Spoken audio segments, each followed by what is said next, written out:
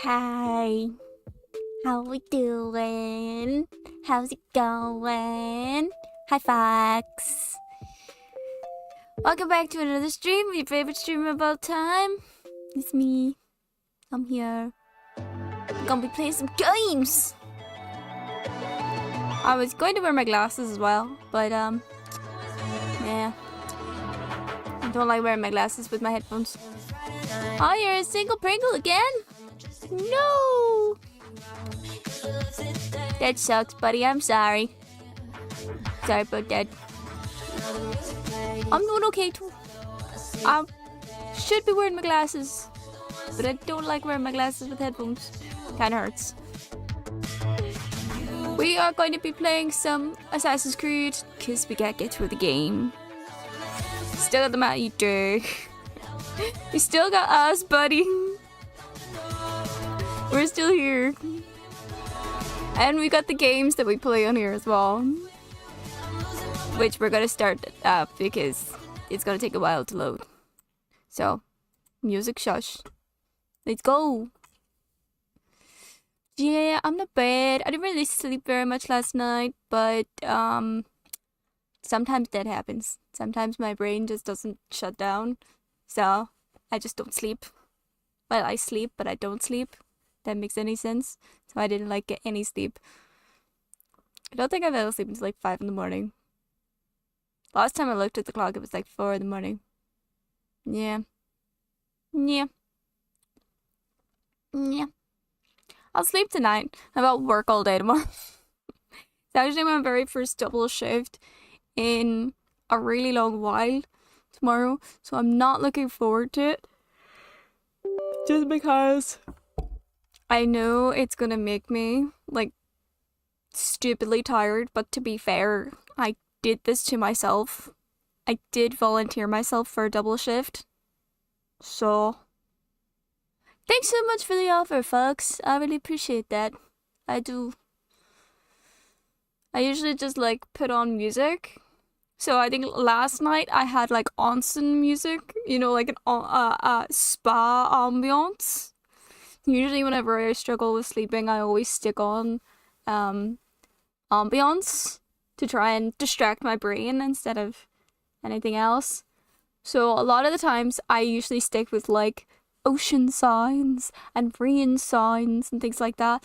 But last night I was just I don't want any of that. That's not what I want. I want something else. I want something calming. And then I remembered a spa is calming. So I got spa music on and it came up with onsen music, Japanese onsen ambiance. So it had the water flowing and the relaxing music.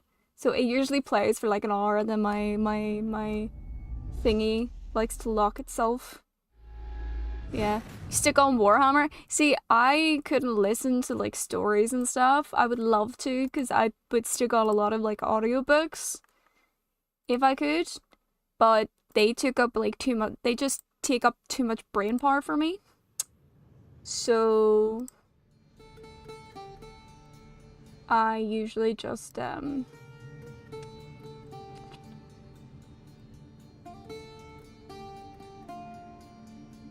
go with something a little more relaxing. I usually put on Zelda ambiance. I usually find the Zelda one the most relaxing. Oops. Get on. Harry Project, really? That's so cool. I really wish I could do that, genuinely. I feel like I would save so much time from reading books by listening to audiobooks, but my brain just can't do it at all. It just doesn't it. It requires more energy from my brain or for my brain to pick up audio than it does to actually physically read the book. So yeah. Well, it was just one of those weird things. I'm okay with it though. Because if I read certain things, I know they can make me fall asleep. I know for a fact, the book, The Great Gatsby, the classic, right? I cannot read The Great Gatsby for the life of me. At all. Can't read it. Not possible whatsoever for me to read The Great Gatsby, because as soon as I read it, I can barely get 2 sentences in before I fall asleep. It is a fabulous book to fall asleep to. I do have a lot of friends who are bookworms as well. And a lot of them don't understand how I can fall asleep to The Great Gatsby because it's a classic, but honestly, the book fucking bores me to tears. So boring.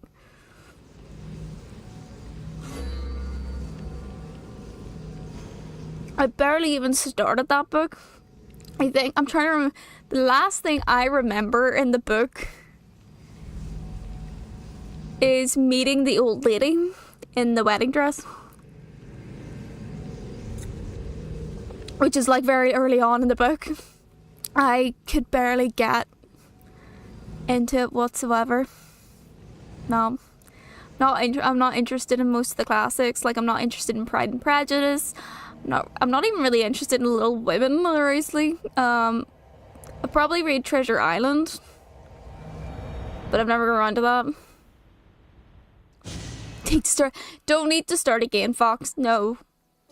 I think we know it's just too classic a book for our amazing brains. No. I prefer the fantasy stuff that we have now, okay? Like, I can't even deal with Shakespeare, so... And I'm an actor. Can't deal with it. Oh, you love Shakespeare? Oh, mate, I can't. I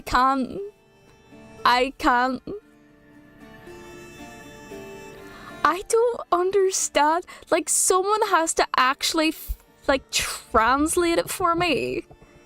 Because I just don't get it. It's... Okay.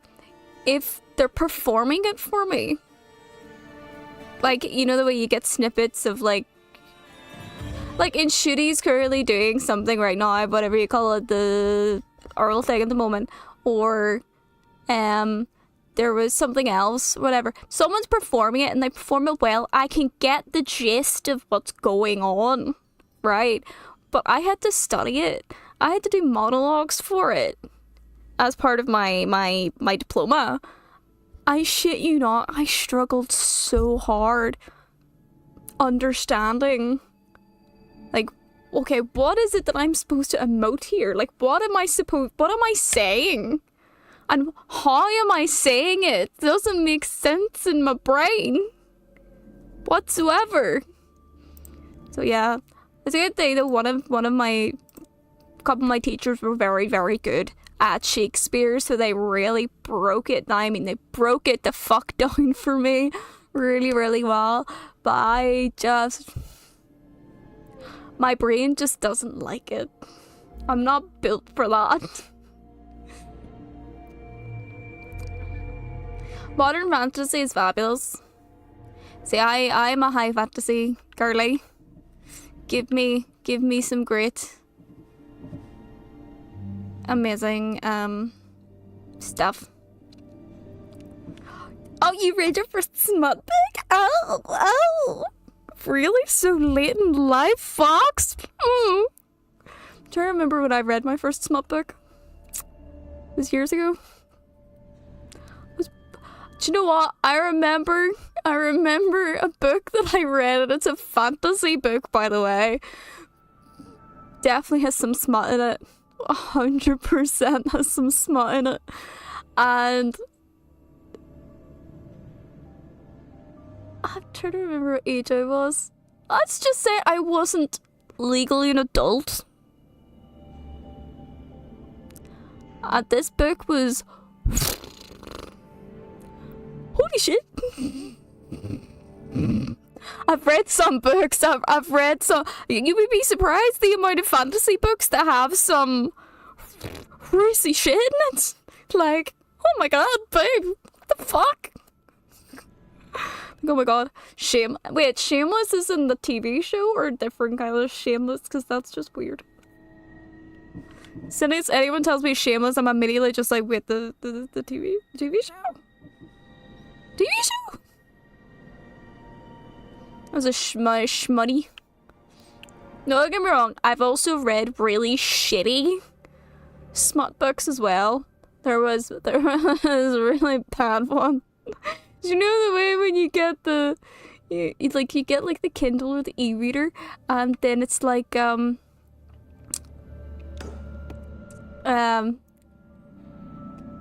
come out with all those like almost like B-movie, C-movie type terrible, like not the best writing, but it's completely just pure fucking smut. I've read some of those. I'm not ashamed to say it. Woman who falls in love with a stripper. Oh, you see, I kind of like it flipped like that. Okay.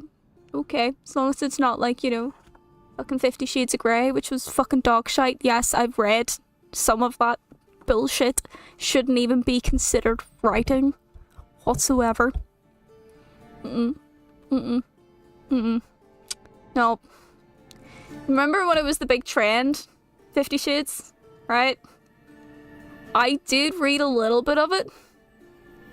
I'm sorry, it was not well written at all. It was fucking trash. Fucking trash. It's basically a Twilight fanfic. Terribly written. Oh, thank God you meant Shameless. Holy shit, I'm sorry. I thought we were talking about fucking 50 Shades, and I'm like, what the fuck are you on, my man? That was actually written dog shit. I could probably write better. I have written better. I wouldn't call it hot trash. I would call it trash. I don't know if I'd extend it to hot trash whatsoever. But yeah. Woo! Fucking hell.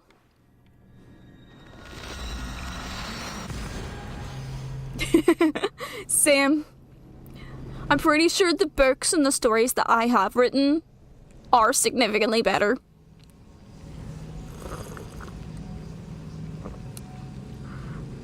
I might actually add that to my list then. I haven't really read very much, like I mostly just reread books I've already read. Cause my brain is having a hard time reading new books at the moment, so I'm mostly rereading like comfort books or books I've read before that I know I can read, and I quite like those kinds of books. Like Poison Study is an example that I've reread multiple times. I really like that series. It's a Tales of Ixia trilogy, or Tales of Ixia series, which I really, really like. It's probably among my more favorite series. If I want to go back to my favorite book of all time, it would be the Old Kingdom series by Garth Nix. The second book in that series, Lyriel, is my favorite book of all time. I actually have the book signed by the author. It is one of my most treasured items. Love it. Love that series so much. I usually reread like those kinds of books and I'm really into it, or when I'm really wanting like comfort. I would I personally, if you're into fantasy like I am, I recommend those books. Like I would say Poison Study and Sabriel. So Sabriel by Garth Nix, who's an Australian author, and Poison Study by Maria V. Snyder are probably my top among my top books. I really like those writers as well. They're very, very good. Garth Nix is Nix.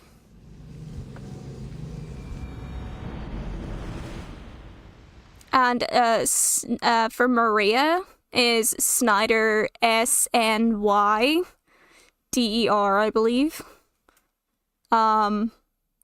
Both very lovely series. The Garth Nix's one, he does have some standalone books as well, but the Old Kingdom trilogy, or the Old Kingdom series with Sabriel being the first book, it got turned into a series eventually. It was originally a trilogy and then got expanded.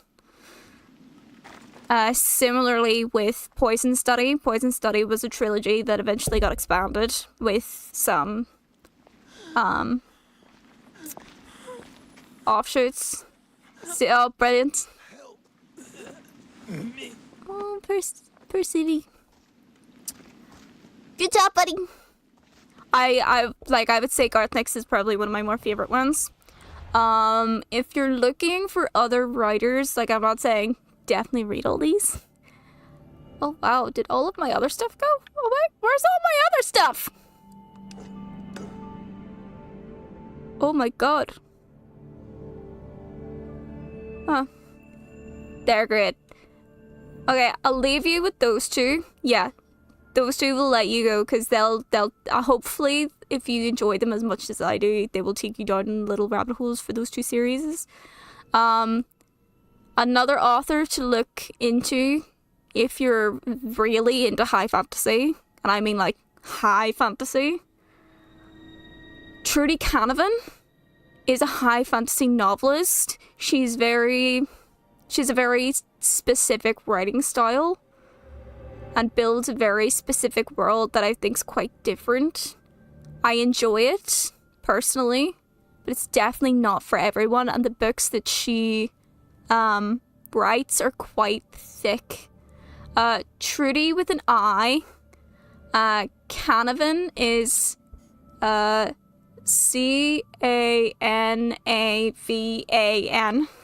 if I remember correctly.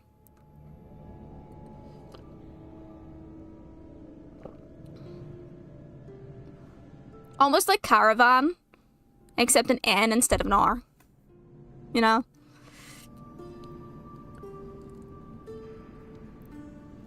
She wrote this series called the...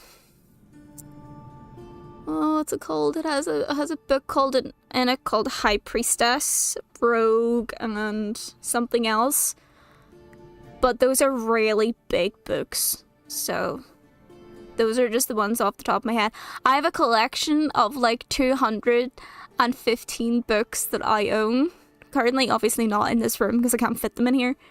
But I have 215 books, a majority of which are fantasy novels. It's the Traitor Spy series. Where's my phone? Right there.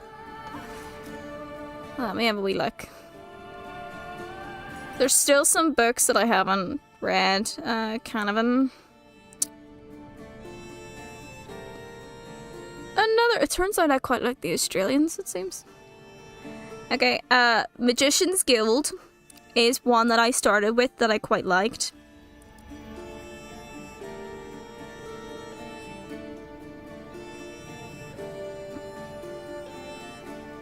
But like I said,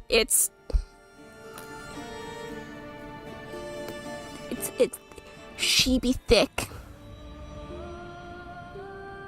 She be thick.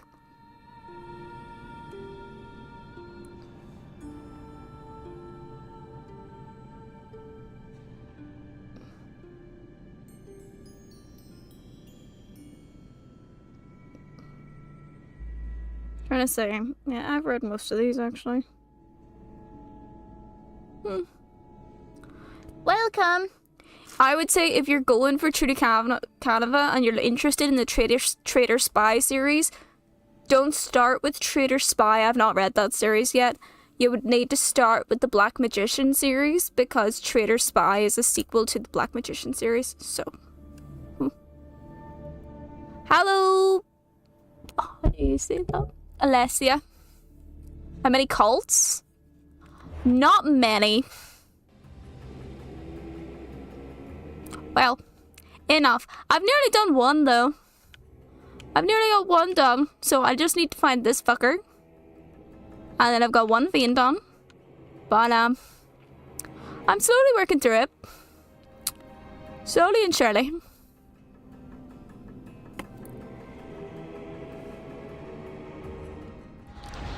I don't know if I've done the right thing by being here, to be honest. Oh no. Oh wait. Is it the Black Plague?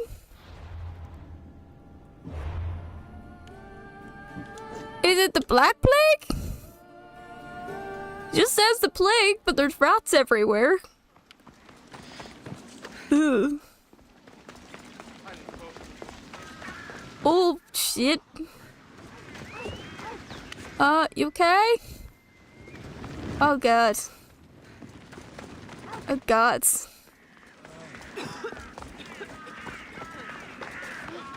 Oh, this ain't good. Athens, you're fucked. Ugh.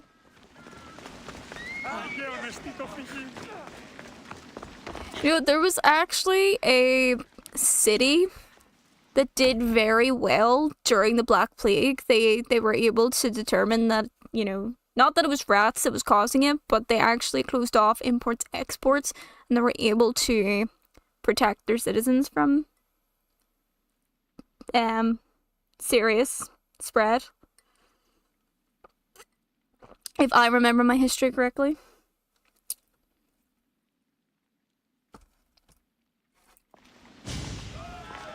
Oh gods. Protest? Phoebe! You're back. Gotaran, sorry. Wait, where? I'll be right back. See you at the Spasias. Sometimes I think you are too much like me.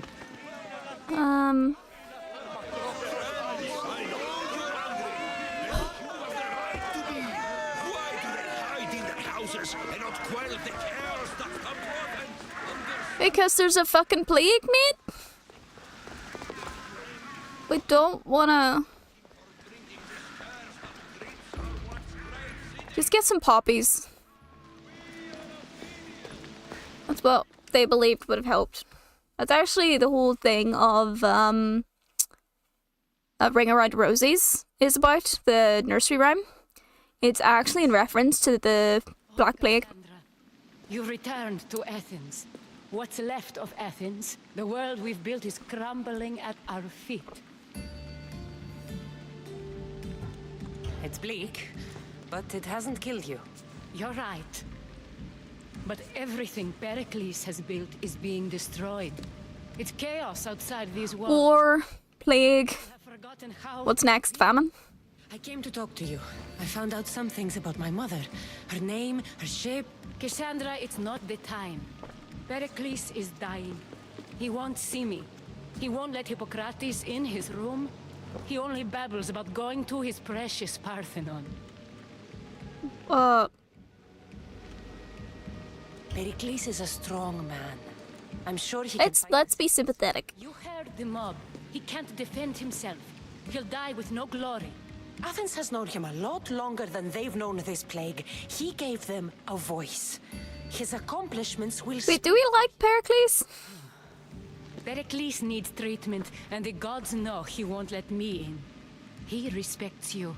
Could you go to him? I could try. If you do, I will make the time to talk about your mother. For now, he needs your help. It's worth a shot. It's worth a shot? Yeah, I mean, sure. It's a good thing he does fucking respect me. Move it, bitch.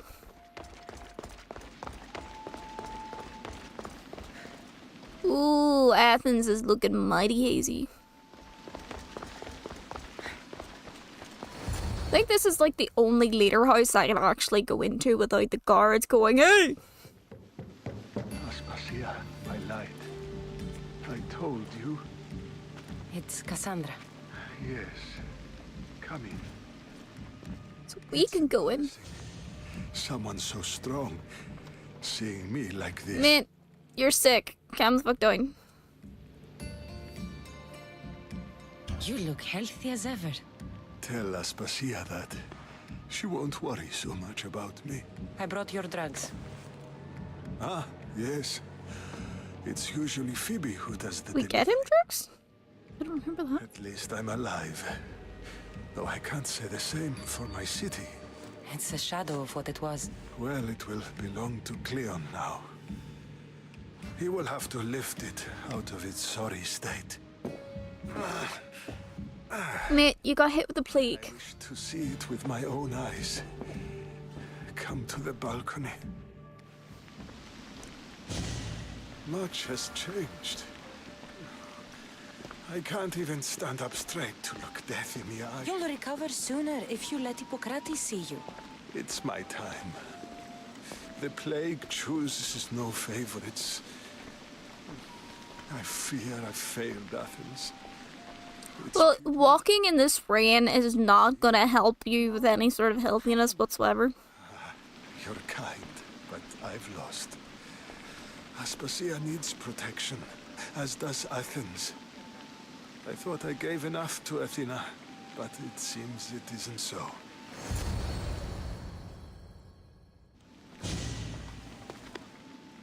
I should be out there, on the streets. You're You feel sick, taken. man. There are mobs, and Cleon's doing nothing to calm them. Thank the gods, Cleon won't see me like this. But that's all I can thank the gods for. They've turned on me.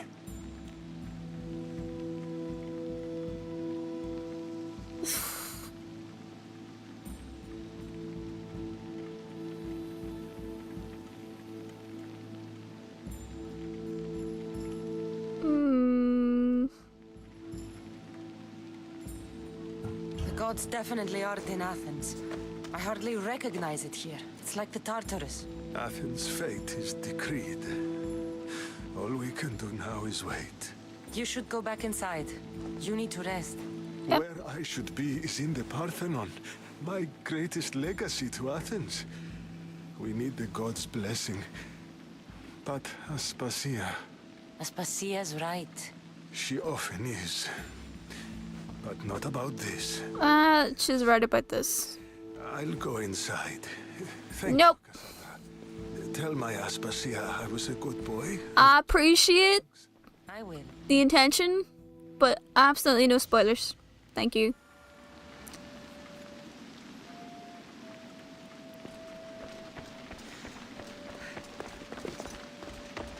Since this is my first playthrough, I like to find out things by myself. Thank you. Probably one of the reasons why it's taken me so fucking long to do this. Pericles let me in. He took his drugs without complaint. Thank you. Something wrong? I expected Phoebe back by now. Oh god. Saw her in the crowds outside. Did you send her somewhere? So now we're gonna go save Phoebe. To see about the ferry. As soon as Pericles is strong enough, we're leaving Athens. We have to. But now she's missing. I'm sure she's all right.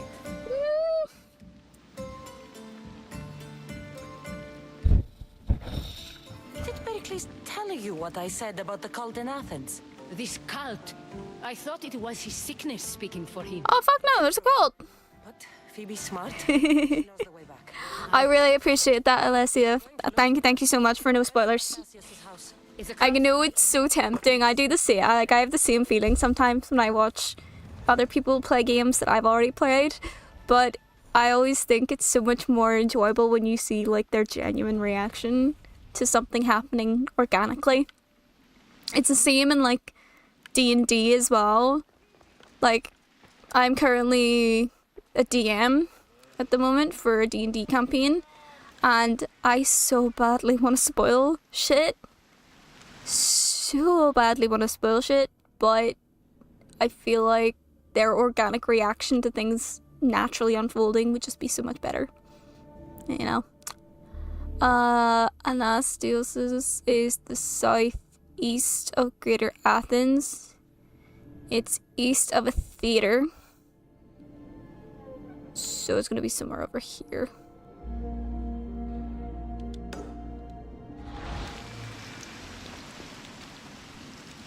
Okay.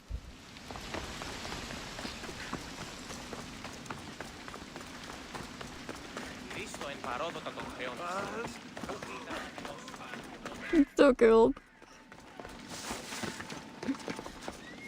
I've got a lot of plans in like my D&D campaign at the moment. I just can't wait for my players to find it. It's gonna be so exciting. And to be fair, like I also do play as a player as well, so even my DM on a campaign we previously did was he did some very heavy story on my own character towards the end, and he was like, "Babe, your reactions were just worth it." He'd been waiting a year, and like literally he's been waiting an entire year to follow that story. This looks like the place. And he just he was just so excited when I finally like went. Yes, thank you for the tip. I've actually started doing that as well. So as much I go back as much as I can when I have like money and the materials. I've started upgrading the good shit in the blacksmith that I have, so Odeon Pericles. I actually tried to go up against the Minotaur last week. I failed, of course I did. I'm still a couple of levels too early for it, but that was wild. By the gods! What happened here? Oh god. This was savage. Done to send a message. So they weren't actually killed by the plague, they were killed by people. I'm glad Phoebe wasn't here. Hopefully she's safe. Deimos must be carrying through on his threat. Deimos? Oh god. That fucker.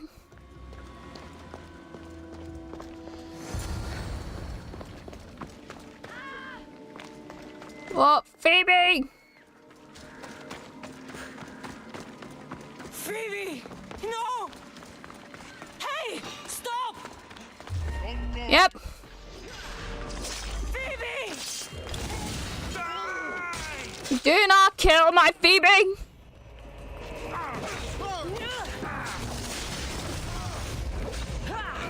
She's my girl!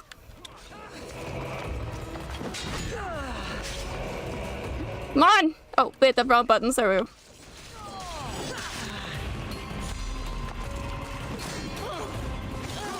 Oh, wrong button. That's okay. Fuck you.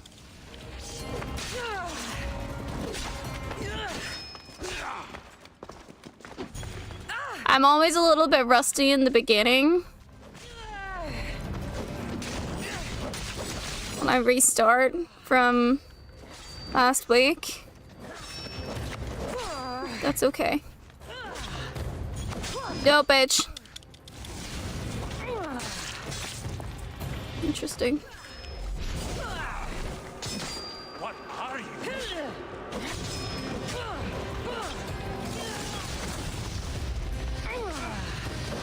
You can't see shit. Oh, you survived that. Not this one. I will confirm that in a second.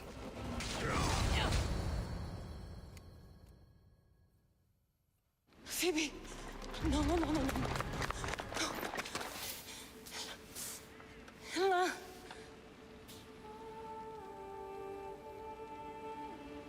No! Earth, Mother of all, I greet you. Why'd they kill her? That's...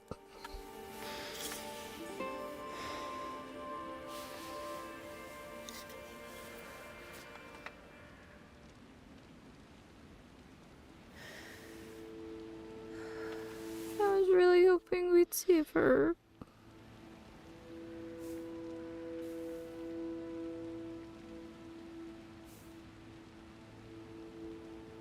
Anyazu.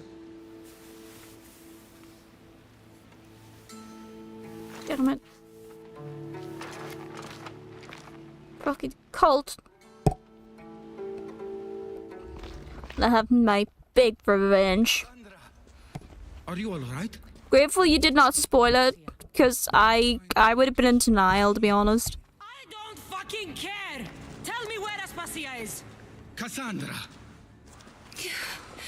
I'm sorry, Phoebe. Oh no, oh no. I'm be going nuts after Aspasia as well. Not just Aspasia, but the fucking cult. To find Pericles at the Parthenon. She should be there. I think we'd better go with her. I agree, my friend. Socrates, you're not you're not gonna stop me.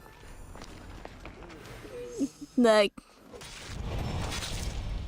you're not gonna do fucking shit. Trouble anymore.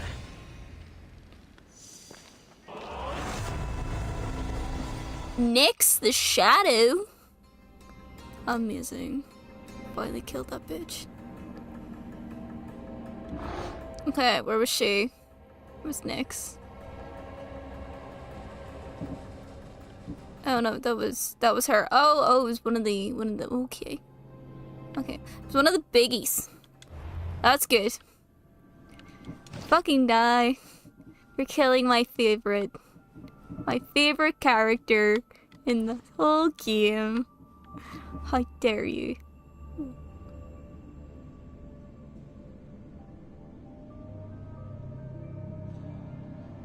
That's a pretty dagger.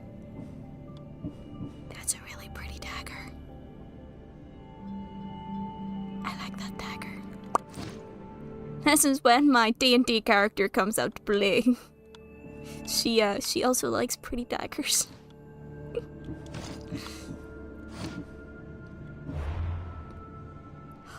Ooh, the cult is going to...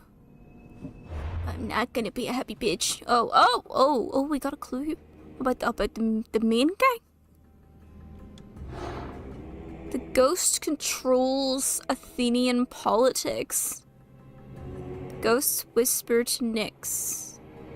A great rift is dividing the people of Athens. Soon that rift must be healed. The world will fall under one rule, ours. Your many eyes must look without those with city walls, and snuff out those who would seek to oppose our rule. Now Athens be an example for the world. Share nothing you see with the cult.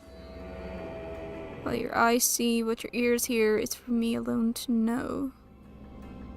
Cosmos does not just command it, he demands it.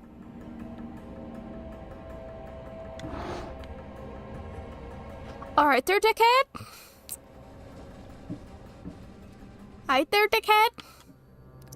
Also, I'm definitely gonna be killing Deimos at some point. I don't care if he's my fucking brother. How dare he? Spacia knew the danger, and she still sent you.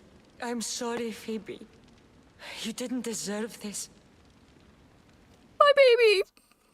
Right. That's Spacia!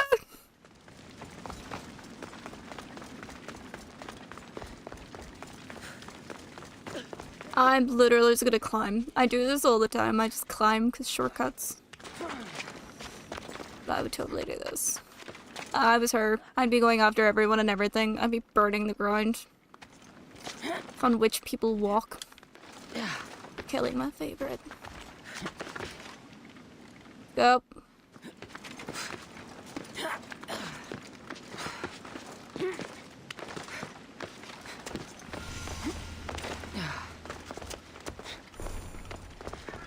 Excuse me, bitch.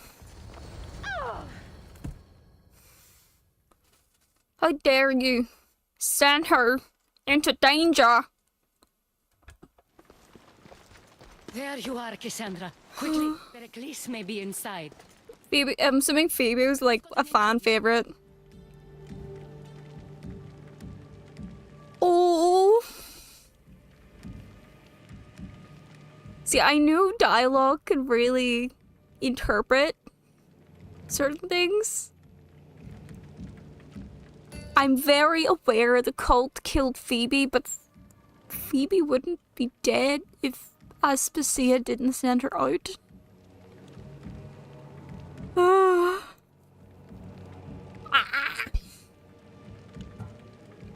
Phoebe was killed by cult guards before I could get to her. Oh no. Dear Phoebe. She died alone in the street. Right, I wasn't there! She wasn't alone. I know how much of a friend she was to you. I won't let them get away She's with not just a friend, she's like a little sister. Come on! Aspasia, you're here. Any sign of Pericles? If he's here, he's inside praying. He refused to stay safe in the villa. Things have gotten even worse in the Agora. It's madness. Speak later and act now. Pericles? Socrates, we're not being philosophical right now. Oh, wait, is there like battle shit we have to do? Is the cult after fucking Pericles? I'm going to destroy everything you ever created. Athens is mine. Deimos! You bastard! Pericles!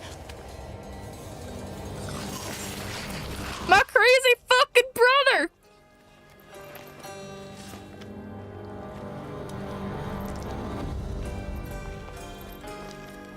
Stay out of my way. No. Excuse me. I need to change something right now.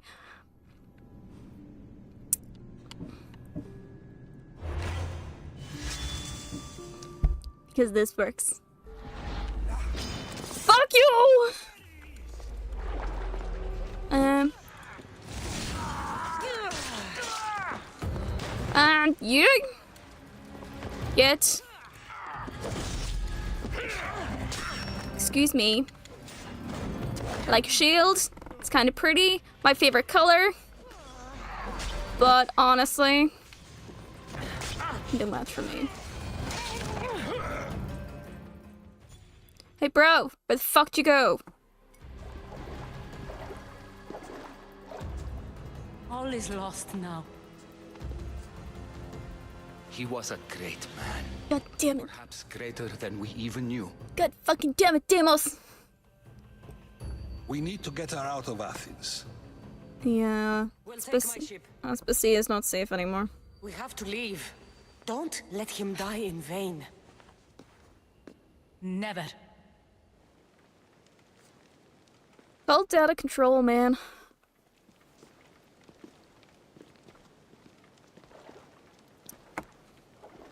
Oh my god. I can see why. Yes, I have a Discord down below.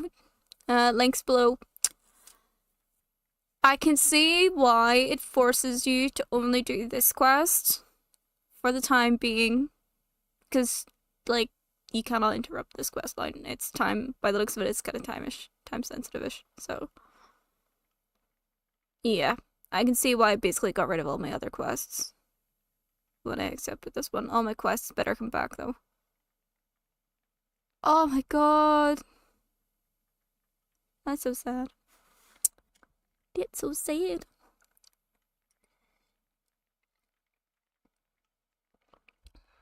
So sad and bad, lonely. Stick at my chin and grin and say, oh, the sun'll come out tomorrow. Bet your bottom dollar that tomorrow. We have to move quickly. Stay close, just in case. Just do the command Discord and it'll come up. And someone can do the command as well. Ba, ba, ba, ba, ba, ba, ba. I don't remember that being my ship.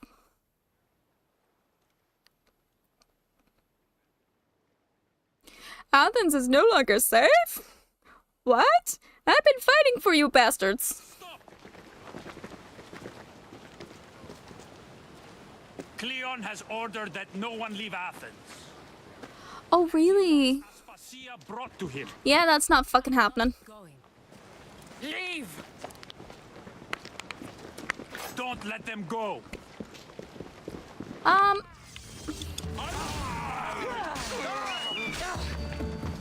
Excuse me. I fought for y'all. How dare y'all?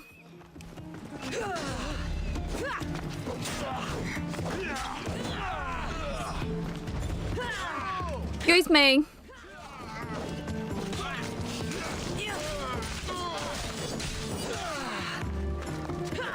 One second. You're going straight to Odyssey.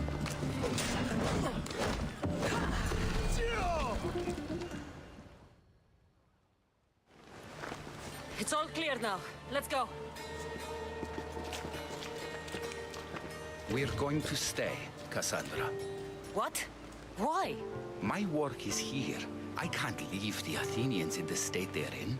You don't need us to protect Aspasia. Leave Athens to us. Okay. You saw what happened to Pericles. You want the same to happen to you? If every dissenting voice disappears, the people won't turn against him. They need me here. You're sure? I have lived as an Athenian, and I will die as an Athenian. Oh my Then god. do something for I'm me. uncomfortable right now. Of course.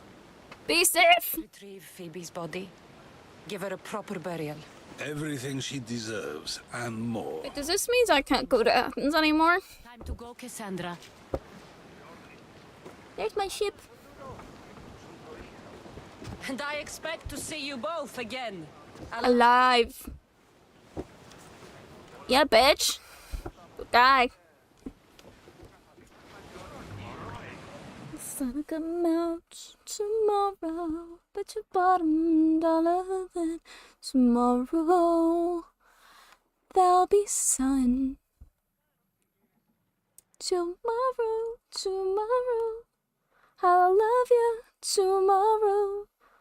You're only a day away.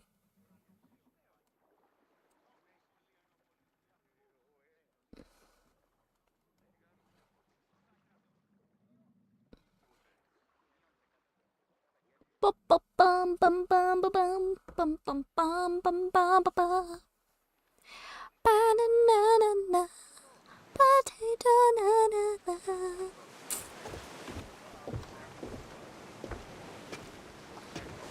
The farther we get from Athens, the quieter it grows. As though it's peaceful.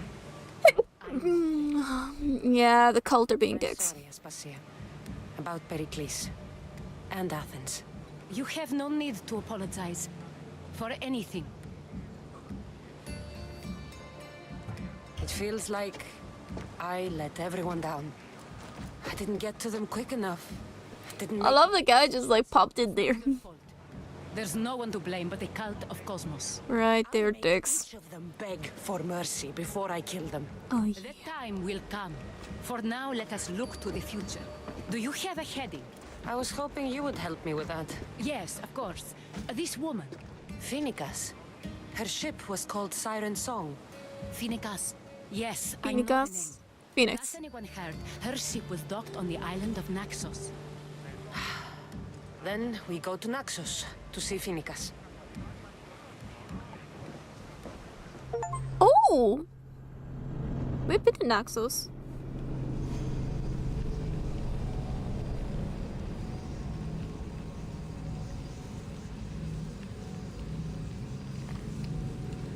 Oh.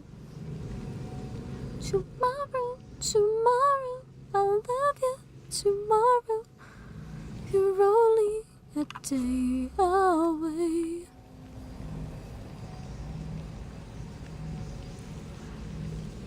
Boom. I don't really know why that song is stuck in my head, but that song is stuck in my head. Oh fuck, are you kidding me? Ugh. I had to sail on the ship there. Oh, God. Alright. Well, we can't go to Arglis. Or Athens. Or, sorry, Attica. So, can I just dock it like the closest dock? Yes, I can. Amazing. All my stuff is back. Awesome sauce. Right. Where's the closest dock?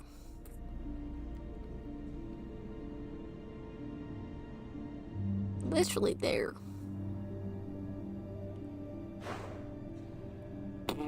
Oh, I got a bounty on me again. Ugh.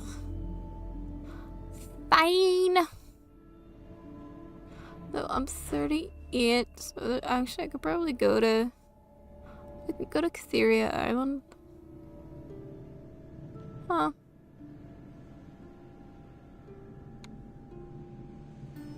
What about that? I do have the other areas and I can go through both, shouldn't I? Go to your village, Light? Hi! Welcome back, bud.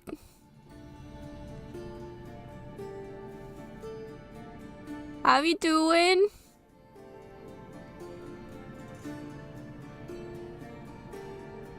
mean, technically I'm supposed to go to Naxos. I just want to go to the closest port, but it's here. I don't trust.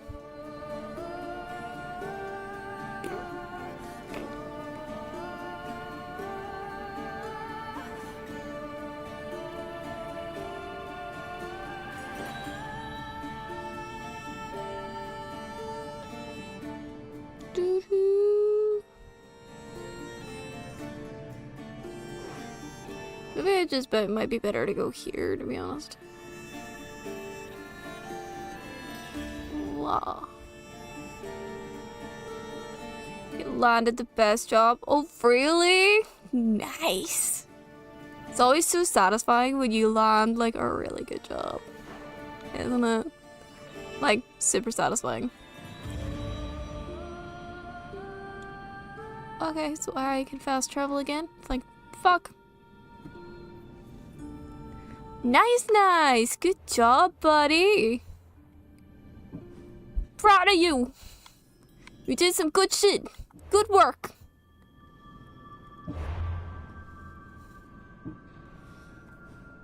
So proud. So proud. Do you know roughly when they're gonna get the call, or is it just one of those things of you just have to wait for like all the checks to go through and then they phone up or send the email of here's your start date kind of bullshit? Ugh.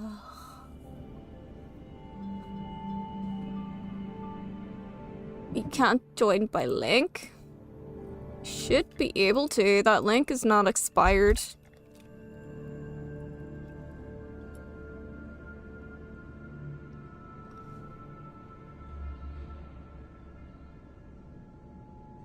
Might take years.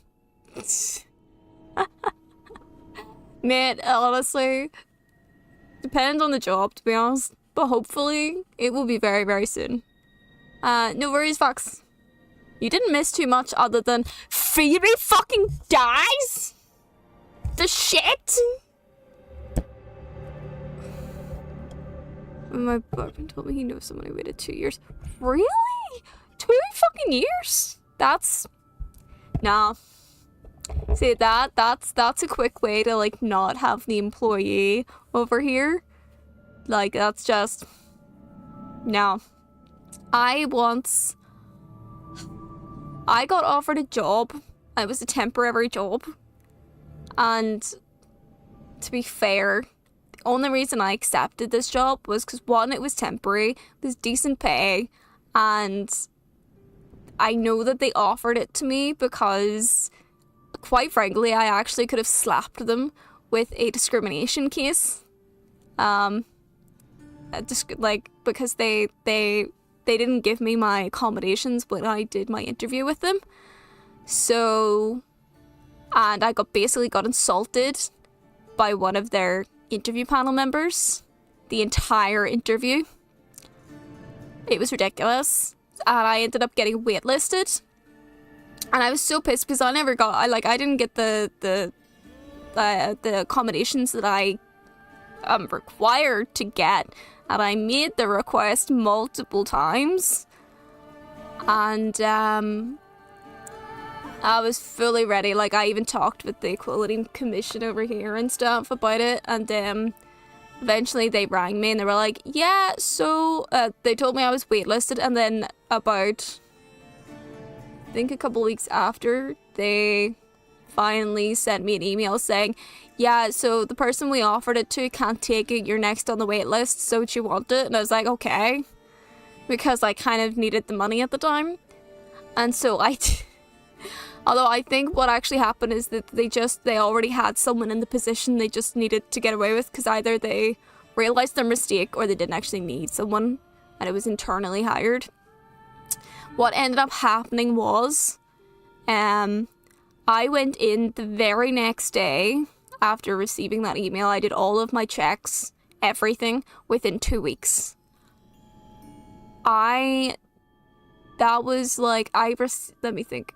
So the contract was to end like the next year, early the next year. And this was about August, September time. So I got the offer, I accepted it in September. I was expecting to start end of September because, and this wasn't like recently, this was a good couple of years ago.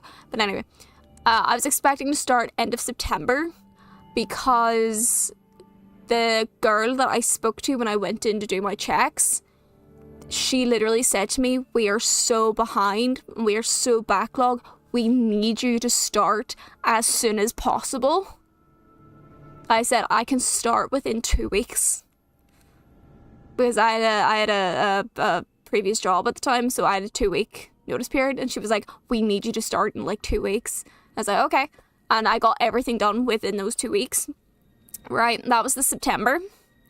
Contract terminates like in February after. I never got an email until December. Because I emailed them going, what's going on? They were like, oh, we've lost all your stuff, you need to resend it.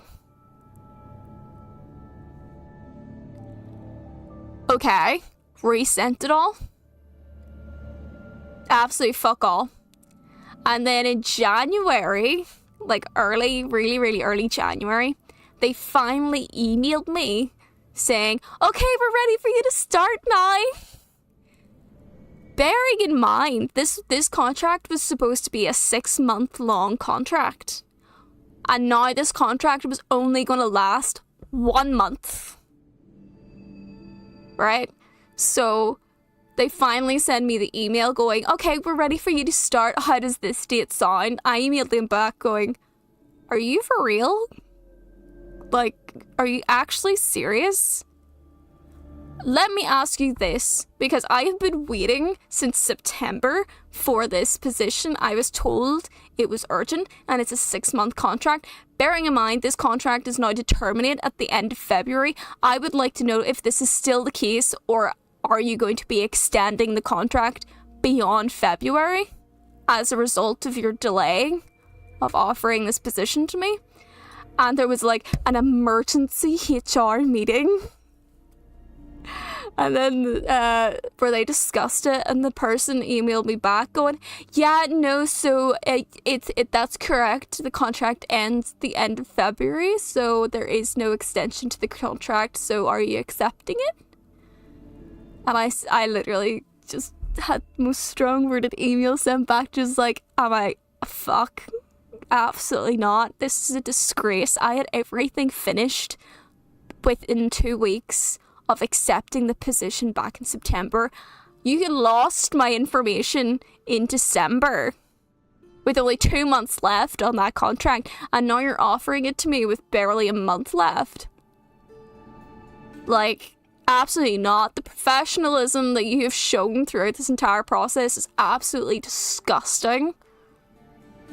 I'm happy to make a formal complaint. They're like, oh, okay. I don't think I ever heard them back.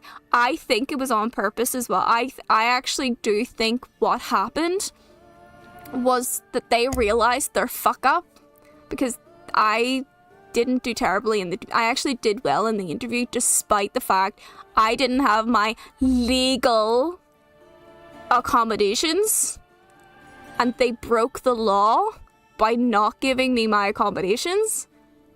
Not to mention I was basically insulted by one of the panel members the entire time. And I think they realised their mistakes afterwards, particularly with the legal ramifications.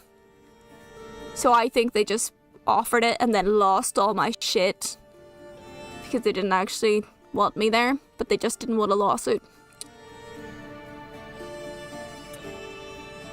Yeah, like, I'm grateful I never actually did it. It's not a position I ever want to do ever again. Never want to work in that kind of industry ever again.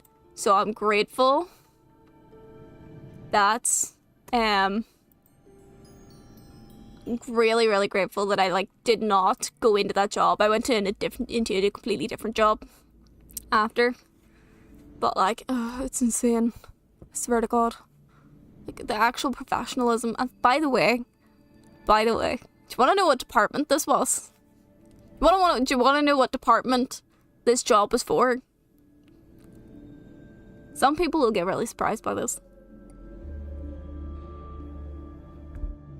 It was for the HR department. HR. Yeah, if HR fucks up that badly, then you know it's probably not run right. Yeah. HR, Fox. HR. The moment there. I know what you mean as well. Like, I always have like a very balance in terms of like declaring my disability and things. Like, I am legally entitled to accommodations, and I actually do need them. Because my hearing is not reliable whatsoever in stressful situations, like interviews. So I need transcripts, which I am legally able to get. But I've had similar reactions. I'm pretty sure there was a job that I never got offered, despite the fact I fucking slayed that interview process. Like, I did amazing in that interview process, but I'm pretty confident I never got that job because of my hearing.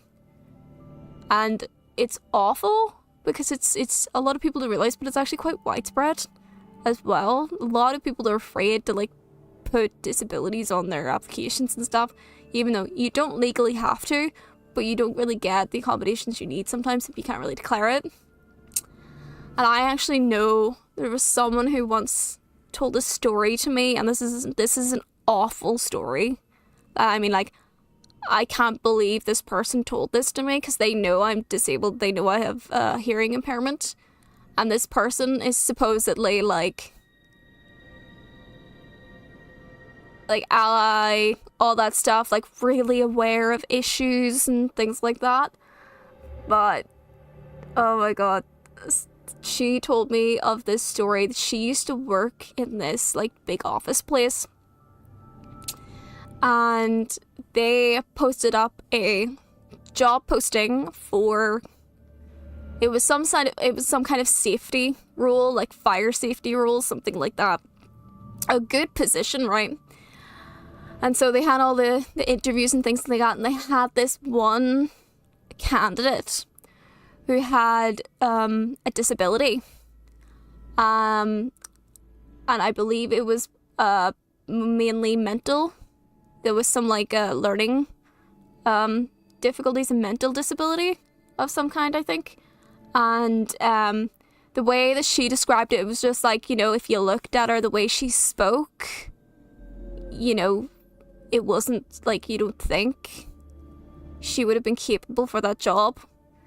And that's actually like how she said it. She was like, you know, the way that she had spoken, presented herself meant that she didn't come across that she'd be capable of doing that job. I think there was some physical disability mixed in as well. But this candidate, by the way, was the most suitable to the role. She had the experience, she had the qualifications, and she nailed the fucking interview. So what did they do? They didn't want to give this particular role to someone they felt like wouldn't be able to fill it, because they didn't think that she was able enough to fill the role. So they deleted the job posting and put an email out to all candidates to say that they're no longer hiring for that position. And then, about a month or two later, they re-interview.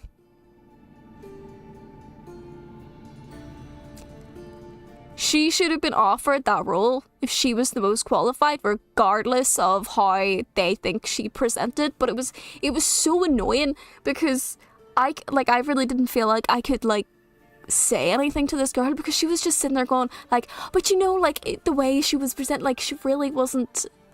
She wouldn't have been good at that job. Like she wouldn't have been able to fulfill the job. And I was just like, but she has the experience and she has the qualifications. And you also said that she actually did well in the interview. And I say, yeah, but she wasn't a very well spoken or anything. She came across that she wouldn't, the way that her disabilities presented, we just didn't think she'd be able to, actually do it because of her disabilities. And I was sitting there going, and she had this, and the girl who was telling me this had the big massive smile on her face, like, yeah. I was literally sitting there going, this is why people with disabilities are one of the most unemployed minorities in the entire fucking thing, because no employer gives them a fucking chance. Ugh, it frustrates the shit out of me. Actually frustrates the shit out of me. Oh yeah, like, it's also one of those things, like, it's not blatant here, or it's not overly blatant, particularly if you're disabled. It's not like they're going to tell us, like, yeah, we're not hiring you because, we don't think you can do it because of your disability. I've actually been told point blank that there's certain roles I can't do, or they think that I can't do because of my disability. Which is hilarious. For example, I used to work in a supermarket. I hate the tills, by the way. I hate doing the man tills. I love the self-checkouts. I loved working the self-checkouts. I hated working the main tills. The only reason they liked having me on the main tills was because I'm very good with customer service. I'm very good. There was a supervisor or two that would have always blocked me from doing the self-checkouts because they didn't think I could do it because of my hearing. And they literally said that to my face. Until I turned around and was like, actually, I'm more qualified to do that than I am the main checks, because there's less people for me to lip read at a self-checkout than there is at a main check. So, can I? But I just turned to the supervisor and I was like, no, actually, stick me on. Like, stick me on and I'll prove you wrong. And I did. I became the one who would always go on the self-checkouts because I actually enjoyed doing the self-checkouts.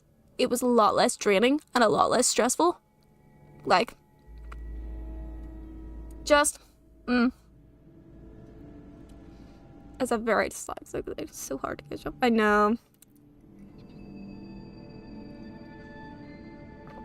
Even in the markets today, it's like, it can be insanely hard, but like, we definitely, regardless of what we have, whether it's a disability or a condition that really affects us so badly, it's just, why is it such a battle?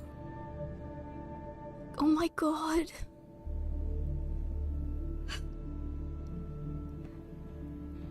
I'm grateful of what I do now. I'm grateful for my employers of now. But oh my god, it's a battle, isn't it?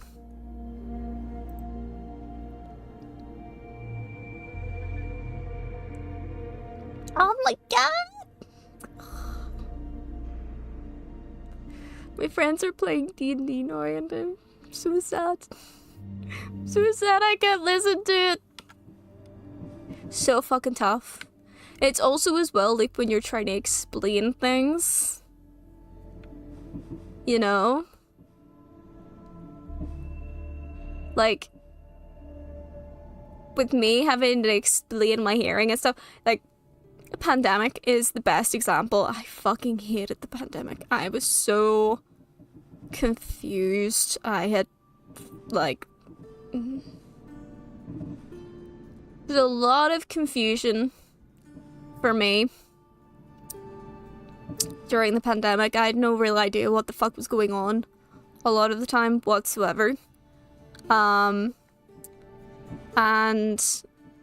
I've been yelled at because obviously during pandemic people would have the masks and I lip read.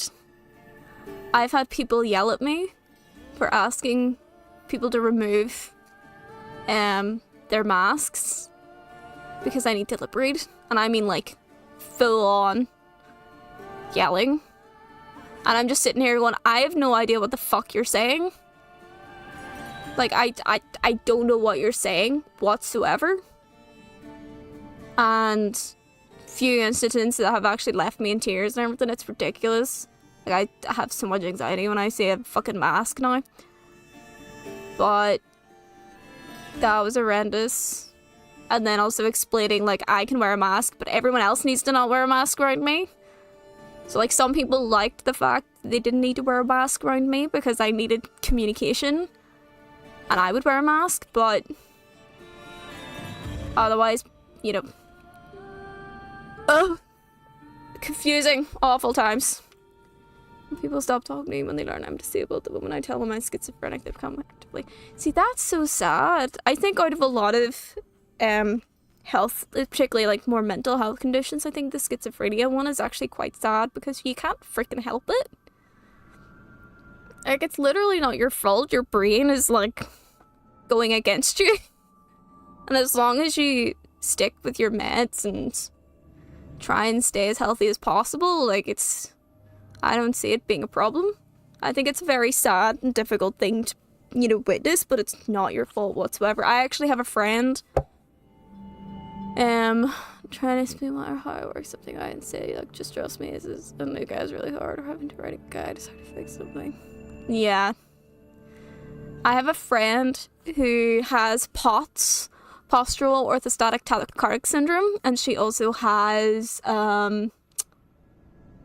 chronic fatigue syndrome as well, and she has another condition, but we don't know what the name of it is, that kind of interferes with three. It's like 3 conditions in one, bless her wee socks. But one of the things that she used to say to me was, when people dealing with her condition, she's lost a lot of friends dealing with her condition, particularly with her POTS, because obviously with POTS, you pass out. And at the time that I was friends with her, she was having quite a few fainting episodes. Like, it was difficult for her to get it under control at that time. She's doing very well now, but at that time it was a lot more difficult. She was having a lot harder time with it and stuff like that, and dealing with quite detrimental medical side effects as a result of it. And she's lost she would say to me that she's lost people and telling her that they just cannot handle her condition whatsoever. And I love her to pieces. She's also an incredibly talented actress. And one of the things as well is, I remember saying to her, and this was like, when I met her and stuff, and she was just like, yeah, just wait until you see me pass out for the first time. And I remember seeing her passing out for the first time, and I remember being a bit shocked. I was like, oh my god, she's actually doing it. But I said to her the same thing that I said to you, like, it is not her fault whatsoever. She just has a medical condition that she has absolutely no control out of. And unfortunately one that affects her life quite significantly. It is not her fault whatsoever, and if I can be there to be understanding and maybe just make her laugh, because she's a fucking idiot sometimes, then I would much rather do that than leave her alone because I can't handle something. I can. In fact, I can handle it very well. I remember, like, almost like she had a bit of a relief as well, in a way. I vaguely sort of remember sensing a bit of a relief after she passed out for the first time in front of me. The fact that I was not only there, but I also literally sat down and said to her, you know, yeah, your fucking medical condition's a dick, but I'm not gonna run away because, oh my god, you pass out in the middle of freaking class. What? It's a disability. You have no control over it. And sure, it sucks. It sucks ass. And it can be scary to witness, absolutely. But I'm just I think I just know how to deal with it. I guess. I usually like to poke at her a bit. So she would have used a wheelchair then because of her CFS. Because her energy levels would have been so bad that when her CFS was bad, it could also cause fainting episodes. So she would have always very frequently been in a wheelchair. I swear to God, I've sent her the worst wheelchair memes I could find. I still do. Like, I still find them, and I still send them to her, and we're just poking fun at it. And I do think it's always nice to... It's always nice to find someone, I think, that can understand. Like, I don't understand what it's like. Well, I sort of understand a little bit what it's like to pass out randomly, because I did used to do that when I had my periods. But I also have an invisible disability. I know what barriers are like. I know how frustrating it can be. And you just, like, it's like you said, Fox, it's not contagious. People just need a little bit of fucking compassion in the world. And that's it. The meme thing, 100%. I would say me and my friend are a little more on the morbid side of it. Like, a lot of people I know don't go down that line whatsoever, but me and this particular friend, we get morbid. we get morbid. We poke fun at our traumas a little bit. But I think as well is because when we became friends and we got quite close, we understand each other's boundaries. Like, I know very specific things about her conditions that she's very self-conscious about. And she also knows what I get self-conscious about as well. You know, she also helped me through some really difficult, a really difficult time period for me as well. And I like to think I maybe helped her a little bit as well. You know, trauma bonding. I like to call it the disability bonding. The disability bond. It's nothing really usually brings people together than, like, talking about and understanding each other's disabilities as well. As long as you're, like, the actual decent ones and not the people that, like, try to outcompete you. You know? Because there are those ones that are, like, they try to basically compete with you for how bad they get it.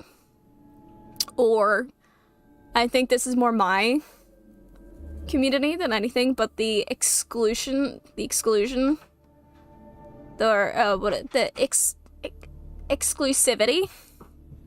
So, like, one thing I get very, very frequently is I am not deaf enough to be considered deaf or part of the deaf community, which is completely untrue. Completely untrue.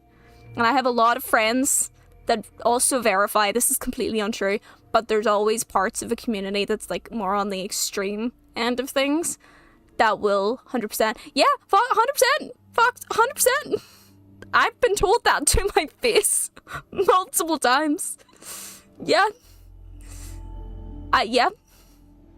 I basically, the funny thing is, I'm not considered hearing enough to be part of the hearing community. And I'm not considered deaf enough to be part of the deaf community. So, I'm like this little floating anomaly. I don't belong anywhere, apparently. But I have been told variations of that my entire life. Like, for as long as I can remember, I have been told variations of you're not deaf, or you're not deaf enough, or whatever. It's crazy. It's crazy. I had a lot of issues with it when I was younger, but now, like, I find the good part of the community. I find, like, the good people who help me through that as well. I find people who understand my experiences because they've also had similar experiences. But there is parts of the community that are like, if you wear any sort of hearing aid, cochlear implant, anything like that, you're not part of the community. Like, there's the extreme end of it, which are difficult. I know there's a friend of mine, well, more of a friend of a friend, but I've met him multiple times, and he likes to joke. When I say joke, because I don't always know if it's definitely a joke or not. he's more profoundly deaf than I am. So he's more of a sign user. He's a native signer. And he likes to basically say that I'm not deaf every time that I'm hearing. And I remember me and one of my other friends who is also deaf, she's not as, we sort of figured I'm deafer than her, but I don't really sound it. And she wears a cochlear. But I would say I've lost more. I would say my hearing's worse, and she would agree. We actually talked about this the last time we got together. Is like when we were putting ourselves in a lineup, it was like she said to me, like, I think yours is worse than mine, isn't it? I'm like, I think so. Which is true, because I think she can navigate much easier than I can, particularly with her cochlears and stuff, but yeah. My life's crazy, I swear to God. You know, whether God or gods exist, whatever, you just had to fucking bless me with a disability and multiple mental health conditions. I know. I think the only reason we talked about it was because we were with other people. We were with hearing people. And hearing people, particularly those who aren't around the community a lot, get really confused by me and my friend. Understandably, I guess.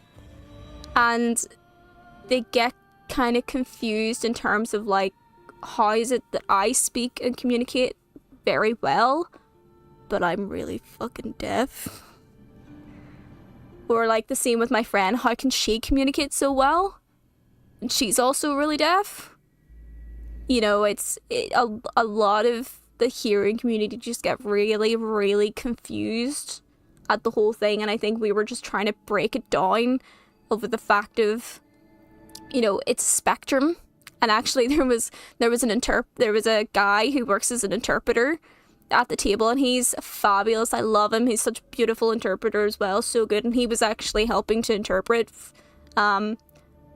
Just by the off chance, he wasn't hired to interpret. He was doing it to be helpful for us. And I know enough sign that interpreting can actually be quite helpful.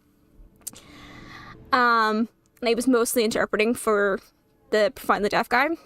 And I remember being asked about, but how is it that you can speak and speak so well? And the interpreter got really annoyed. He's just like, because it's a spectrum, you know, deaf people can't speak. They're not all sign users. They're not all like mute. There are deaf people that can't talk.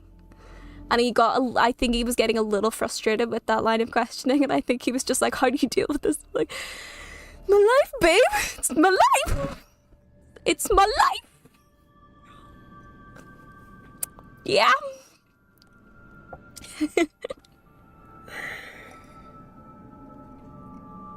But I loved that interpreter. He was so good. He was so lovely. He was so helpful. Bless sweet cotton socks. I really hope I get to see him actually soon.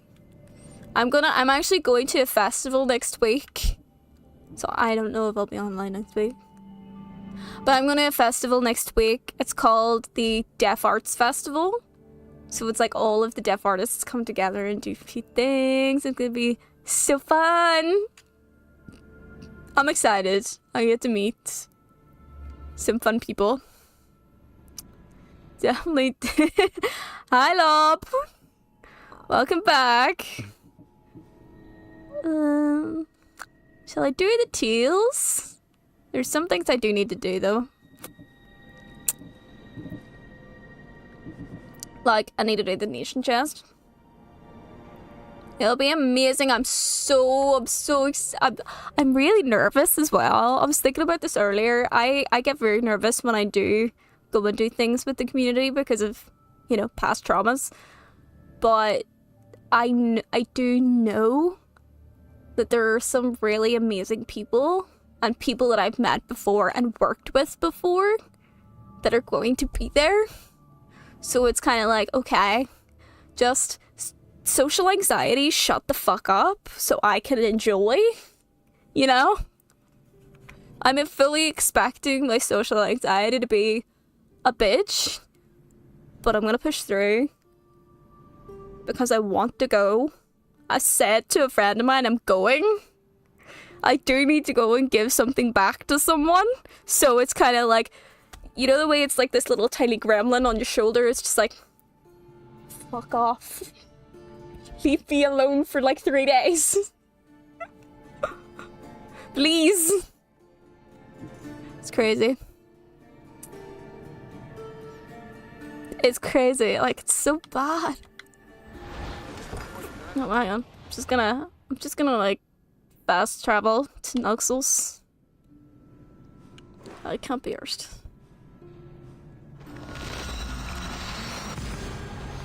But yeah. Social anxiety, man. I do know that there's gonna be a sign teacher there who taught me some sign. I'm hoping my sign language is not gonna be that rusty. I've been trying to practice, but it's really hard to practice with no one I know close to me uses it. Oh, it's really hard. But I remember some things, to be fair. And thankfully, everyone is really nice. I might like do a wee video. I was literally thinking about this earlier as well, like when I go to the Death Fest, because obviously I love like filming stuff, things like that. And I was going to film bits and pieces of the Death Fest for funsies, so I'm trying to figure out like what events can I go to that I'll like and enjoy. Hi, kid. You know? It'll be fun. Right, I'm gonna get the address out here.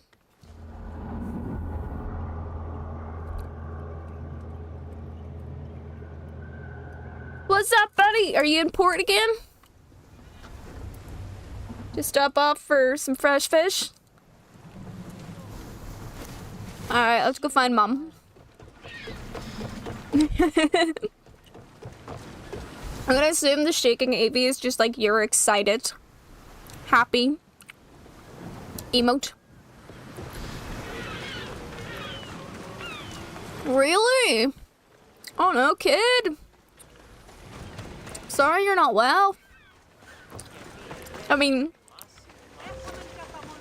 waiting that you get to go home, I guess, but sorry that you're feeling sick, buddy.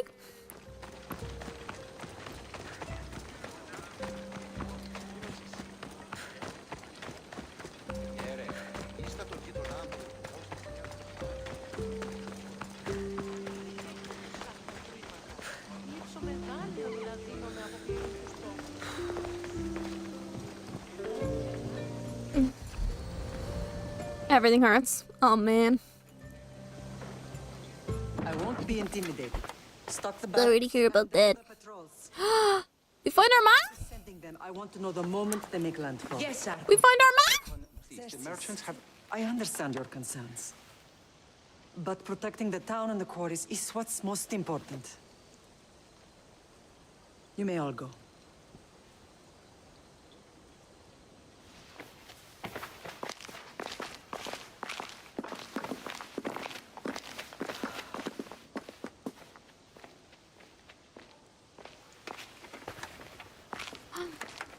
Oh my god, this is a reunion.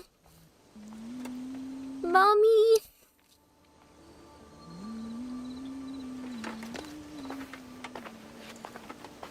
We're not gonna kill her. The meeting is over. Don't. Oh, she's just showing it.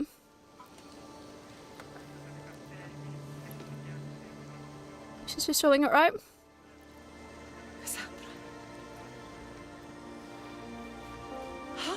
Mommy! When I closed my eyes, I could still see you falling. I thought I had lost you. Alexios is alive.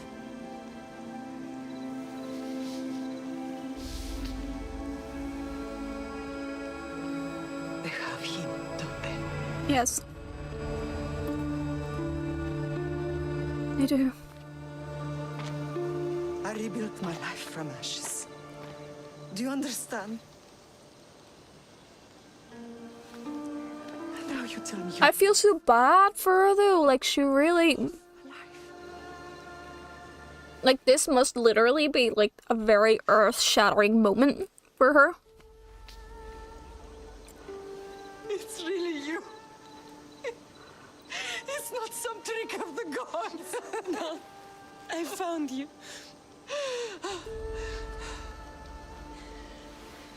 Your brother. We have to get him back. Actually, I kind of want to kill our brother. He's a dick. Upon you both once. He's a big dick. He's big swinging dick. Big swinging dick. I have a lot of questions. I think we both do. Who says I'm emotionally stable enough for this box? I'll answer what I can. Like, man. I want to know about my real father. How did you know? I was told. Nicola, Yeah, who's my dad? you saw him. In Megaris, yes. Nikolaos was your father. He was the man who raised you. Until he took his Spartan duty too far. And chucked us off a cliff. Father, Yep, that's true. what can you tell me about him?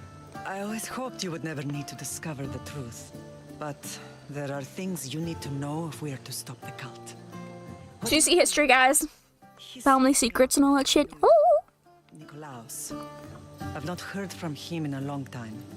Okay, so who's the dick? Soldiers from Paros just made landfall in the cove. Oh no. A small force, maybe a dozen. Malaka. Timo, gather the troops. Questions will have to wait, Lamb. I want to help. No. You can use those weapons. No, no, no. Please don't tell me Good. Marina dies. Please don't tell me they fucking kill her. Across the bay. It seems Silanos has finally grown tired of sharing the marble trade. Why now? We've always had problems with Paros. I expect And we never get the fucking answers. soon. I guess the time for talking is over. Allies often forget their allegiances when opportunity happens. Swear to God.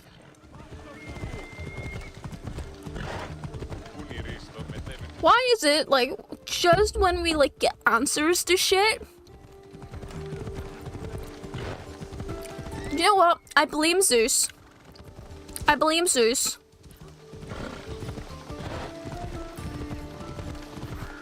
Why are you working with Sparta, given all that's happened? With the Athenians, so they left me little choice.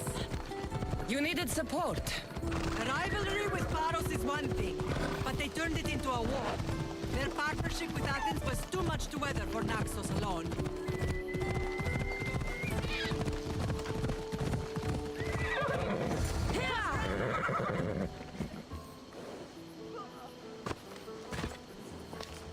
Kill the soldiers? Yes, please. I'm just getting this really big feeling that Mum is gonna die. We just found her. I definitely get the feeling that she's gonna fucking die, and we're not gonna find anything out. Did I tell you about the giant wolf I killed with only my hands?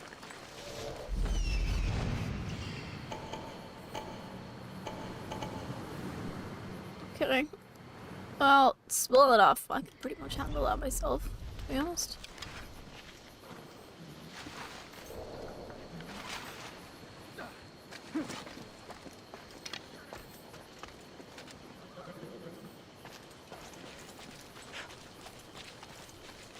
Oh, there's another one. I did not notice.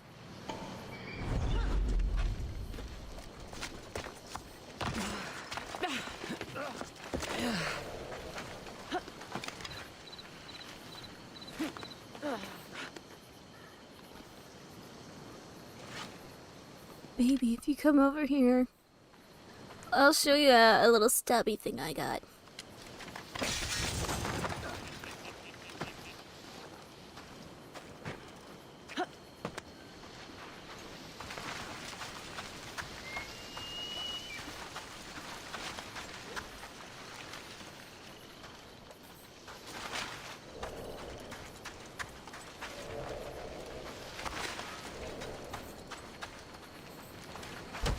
His shoes. He didn't need those fucking shoes. It's fine. Shit. Why did you?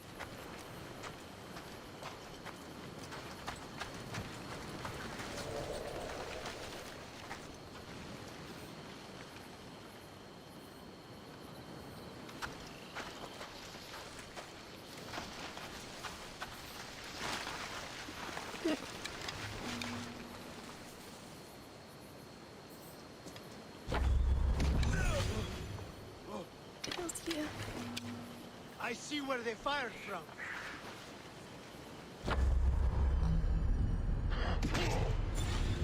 Some are shooting at us.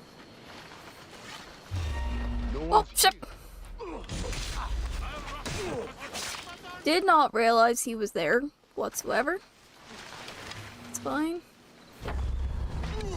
Seal yourself! How many we got? Just the 3. I won't let you take another shot.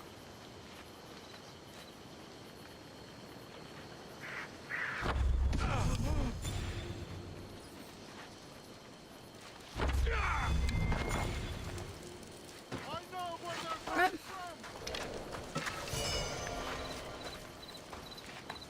I'm very good.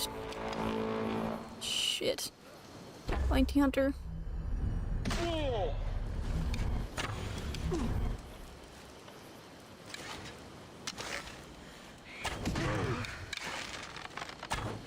But bounty hunter. Right there, Helios, that's fine.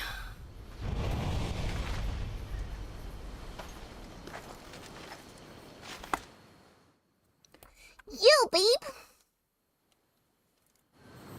We're just that fucking good.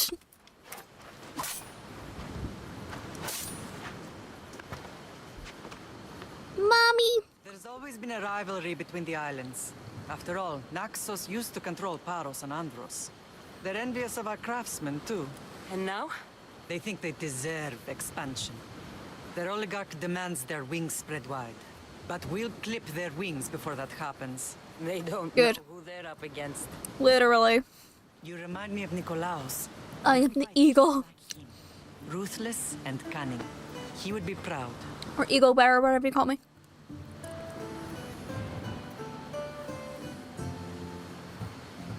I've never forgotten what you both taught me. I had a good education. I wanted you to be unstoppable. And you are. Mama! What happened to you in Argolis after that night? Yeah. I found your brother and rushed to a young doctor's apprentice, Hippocrates. I thought I'd lost you. Ready to lose you both. I spoke No. to him recently. I don't think they did. It still haunts him. I was heartbroken when the healers in Asclepios told me Alexios was dead. The two of you were my whole To be world. fair, you see the earrings that Mom has? They lied to you. I've actually been trying to make a pair of earrings similar to that, or I've been thinking of making a pair of earrings similar to that. Except instead of blue, it's gold with red danglies. Because I got, I think something related to Zelda. Oh. Is Sinner real? Oh, was it? Well, this one's Icaros, I think. I think our eagle's called Icarus. Or Icaros. Not Icarus. Let me check. No. What do we think? Will we get our brother back? Or do we think he's genuinely beyond saving? I do think he's genuinely beyond saving.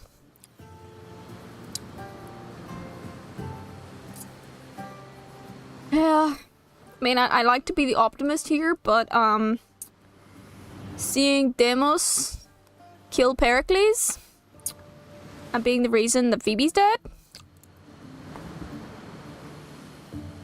I do kind of want to kill him. So beyond saving. He's been brainwashed. He believes he's doing what's right. Some have successfully abandoned the cult. We could bring him back. We owe it to him to try.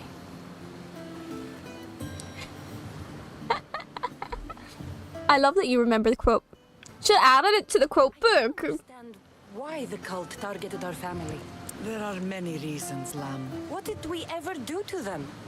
Now that we're reunited, it's more a question of what we could do to them. They fear us. Yeah, because we're awesome. Sisters have been a thorn in their side for generations. They've decided we need to be eliminated to ensure their plans come to fruition. The cult will pay for all they've done to our family and the Greek world. 100%. Mighty Lamb, but you cannot defeat that beast with sword and spear alone. I can try. I'll use any weapon I can to make them suffer as we have. Okay. I know you left Sparta, but how did you end up on this island? I couldn't stand by Nikolaos after what he did. I had to get out of Sparta. So why here? It's, To help people, to grow quote. something. I was elected Ad, is it not? to protect this island from those who would ruin what we've built.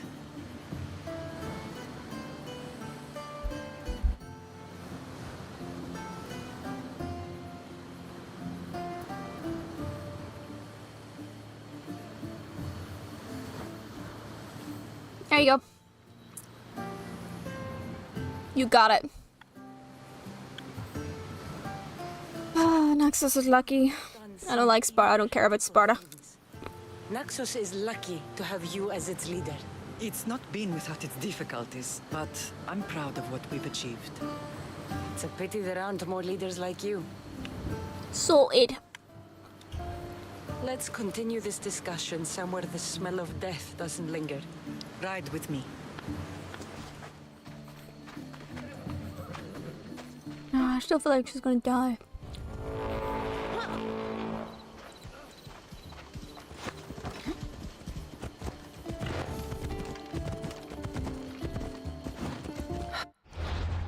But I should just pay off my bounty.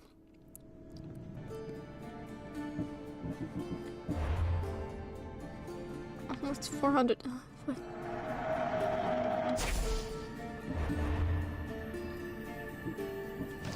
Bow. Shitty bow.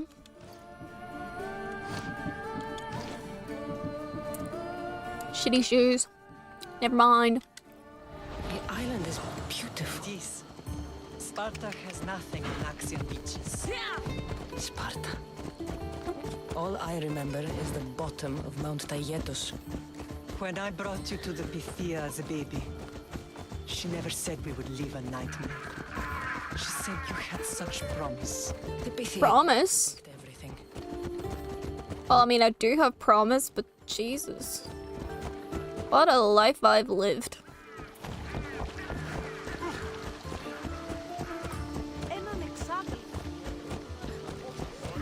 Also, it wasn't Naxos supposed to be like neutral? General acted quickly, raising the alarm. They make their business clear. They can't be more clear than sending soldiers. And there's no treaty? Maybe there was, but it's long over. Now there's no mistaking them for anything but the enemy. An enemy I could help you defeat. We'll discuss that later. But I think you're right. I love that we're literally related to the freaking leader. Walk right into a fucking cactus.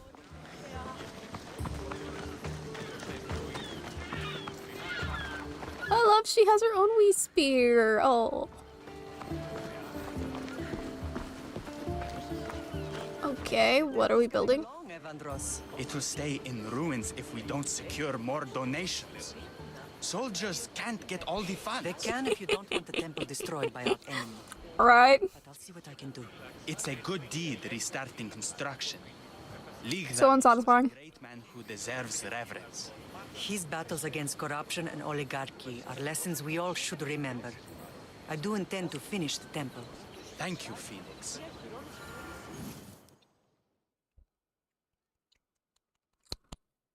Finally found Dharma!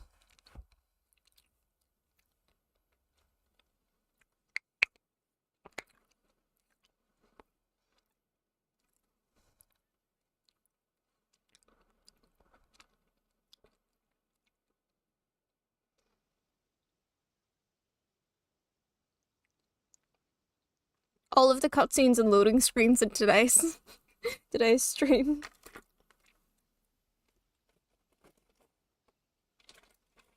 Oops. What a strange day it has been. Right? I've certainly had worse. Me too. You have grown into a remarkable woman, but I see the burden you carry on your shoulders. Finding you has lessened it, I think.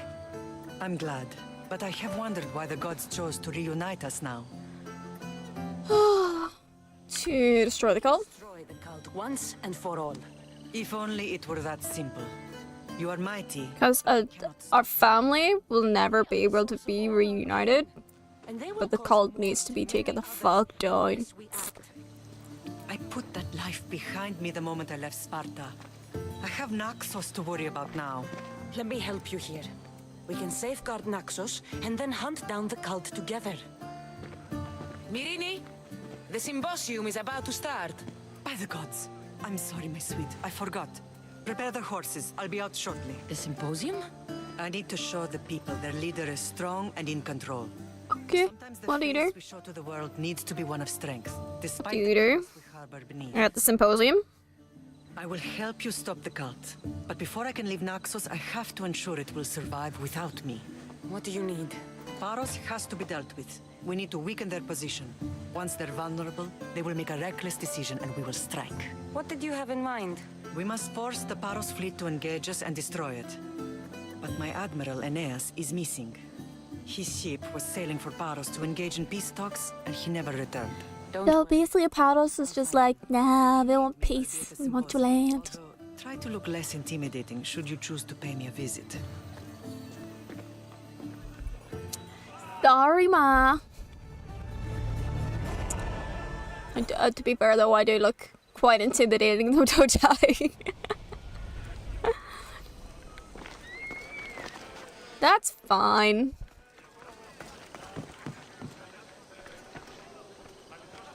My mom lives in luxury. What? It's crazy. Crazy, I tell you. I see a blacksmith.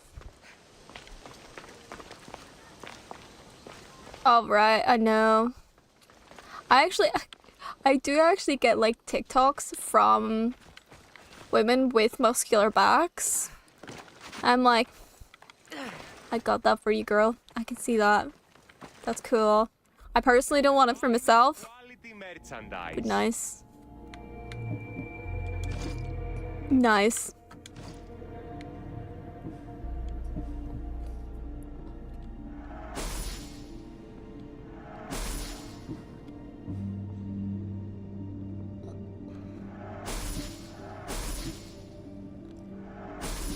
Ba, ba, ba.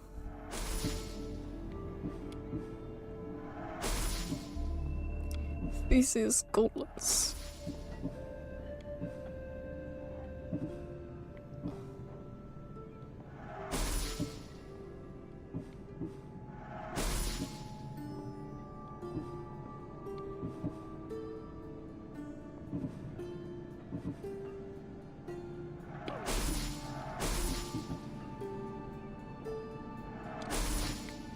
Alright, I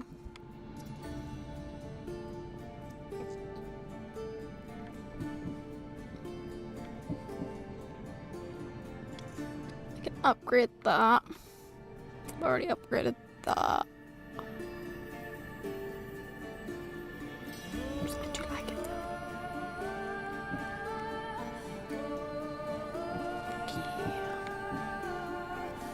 I think, isn't it the legendary stuff are actually probably the better, like the best equipped stuff?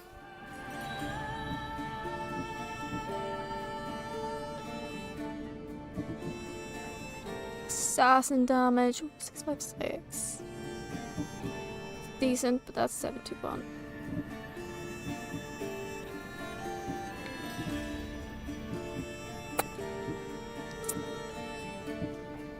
I do not have enough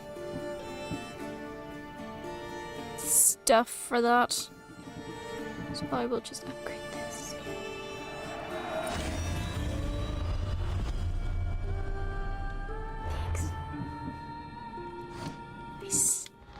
for stopping by.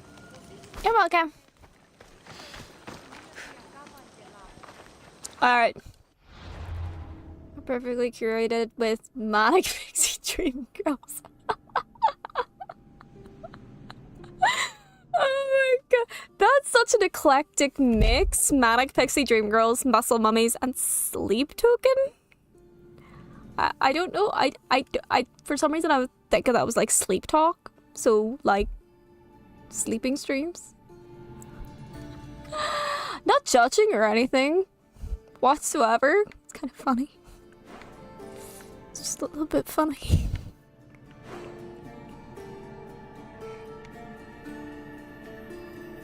Alright, should we go through Messenia actually? Probably be a good idea. Mine are really random, so I get the Reddit stories because I like to listen to the Reddit stories sometimes, even if they're full of AI shit.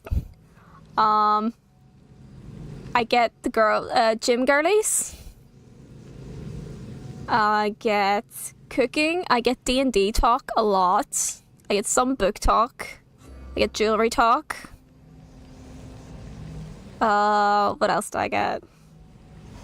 Am I gonna have to like do this reveal of like, revealing my TikTok on stream at some point?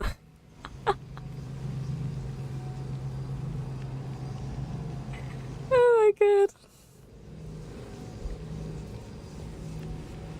Hey, we both can appreciate women. I do.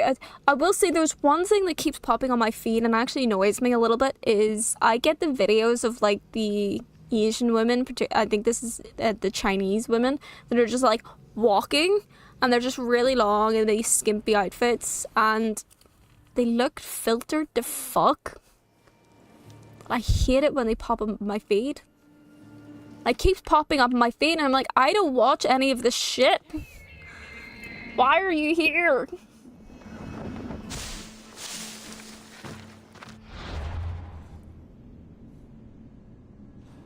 Literally, it's just walking. Like, they're just walking. And it's dumb. Dumb as hell.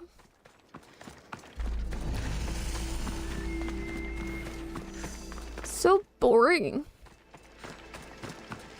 And sometimes they get the singing ones where it's like, guess who's singing sort of thing. You know? I get a lot of random TikToks, to be honest. Like a lot of random TikToks. My back is really itchy right now. Yeah.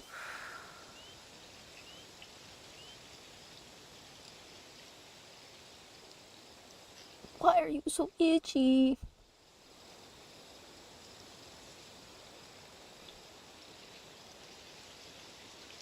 And someone's trying to oh. They clearly do not know how to lip sync then.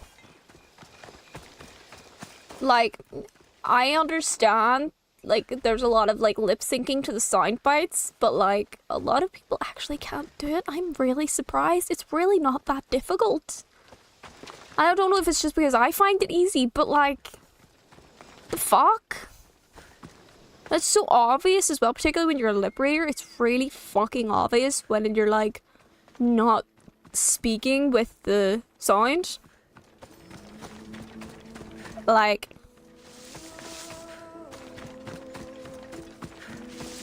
but I like to argue with if it's my stuff, I'm very rarely out of sync. But if I am, it's actually because of a technical issue. There was a phone of mine previously that used to do that. It used to, like, be fine when I was recording it, but then it would, like, slightly desync when rendering it, and it just pissed me off so much. The phone I had at the time just didn't really like TikTok, to be honest. I used to heat up so much just using it for like a minute. It's ridiculous. But I knew a lot of people that would like use TikTok in that way. Like they would do really terrible lip syncs and I know a lot of people that do this, but they use the sound and then they just do this like, and it's almost like a check out my outfit sort of thing. So it's kind of like they're like close and then they're just like,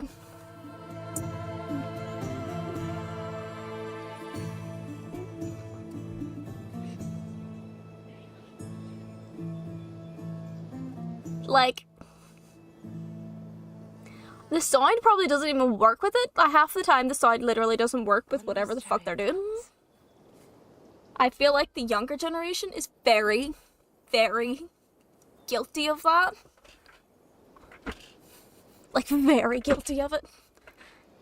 Yeah, like the fit check fits and the sound just does not work whatsoever, but I do know a lot of people that do that. I do.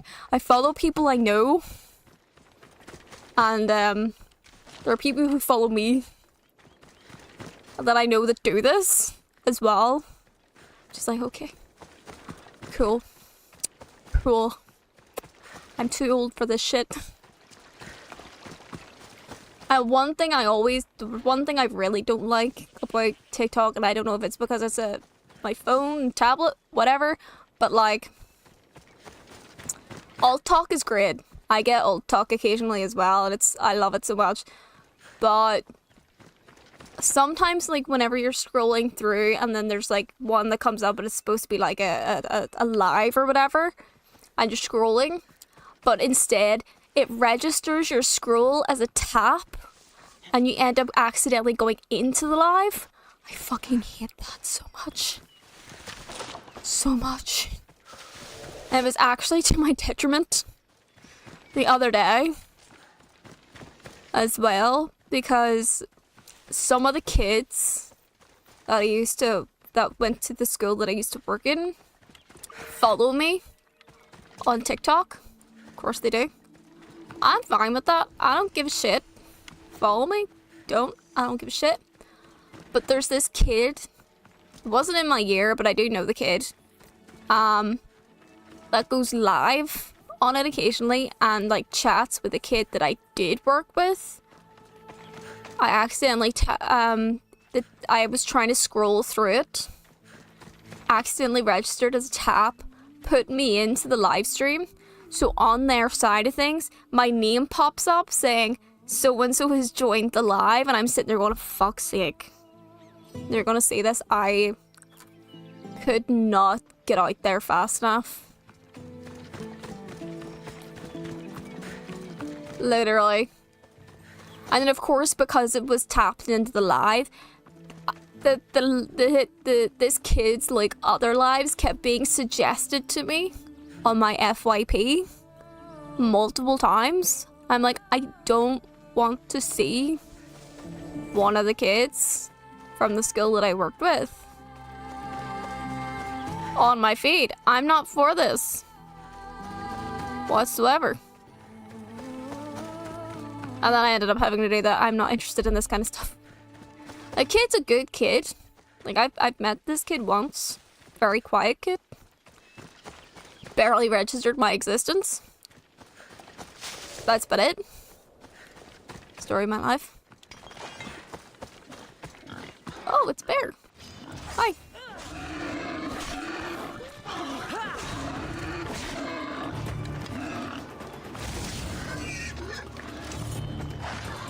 Boris killed it. Literally, I don't want to deal with it. Like,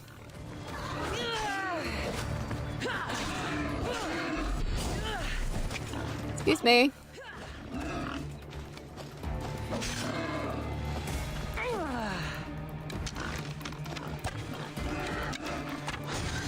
There we go. Literally not what I deal with. I have no idea. Or not that I have no idea. I have a fairly good idea of what would happen, like, when the other kid, so it wasn't the kid that went live, but it was the kid that he was talking to, would recognize me. And I have no doubt that they would have just been gone, oh my god, missed.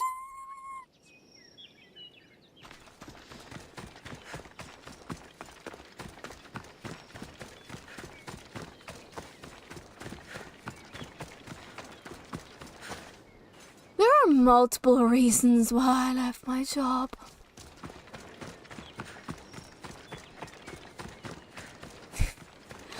Literally. Don't make it wrong. I love the kids I worked with. I really do. But I really don't think I could listen to that kind of stuff daily again. And it was literally a lot of like, oh my god, miss, like you just don't get it. Like, you just don't get it, miss. Oh my god, miss, like he looked at me. And he looked at me in that way.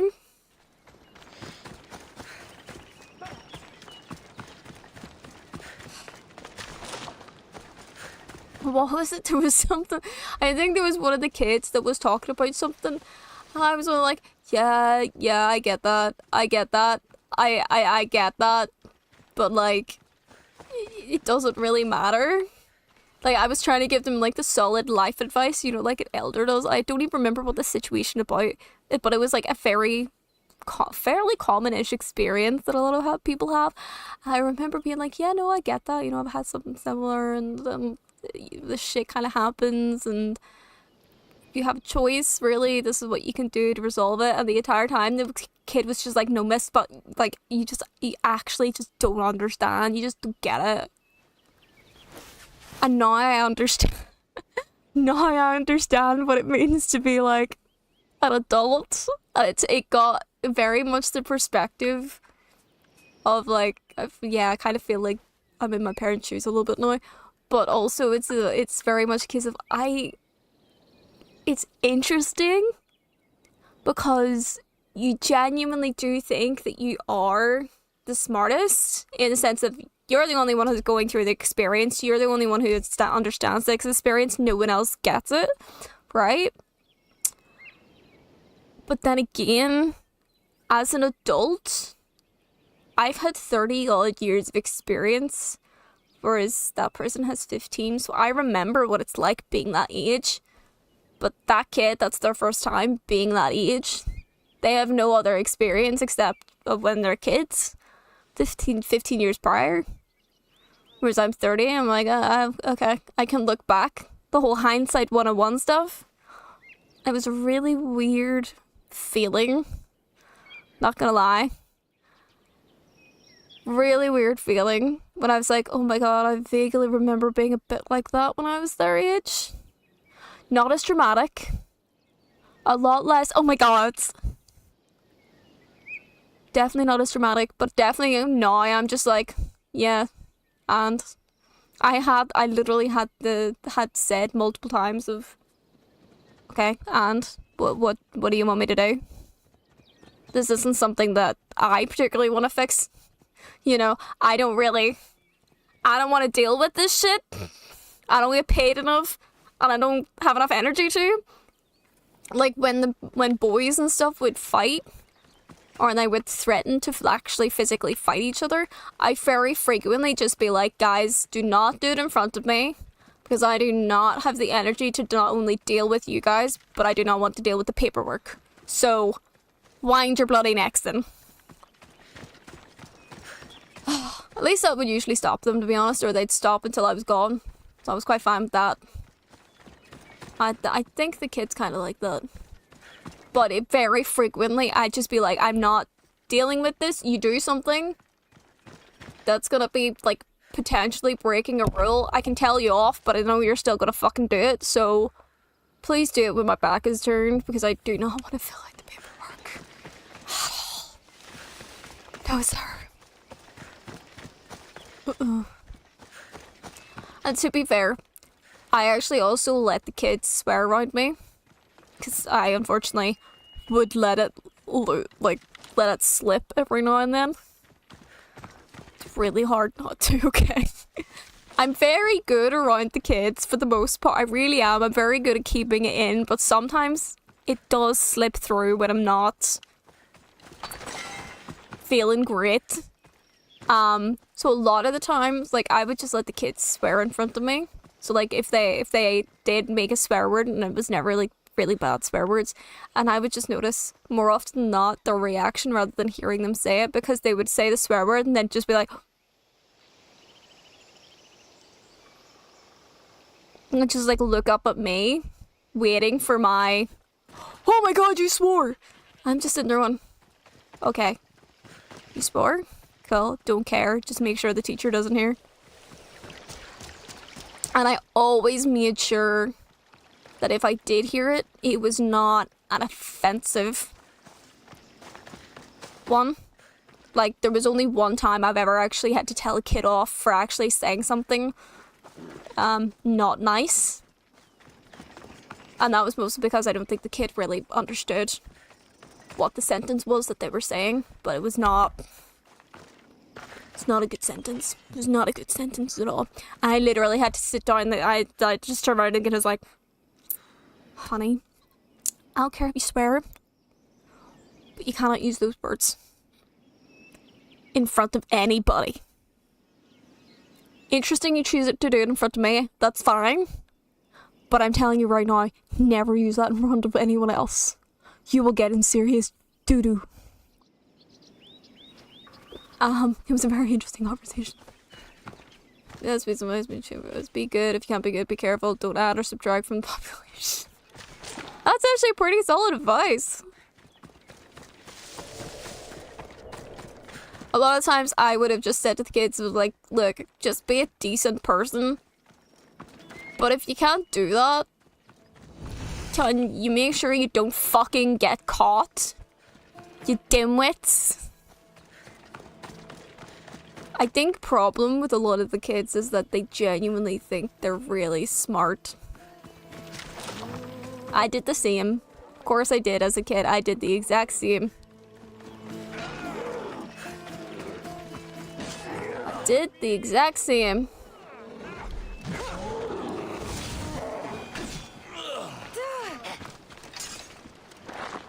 But I did hear of this kid who they were doing their exams, and on one of their language exams, this kid, who's a decent kid, was an absolute idiot.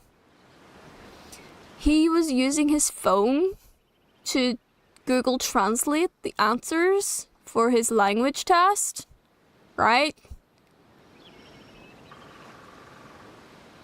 The numpty forgot to turn the sound off.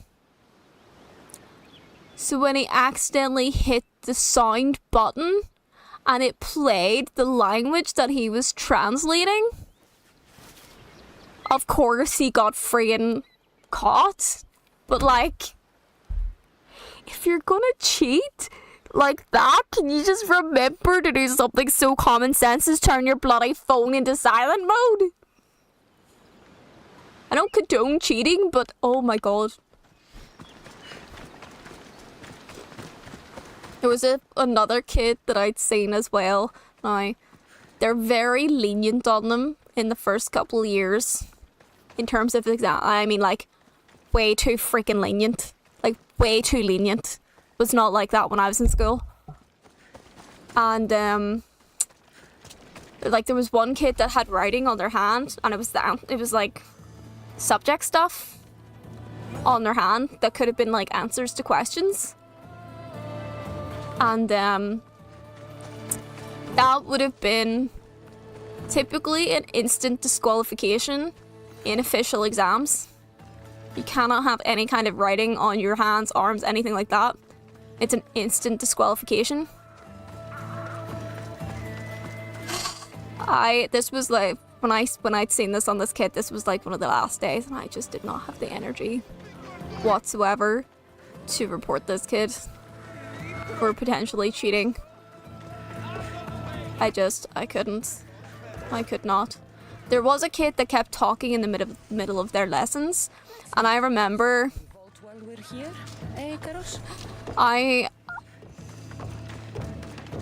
tried to sort it myself because the teacher that was with us was fucking useless, like actually useless. So I then went to the head and reported it, and the head was just like, why did you not bring it up with the teacher? Like, she was sort of like really annoyed that I brought it to her, I think, rather than the actual teacher at the first instance. And I was just like, you'll see. And then she walked in and she had a chat with the kid, and it's been reported to the teacher and stuff, so we'll probably get points knocked off for talking in the middle of the exam. But what I find so funny is after, when she said to me, it was like, do you know, I 100% understand why you didn't say anything to the teacher. I get it. But next time, I'm like, there's not going to be a next time. I'm not working there anymore. It was insane. Oh, so many stories.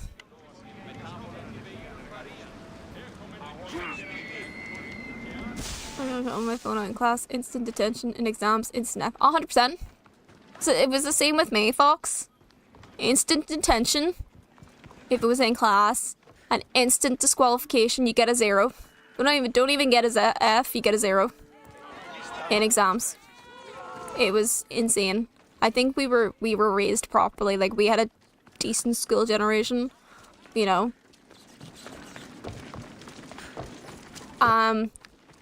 I would say when I was working in the school, every child had the ability to have extra time. Every child.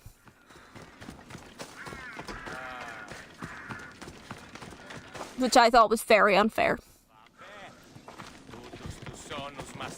I left school. I left secondary school in 2011. So I started 2004.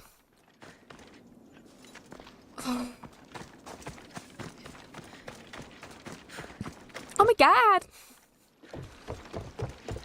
We're so old, Fox. You graduated uni? Oh my gosh, I graduated uni in 2015. Wow, that's insane. Hi. We're so old, buddy. It's so hard, isn't it?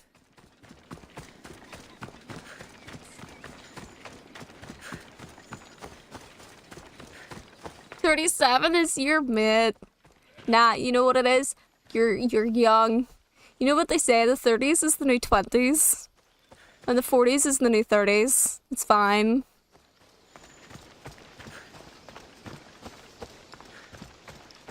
Oh, man.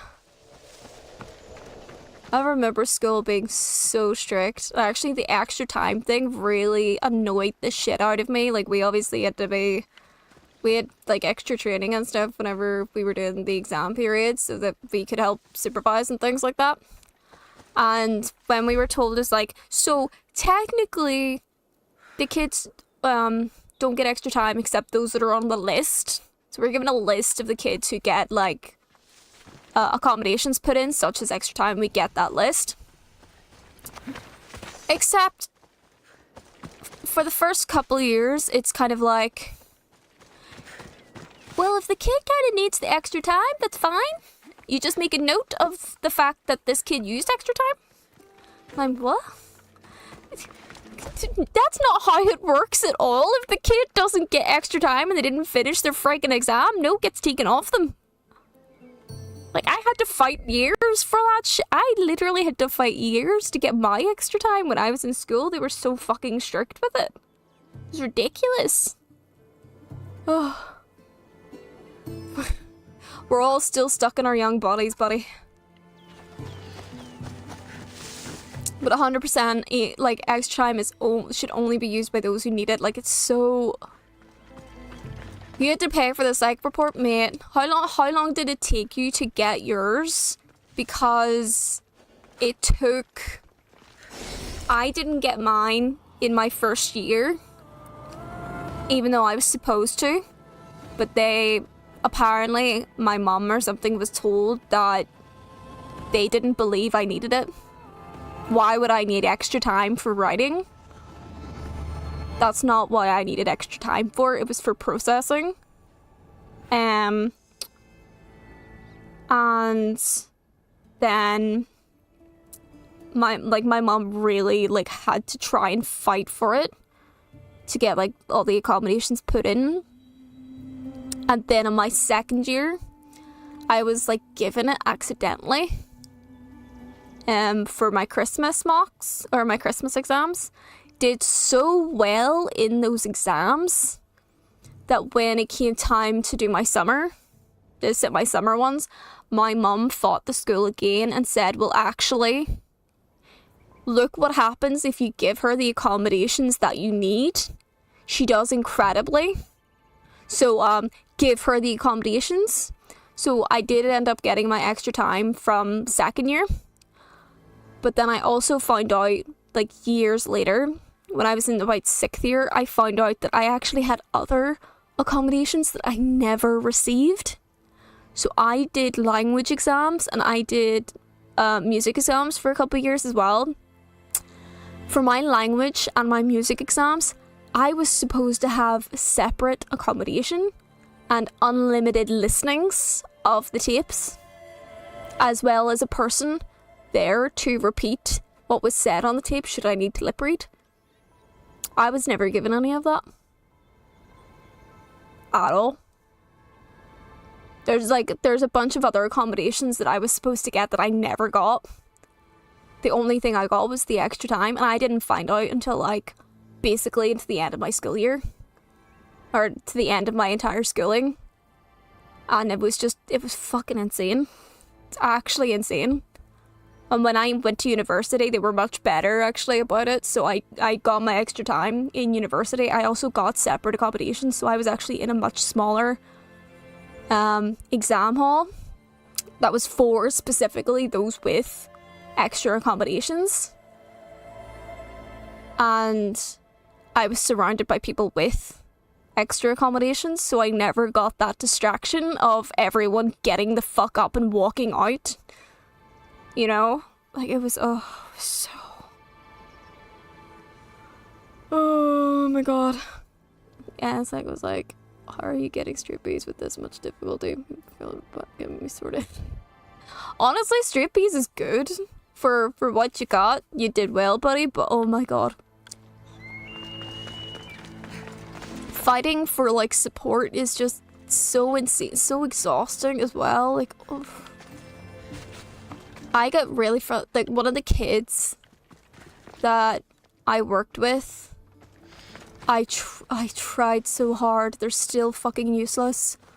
I tried so hard to get the kid support because this kid desperately needed it. I mean, it was so blindingly obvious that, like, this kid had not received any kind of support whatsoever. Like, no, like, assistance in any sort of way, no one-to-one, nothing. For years. I mean, years.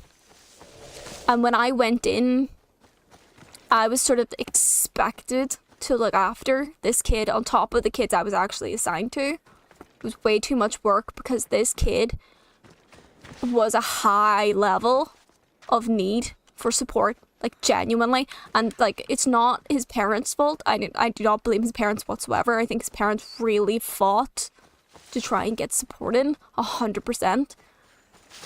But oh my god, the entire schooling system absolutely failed this kid in my opinion. So desperately needed the support. I raised it very quickly, I think, that this kid needed support. And the same with, like, when it came to exams, you know, we were given information about some kids, like, keep an eye on certain kids and things like that. You get a list of the kids that you need to keep an eye on. But we're also basically told on the coming up to exams, we're told if there is a kid that you think needs accommodations for examinations, here's the form to fill in. And here's why, like, write down the reason why you think, and if you can, provide examples. Cool. I did that. I did that for the kid. Because it's so fucking obvious. Like, he desperately, desperately needed those extra accommodations. He would not do as well as he could without it. And he did well in some things and he didn't do very well in other things. And I was so pissed off. I got told I knew the person that was with this child in question, working with, and I asked them, so what, like, did they put it in place? And they were like, no. Like, what do you mean no? Like, not even extra time? And no, he didn't really get that. Are you serious? So they basically said to me, like, I went up and I was like, I asked them afterwards because he eventually got assigned to me. And I said to them, why did he not get assigned extra time whatsoever? And they were like, oh, there was no request for him. And I was like, I made the request months ago. They were like, oh, but there wasn't enough evidence. I was like, there's plenty of evidence that I submitted. And I tell you that he's like, no. I mean, the teachers didn't bring anything up. And I'm like, are you fucking serious? So they don't deem the CA's information as important enough evidence to determine whether or not a kid actually needs support whatsoever. I worked with this kid daily for months. And yes, the teachers can see him quite often, but I worked with this kid daily. I knew exactly how to understand his moods. Like, I knew exactly when he would have a breakdown. I knew exactly when he was like feeling a bit stressed. I knew him very well. We built up a really nice wee relationship by the end of it, and nice wee working relationship. And I was essentially told, yeah, no, your input is dog shit, like, we don't accept it. And the reasoning that I told them, and they were like, yeah, no, we can't accept that as a reasoning for giving extra time. I was like, I swear to God, because the reasoning was actually related to his condition. And there was no amount of, like, working with this kid to change that whatsoever, because he has gone so many years without support that he had a lot of really bad habits. And I mean, a lot of really bad habits. Oh. Health system. That would take a lot of work and a lot of years to get rid of. And I remember when I got told that he didn't get extra time, I was so pissed. I was so pissed. So pissed off. So pissed off. I still get annoyed to this day thinking about it, and it is absolute bullshit, Fox. And it was just like, they kept putting it off as well, because yes, they were so understaffed, and they put him on to me to keep an eye on him, but I felt like that they did not understand the level of support that the kids that I had actually needed. And to be honest, for a couple of them, you needed to work with them kind of long term to know exactly where to work, like what areas they needed help in and how to work with them. Especially because a couple of the kids I worked with were incredibly shy and refused help. One of them would refuse direct help, so you would have had to go about it in a very roundabout way. And the only time that they would have accepted it is if you've been there for long enough that they're just like fine with it. Like, it was such an underappreciated job. Like, no wonder I went off for weeks. I took I think 6 weeks off because I was so stressed. They gave me so much work, I had to take 6 weeks off because of stress. And that was like barely half a year into working on that job. Does not get paid enough to deal with that level whatsoever. It was insane. I'm not standing up for that dream. Boom, boom. Boom, boom. Bam, bam. Boom, boom. Bam, bam. Boom, boom.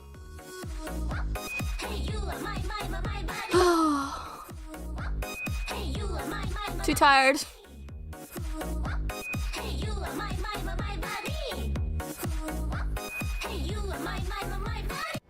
Ugh, we always do a fit check, Dream, goddammit. Here. Top.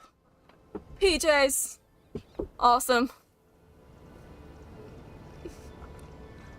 But yeah, that was so failed. I actually...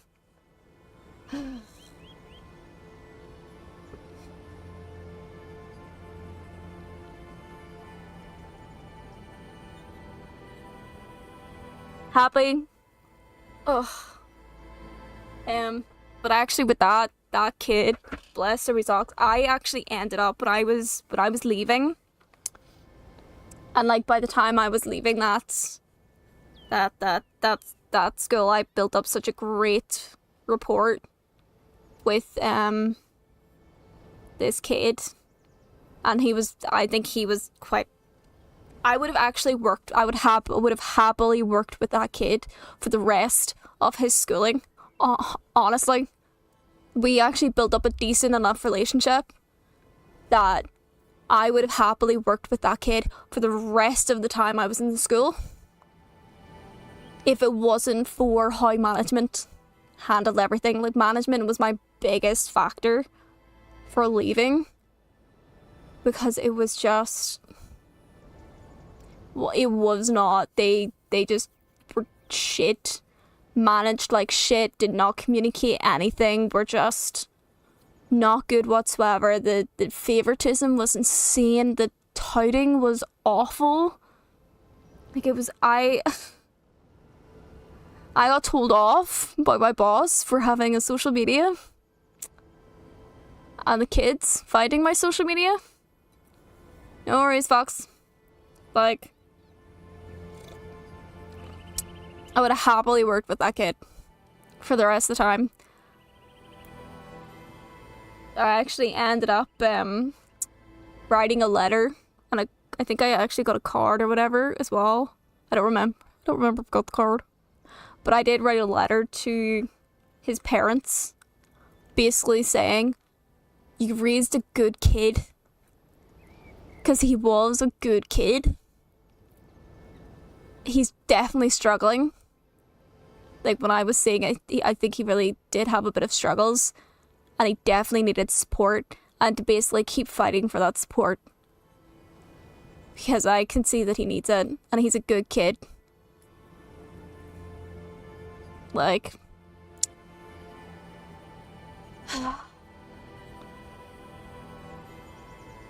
I think if the management weren't as dickish, I probably would still work there. For the kids, I probably would have still worked there. If it wasn't for fucking management.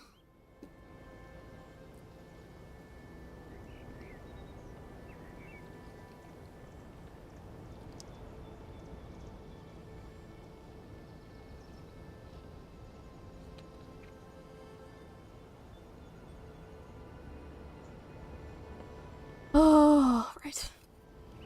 Where shall I go next? Why do you need to wake up at 5? What's at 5?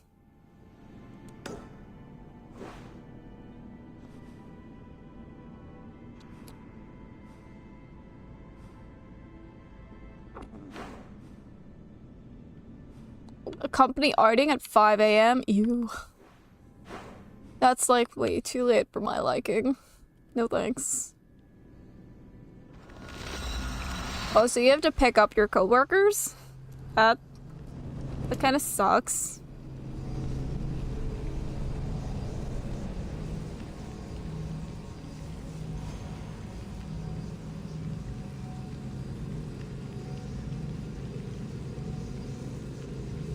If my skin, by the way, looks shiny, it's because I actually fucking moisturized today. I actually did a skincare routine today.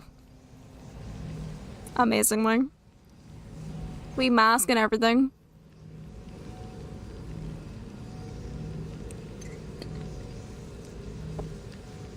It was well needed. Okay. Do you have to go far for the company outing? Sounds like fun. I've done company outings before with my work. It was a lot of fun. It's a lot of good fun. I think it's always more fun as well if you get along with your colleagues and stuff, and your place of work is pretty chill in that sense, you know.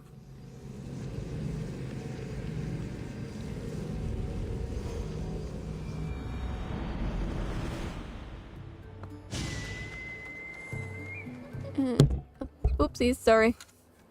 Oh, nice. Karting at 3:30, escape room at 5, and dinner at 7. That sounds like so much fun.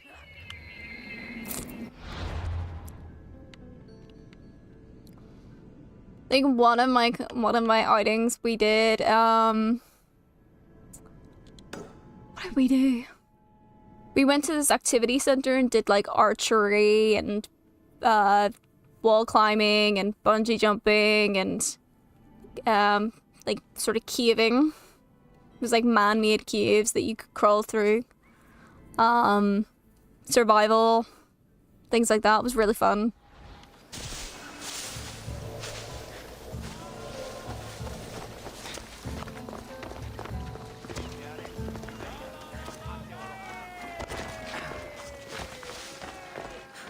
Worship everyone. I've done escape rooms, they're really fun.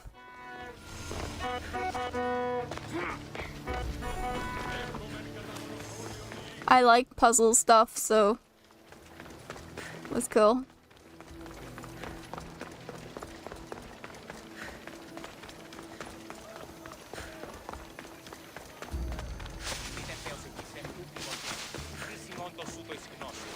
Whee!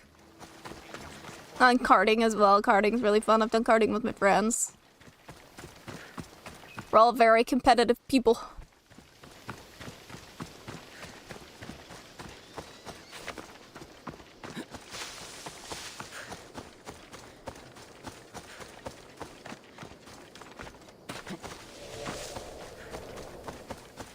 Ooh, there's a very pretty thing.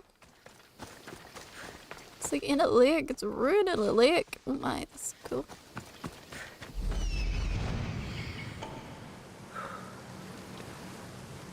That's really cool.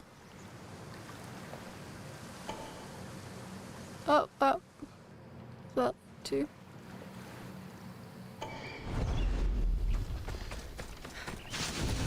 Spring of Pieta. Right, I don't think there's any things.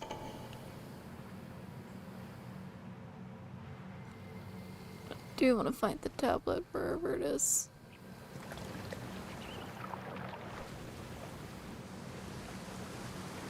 Weird, it's not coming up though.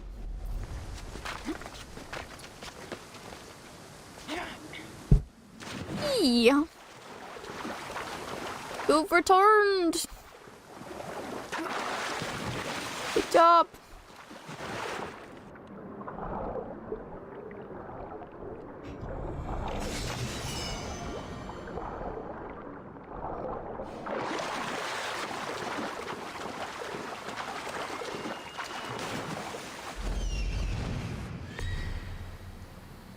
Oh, there it is. Don't like anyone's really there, to be honest.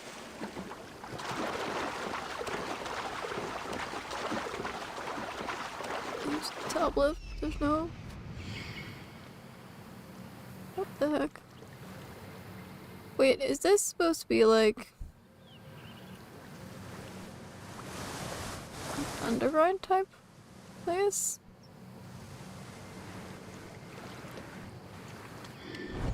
So confused.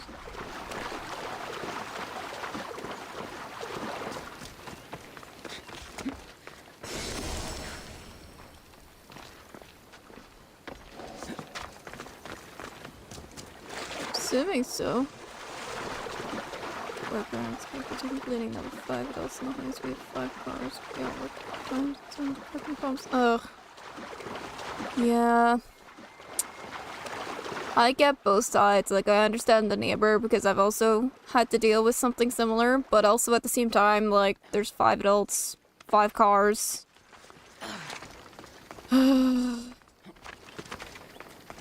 Parking issues is a massive thing here, actually, where I am. The street just doesn't have enough space. Roar on the driveway, on the driveway. Oh, well, that's fine then. What the fuck are they complaining about? I knew a... Like, I knew a neighbor that had, like, 4 cars to their house. And their house was on a busy road, by the way. So their driveway could take 1 or 2 of the cars. But it couldn't take, like, the 3rd or 4th car.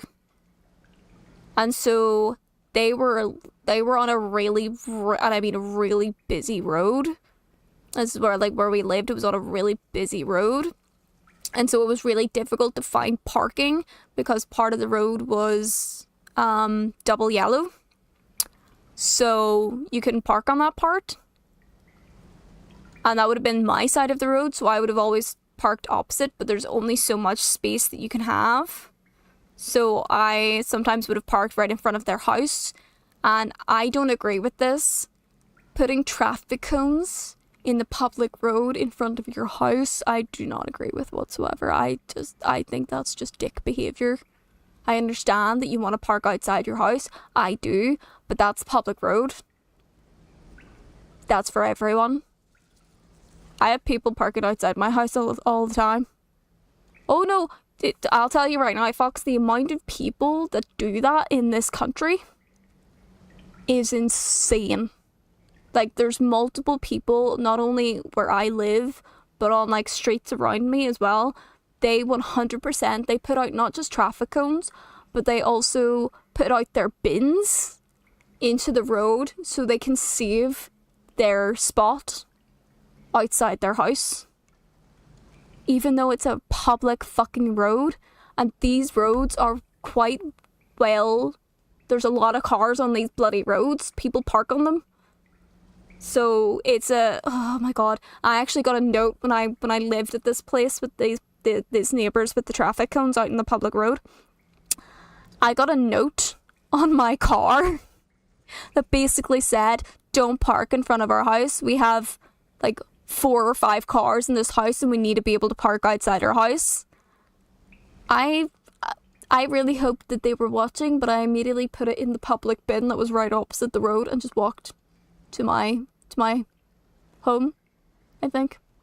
I went back home, or I took the car. I don't remember what I did, but I put that note in the bin because, I'm sorry, it's a public fucking road. I can park there all I like. It was the closest space possible to my house. No. It's your own freaking driveway, or it's your own freaking lay-by. Awesome. But public road? No, that's for anyone. That's literally for anyone. Well, I did the last time someone did that. I put cones in the back of my car. Oh, you did not, buddy. Oh my god. I'm telling you. They could see I took the cone. I actually would frequently get out and move cones. Like, if I actually did that when I was using that space, they had the cones out. I got out of my car and I moved those cones. And then I parked there. No. Like, thankfully no one really does it here. Where I am right now. But like, I would do the exact same as, like, if this is the only available space close to me, I'm moving those fucking cones. I'm moving that fucking bin. Yes, I might actually end up getting my car scratched or my tire slashed, but I have a dash cam now, okay? Since the last time I got my tire slashed, I've had dash cams, so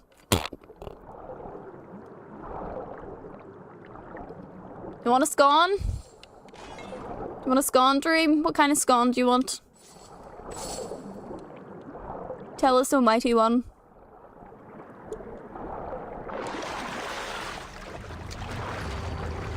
Oh wow, this is a big place. Strawberry scone? Mate, cherry scone is where it's at. Cherry scone. Ooh, clotted cream. Are you one of those people that does the jam and cream on top of their scone? I can't have cream, I don't like cream, and I don't like clotted cream. The clotting part that freaks me out, which is hilarious because I love cottage cheese. In the middle of the scone. Oh, there's a wee rendering weirdness here. Got some rendering weirdness right there. Ugh. No cream. I don't mind it. As long as it's not clotted cream, I don't mind it. Like a little bit of whipped cream, fine.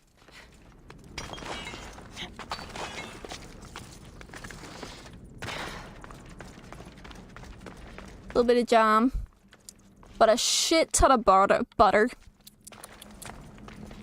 Shit ton of butter.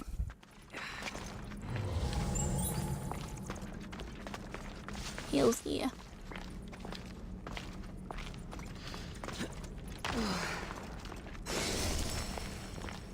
Prophecy prevention? As a champion, time is your greatest competitor. Go to the Hippodrome and climb up the second column closest to Olympia. Look north towards the peak.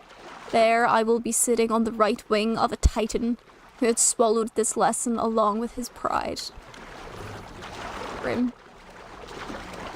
Buttercream jam artist, mate. I'm surprised that my cholesterol is as low as it is, to be honest. Genuinely. But like, even just the amount of cheese that I eat, mate. I'm surprised. I actually have low blood pressure. I figured this out recently. Because the amount of times a nurse has asked me, do you have low blood pressure? Has confirmed to me I do in fact have low blood pressure. And it's just a thing that I have. I do sometimes, so for me, it's really strongly linked to my diet. But, so like if I don't have my breakfast, or if I don't have like regular enough meals, I will get not really dizzy spells, but I get very nauseous. Like very, very nauseous, a little bit dizzy, but a lot more nauseous and more sickly feeling. Almost. It's a very specific feeling. I would say the nausea kind of outweighs the dizzy spells. But yeah, it's mostly like under control. Anytime like I've got my blood pressure taken, like I get my blood pressure taken very regularly. Like twice a year I get my blood pressure taken.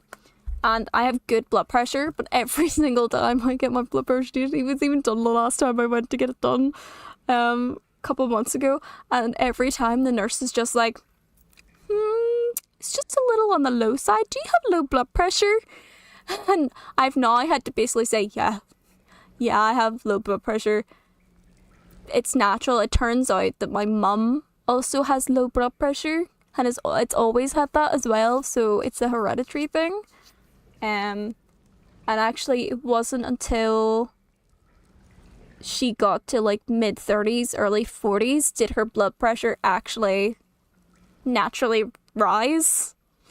So turns out I'm a weirdo. But yeah, it was really weird being asked that, but then again, it's always better to have low blood pressure than it is to have high blood pressure. So that was a blessing. Told her to country ass and core when she stands. Yes, that's also to do with the blood rushing things as well. Oh, I'm okay with like standing for the most part. And stuff like that. But like, probably realized she had to deal with baby Tasha who Excuse me. I was a fabulous baby. Do you know what I did? You know the only thing I did as a baby? Sleep. Literally, I was known to sleep everywhere and anywhere. I was the best baby. Okay.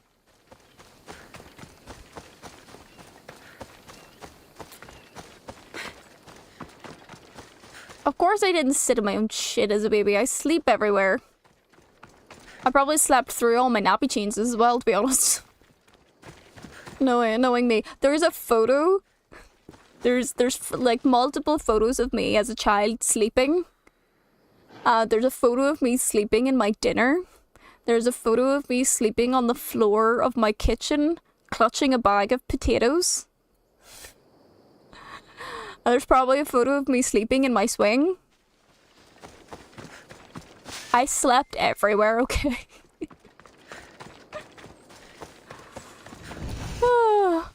Icaros's nest?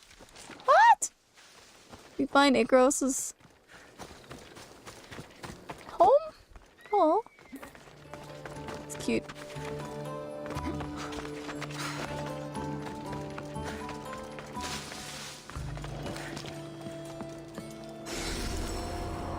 But yeah, it's kind of insane. I think having low blood pressure is not too bad though.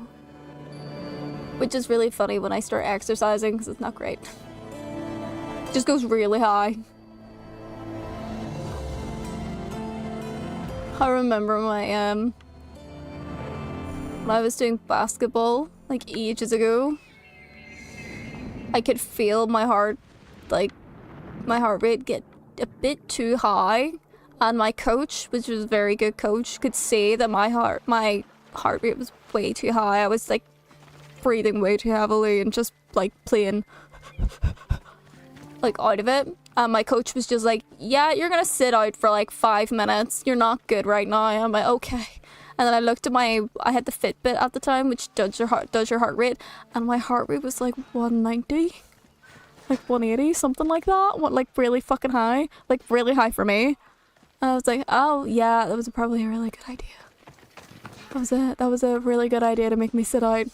100%. 100%.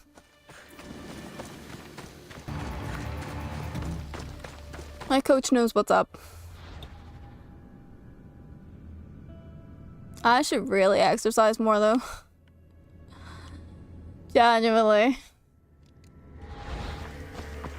I really should go back to the gym and exercise. I'm too lazy, but I really should get more fit.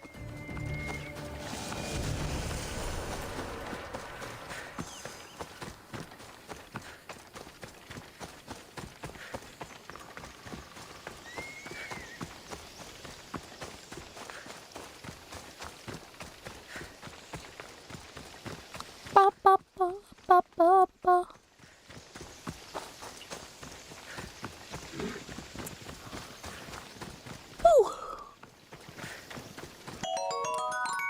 Here's a bit to get fit. It's nice pun there.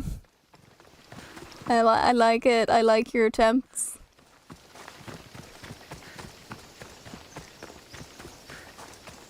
Very well done, buddy. Oh, actually, there's something over there.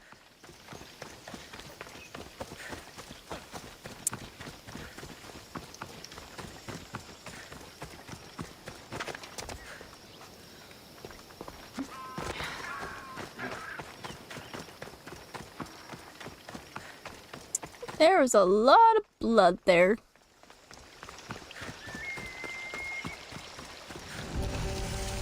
Dryads done. Okay, dryads are not something I want to go near. You need to look at gyms. Is this like our New Year's resolution? Or one of them? I don't really make New Year's resolutions. I really should also go back to the gym. I actually know if I join a gym, exactly which gym I need to join and how much it's gonna cost me every month. I went that far. I looked that much into going back that I know exactly which gym, their facilities, the things that they have, and how much it's gonna cost me. I just haven't joined.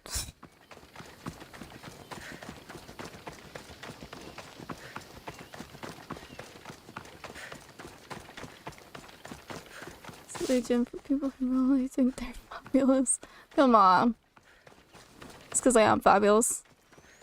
And it's, I'm not liking how I look now. My back's better. I need to get fit. Otherwise, I'm not gonna find a lady friend or make it. Yeah, I know the feeling. I know the feeling. Got to be careful not to. Mine's a similar feeling of not so much of not liking how I don't like the way I'm shaped right now. Even though it hasn't really changed very much. Let's just say I'm a little more self-conscious about certain things.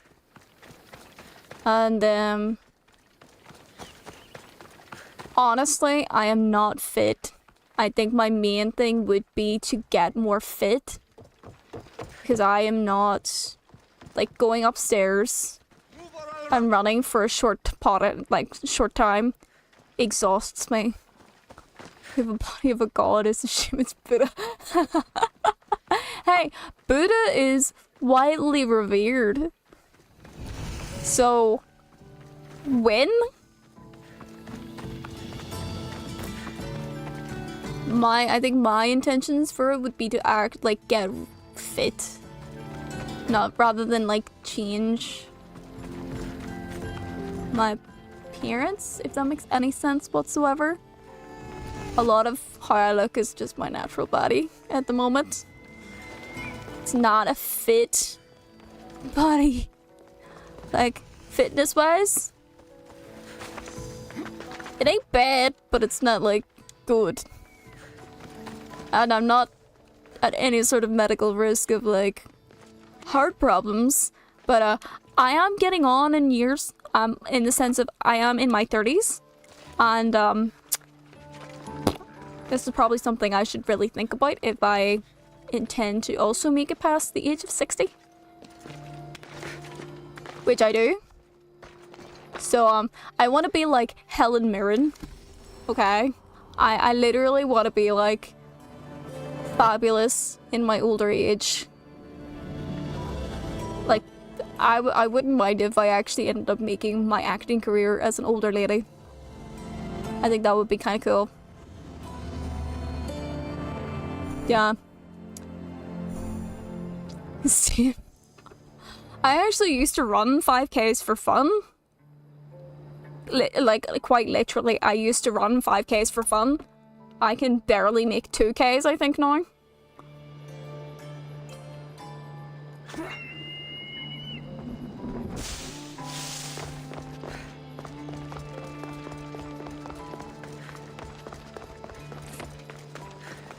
Dream. What are you on about now?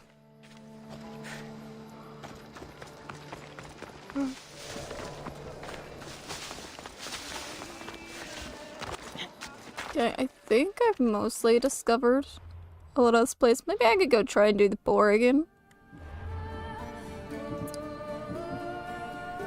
What is this?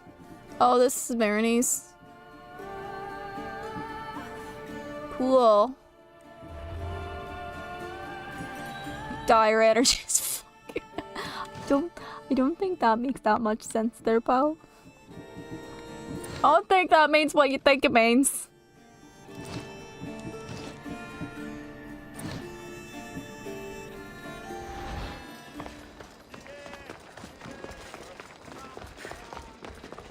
This is the city we could see from Mount Aino, Sikaros. I've always dreamed of coming here. Oh, we're here now.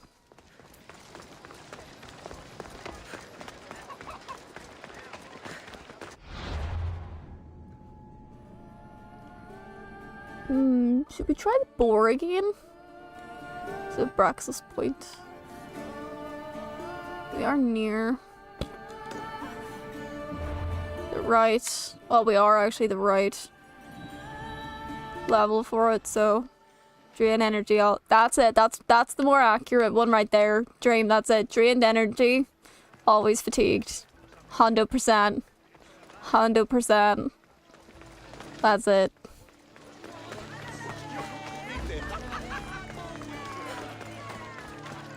You can see how many times I yawn when we stream.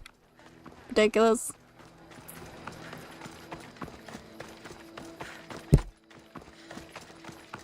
Maybe one of these days I'm gonna have to open a friggin' gym support channel on the Discord.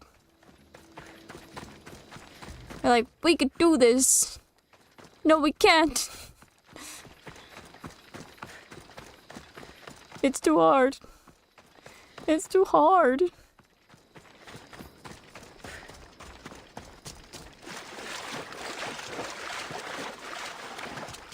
Oh, that's been abandoned. That's cool. Stable of Aguaeus.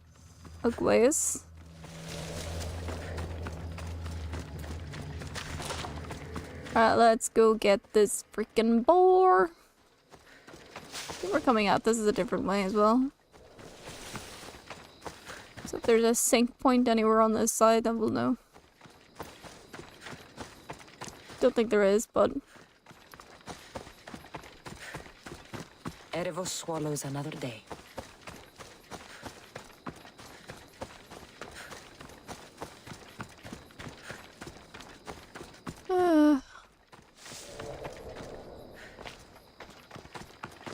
There it is. Not fucking clearing over there.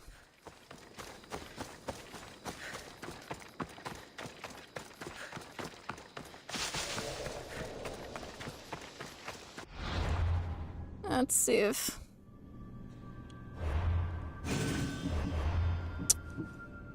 Okay, I would like... Go. So that'll be helpful.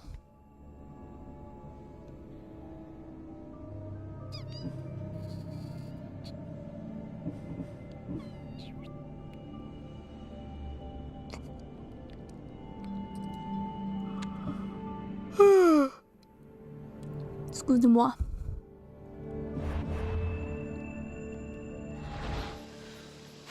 Alright, well let's see if we'll be able to do this or not.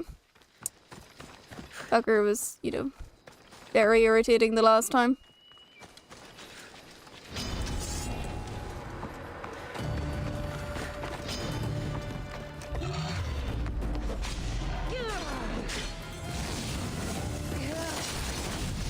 Oh, fuck. Oh yeah. I always forget about the poison. I just have farted on.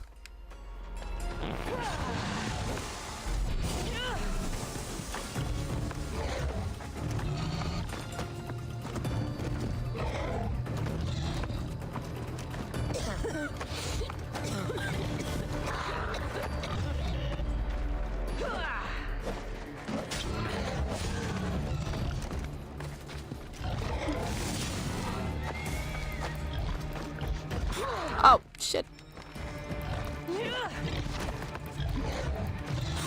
Fuck, fuckers.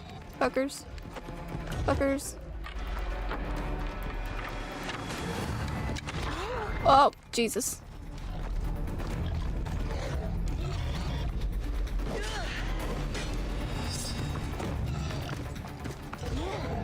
Well, that was fucking useless.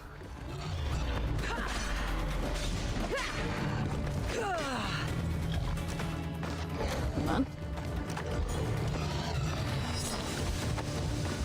Oh, there's another poison spot.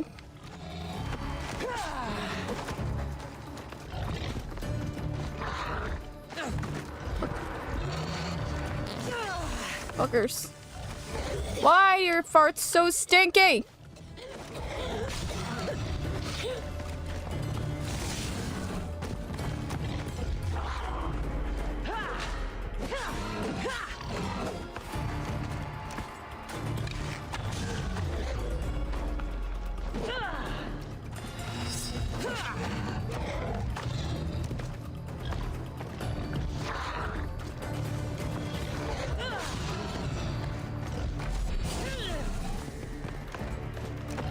Oh yeah, gym costs these days are insane, honestly.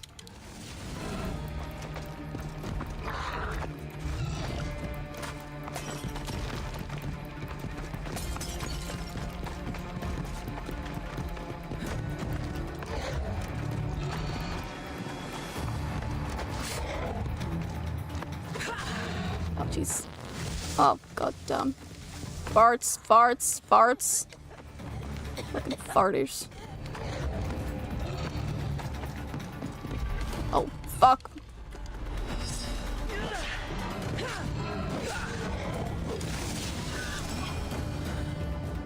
Ugh. I think the lowest normal price I'd seen was like anywhere between 40 and 60 pounds per month. Which is extortionate. Extortionate, I tell you. Although, fairness, I found a really good deal for me where it's like £20 a month. So, go me! But yeah, it's like, fuck. So expensive.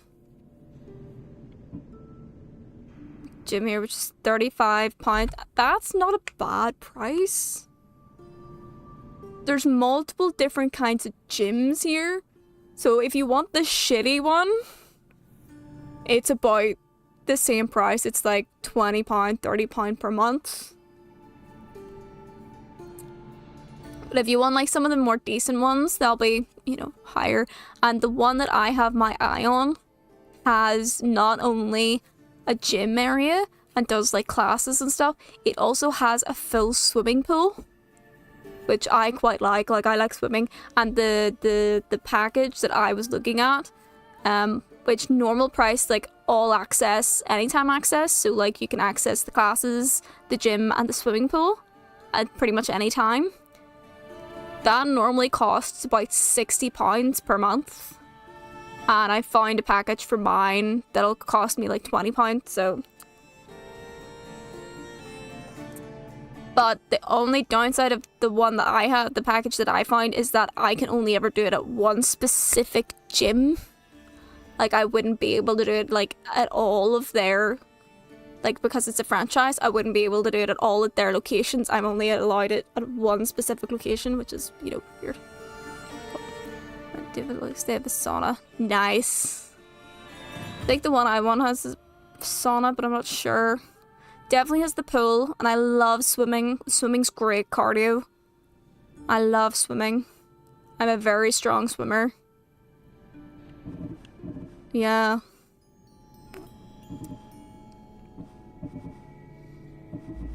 Literally, I've only got the hyena left. Maybe I'll just go do that. So it's in Kathira. The island that we need to go to actually now. Do you know what? I was gonna say I'm just gonna swim to it, but don't know if I will. Oh, I need to get out of the area. Here.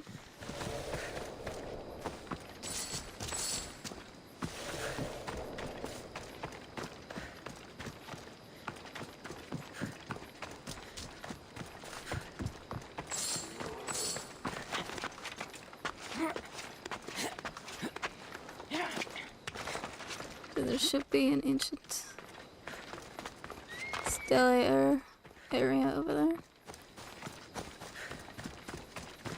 Oh.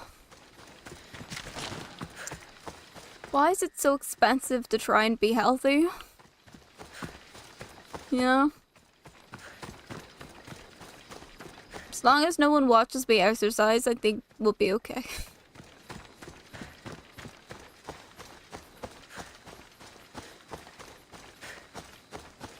I get very self-conscious. Very self-conscious.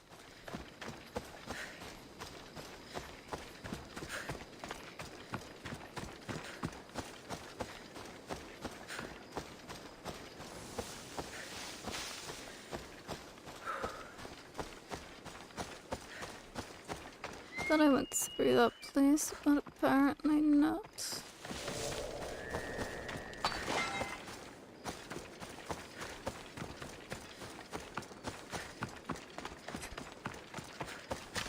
You are, I will say, you're very lucky. I actually know a lot of people that are like that. They just don't give a shit. And I'm just like, I wish I had that. Like, there's a lot of things I don't really give a shit about. That, unfortunately, is one of the things I do give a shit about. I do know why. Like, I do know why I have the consciousness of it. I don't really know where it comes from. But I just know that I have it. And it's very irritating. Very irritating. There's definitely like a level of paranoia with it that just I do not need whatsoever.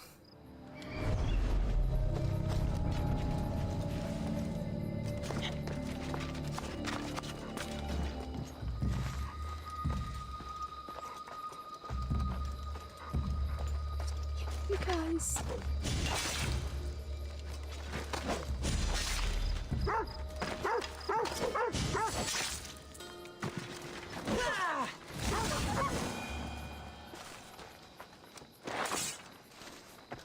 You were just kind of in my way more than anything.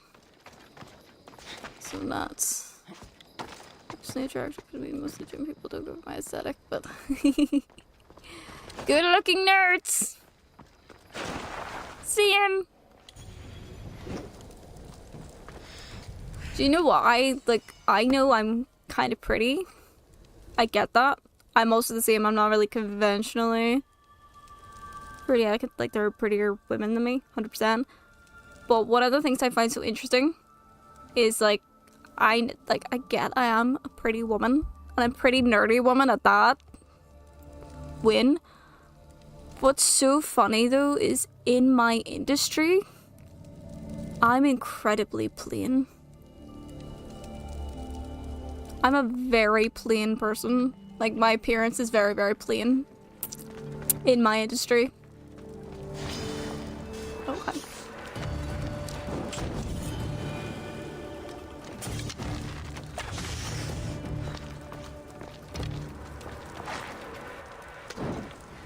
I remember saying this to someone once and they were just like, what?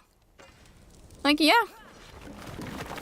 Because my industry unfortunately has certain standards. And I'm not one of those standards. I'm very aware of that. Maddeningly so. Because it gets pointed out to you. But yeah, I'm considered very plain. Very plain, very average in my industry. I would be best as like the girl next door type. Rather than, you know, the main action hero or whatever. I wouldn't really be casted for that kind of thing. Which sucks, but eh. Shit happens.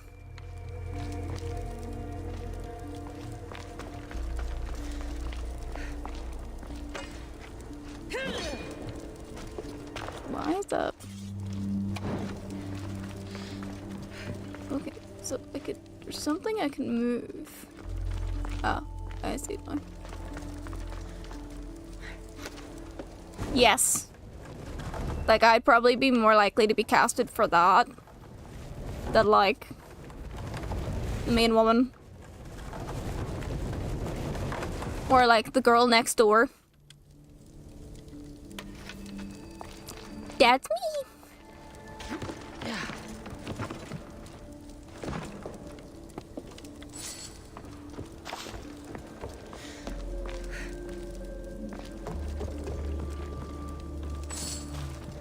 Oh wow, these guys got slaughtered.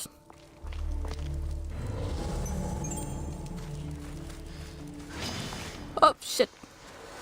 Oh, there's 3.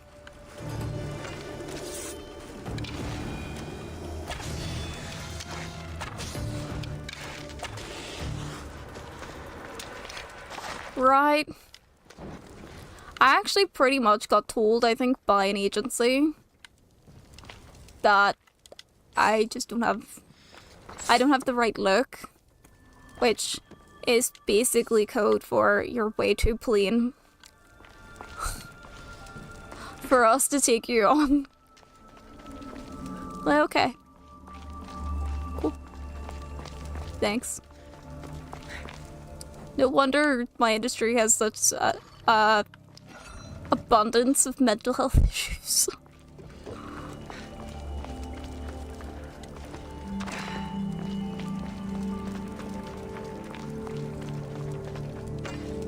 Oh, oops.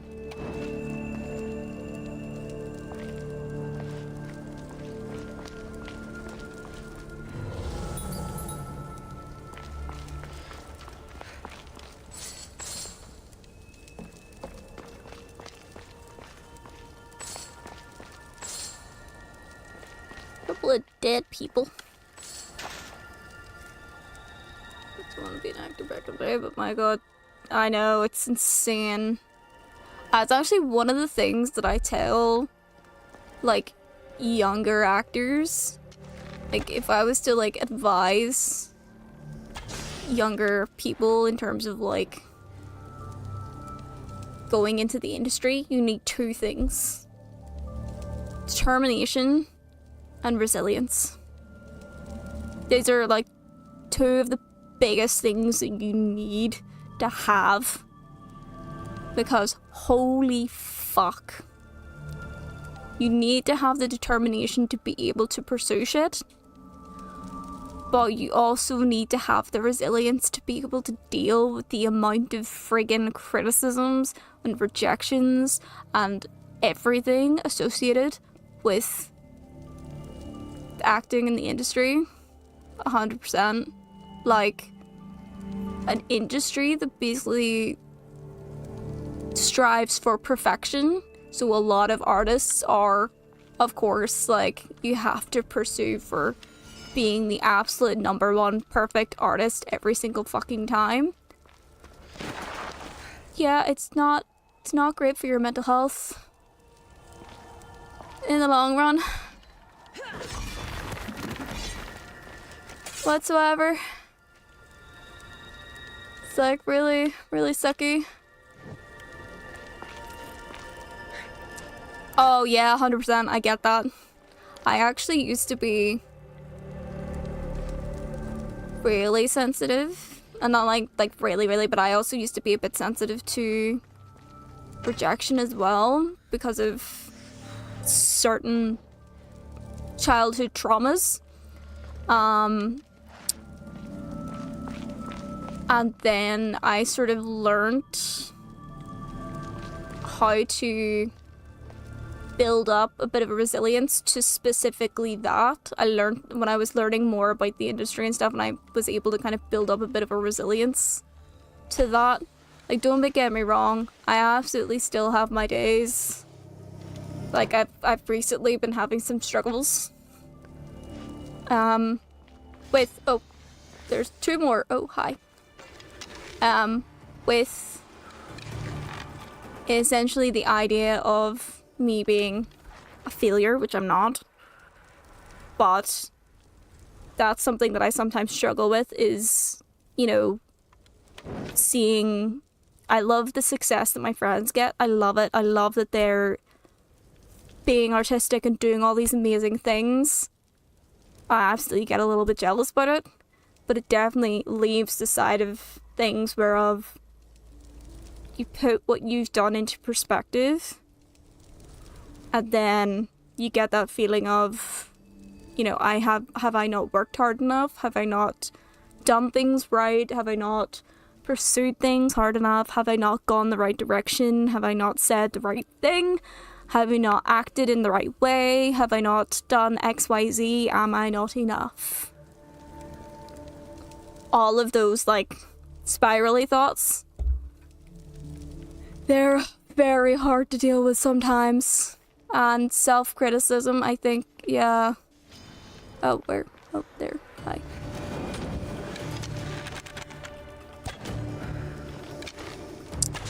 You know what they say, like, you're your own worst critic?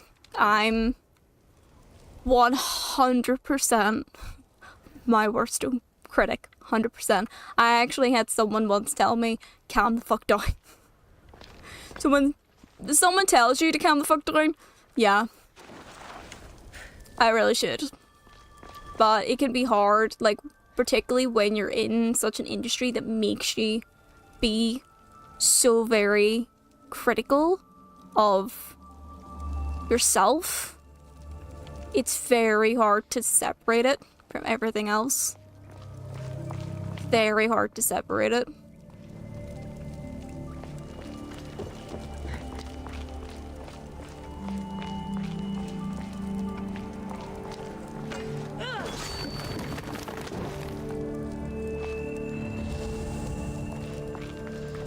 Where? This is a really big place.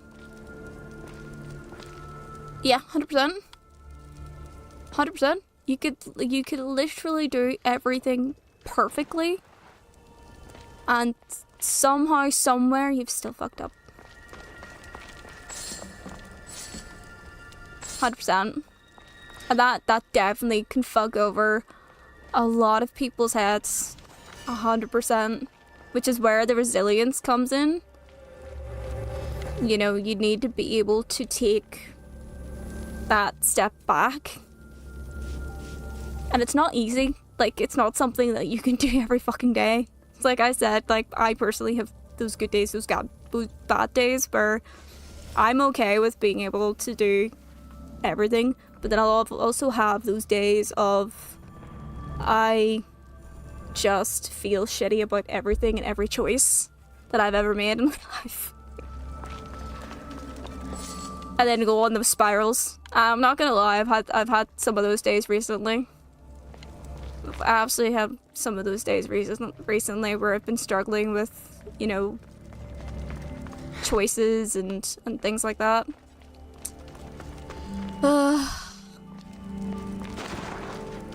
Depressive moods where I can't really wash my hair or do my skincare because I just don't have the mental energy to deal with it. Even though all of this is part of my job. But it's insane. Like, just insane the amount of mental energy that it can all take on you as well. And I'm not gonna lie, I can't wait for those moments of elation where you're doing the thing that you want to do. You're being the amazing artist that you are. And it's those moments where it's just like, this makes it all worth it. Like, this makes those difficult days 100% the reason why I do everything. Wow.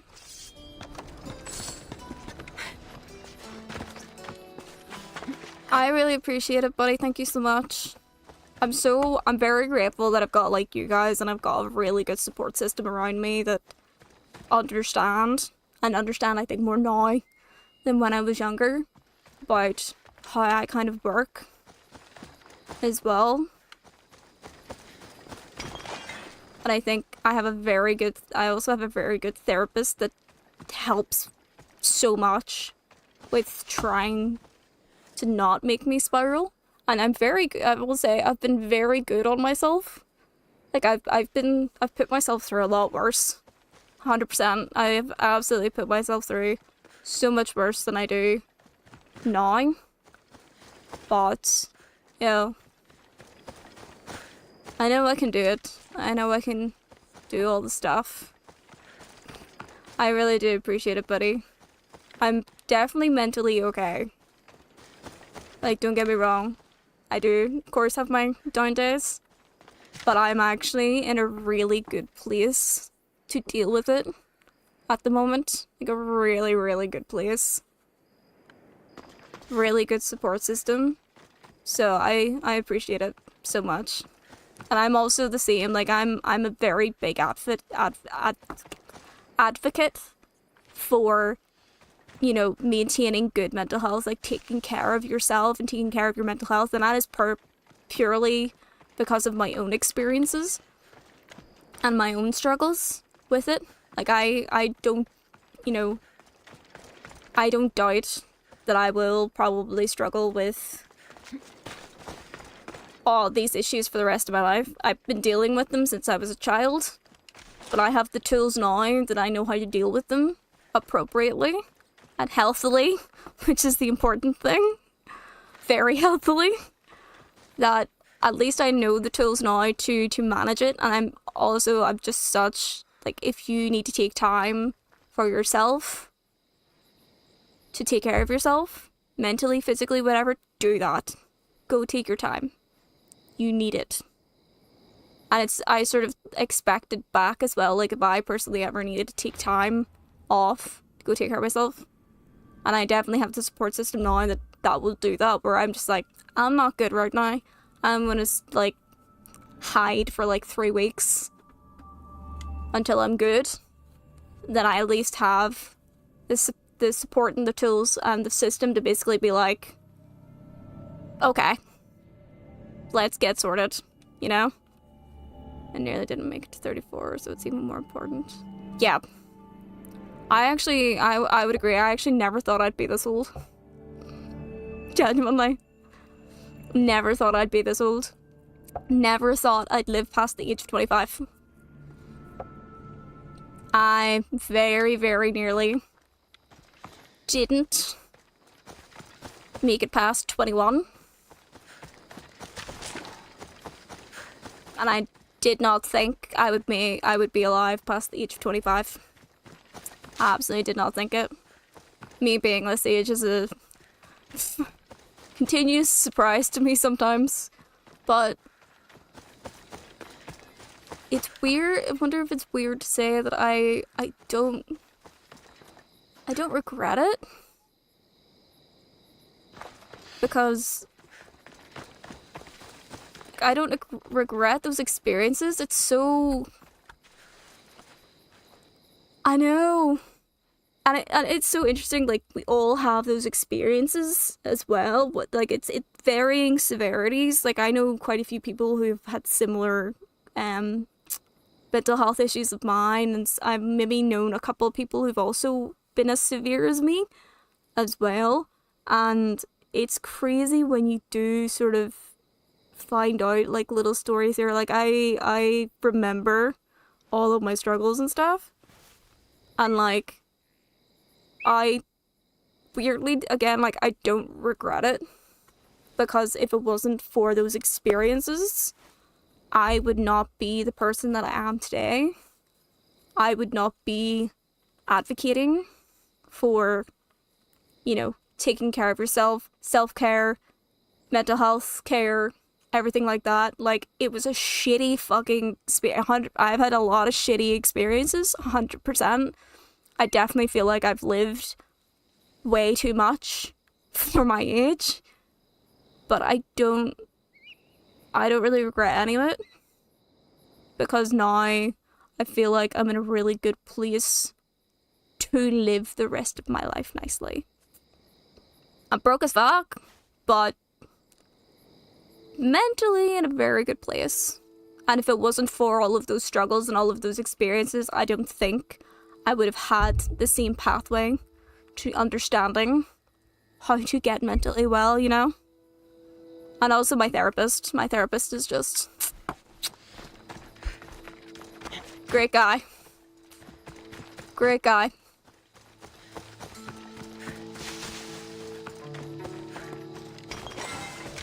Oh! So positive, I know. I'm also so proud of you as well. Like, I'm so pleased that, like, some of us can be able to talk about these kinds of things as well and feel so comfortable, because it's one of those things of, it shouldn't be taboo. It still is a bit taboo, but absolutely shouldn't be. And it's the same with, like, you want to spread awareness about stuff, we need to be able to talk about it. It's uncomfortable to talk about sometimes, abso-freaking-lutely, but it's necessary. Absolutely necessary. Where am I?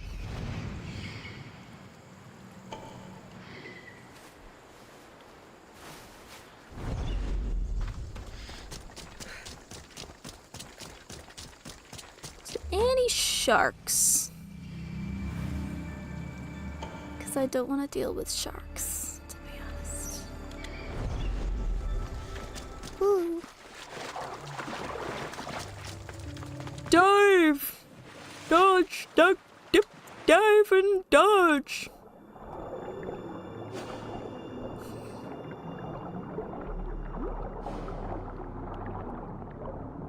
Ooh.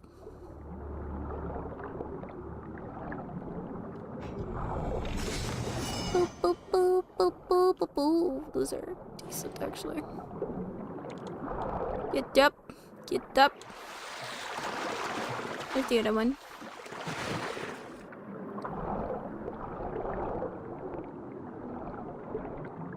I say one of my longest ones that I had. I'm still talking about mental health here as well, because why not? We were talking about it. One of the struggles I had as a teenager, and it's mostly as a teenager and a young adult. I don't really do it anymore. Was I would have hurt myself. I don't know if Twitch will ban something like that, but I was not good to myself whatsoever. Not at all. And I understand exactly why I did it. I understand. And I have all of the scars.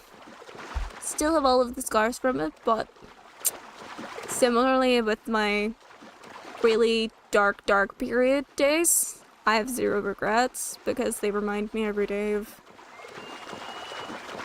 you know, how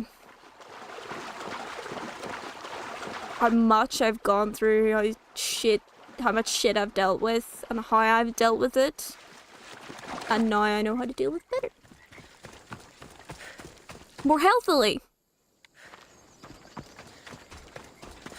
I've actually had kids notice it as well when I was in the school. Some of my scars, a lot of them are on my legs, which don't really see the light of day anyway. But I do have a couple on my left arm. And they're quite, like, if you look at it, you'll know.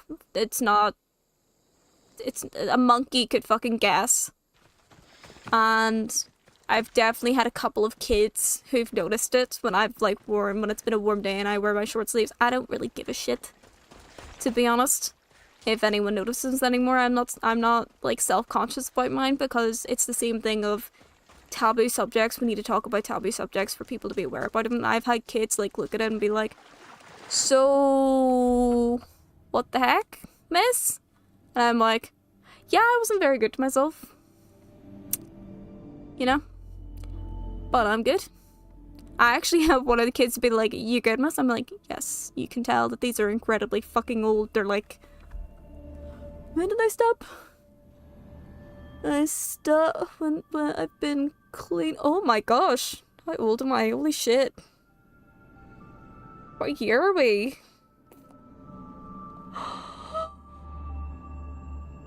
Oh! I'm nearly 10 years clean. Oh my god. I did not realize that. It's been nearly 10 years.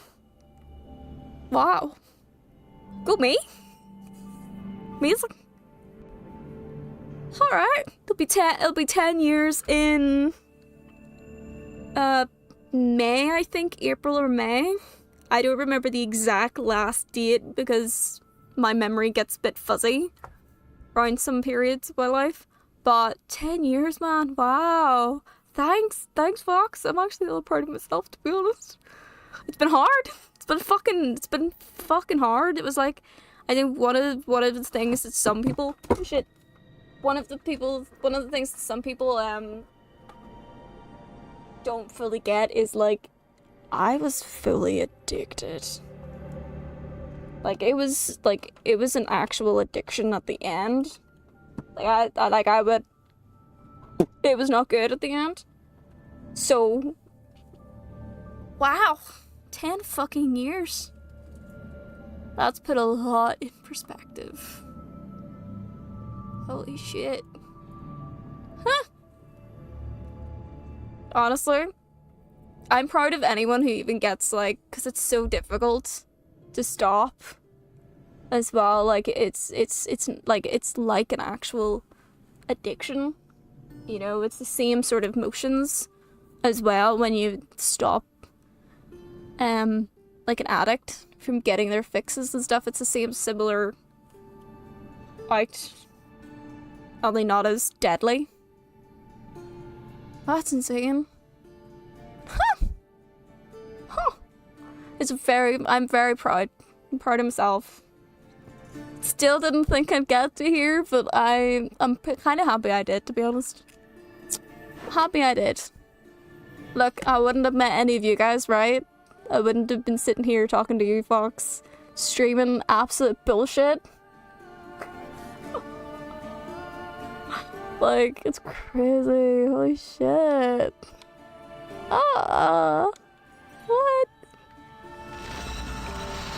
Oh. Look at my community go. My dudes. My mime fam. So proud of us all.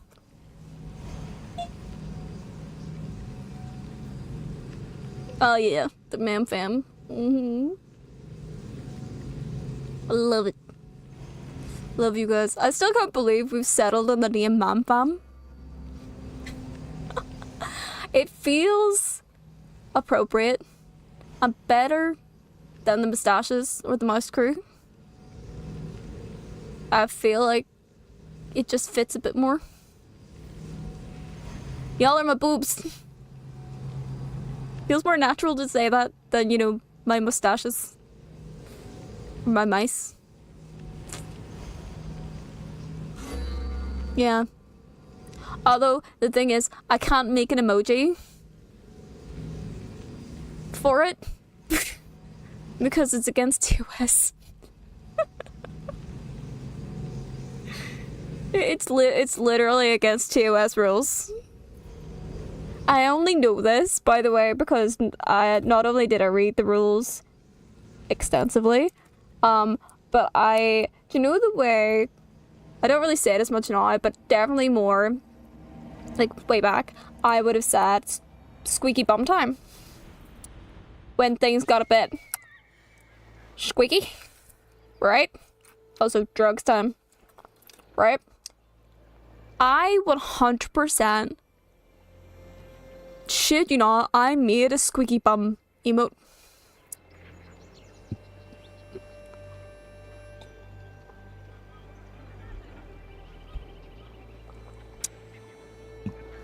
Which probably got,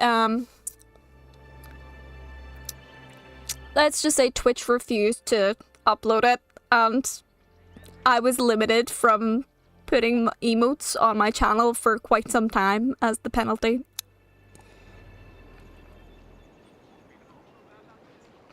Yep. So, no man fam emote. If it won't take the squeaky bomb, it's not gonna take the freaking man fam one. Right?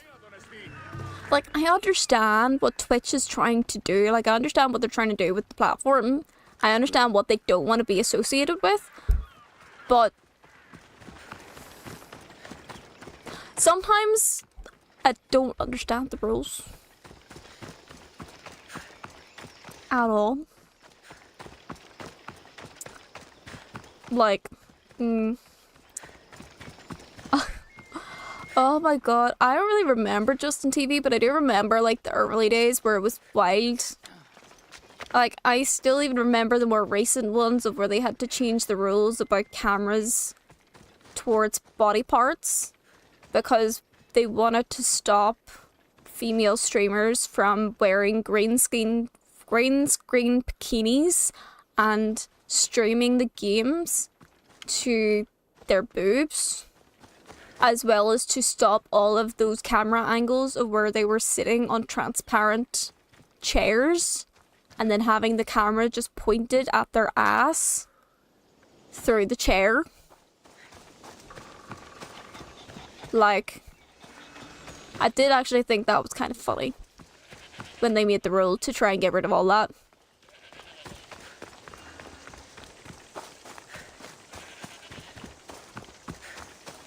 Like, people are gonna get around some rules They're gonna find loopholes. One of the rules, though, I never really understood was, it's an emote rule. I don't really understand it, but apparently you cannot use text.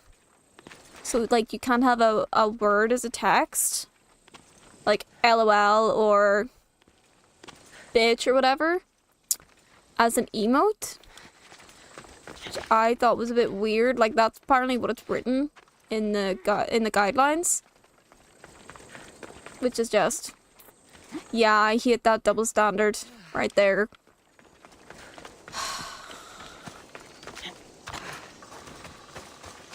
It's just perpetuating the objectification of women's breasts with that. And yes, they are fabulous. I do get that. I have my own pair. But like... Seriously? Yeah. Bam bam. Yeah, I don't understand, because there's those emotes right there, right? But how? Because there's definitely a rule. Because I remember looking this up.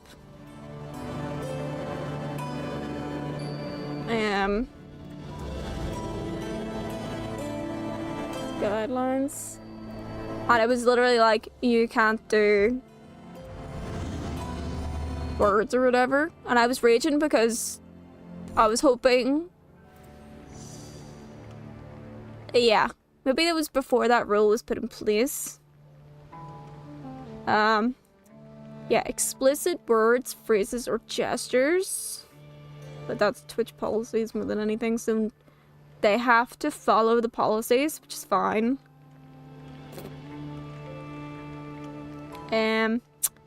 Such depictions of nude torsos, buttocks, genitals, etc. So, my squeaky bum is not allowed.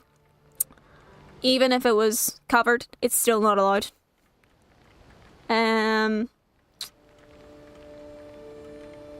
Let me see. No political stuff like political phrases, symbols, or figures. No obscene or explicit words, phrases, or gestures.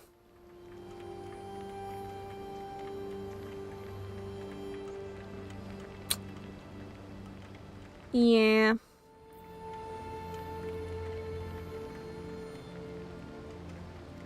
At least they approved my fucking bucket. I was quite happy about that. So actually they do allow some words then, it seems. It's your Space Marine? Oh yeah. I think you can argue with that one is that it's not nude genitalia. But still. Like if that was, I'm pretty sure if that was a female, it would be questioned. I get it, we're hot.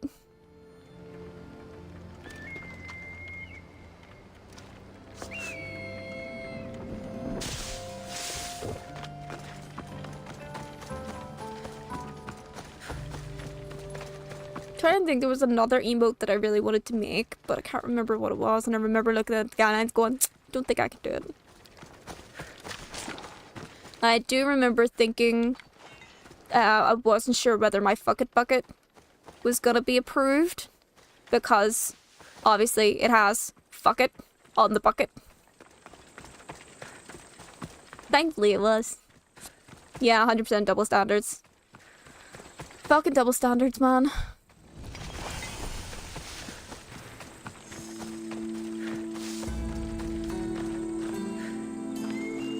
Sanctuary of Athena. Okay, so there's nothing. Sanctuary is destroyed. Okay. I did want to go to the islands. Oh, yeah, because I went to Belisha instead of the islands. I really needed to go to the islands. I did not want to take my boat. I remember that much.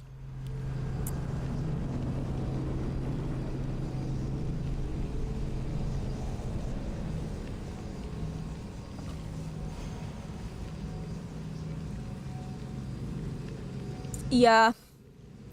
I like that as well. I kind of like the idea, like in pretty much every other religion where that has gods in them, they make their gods imperfect. You know, there's something about them that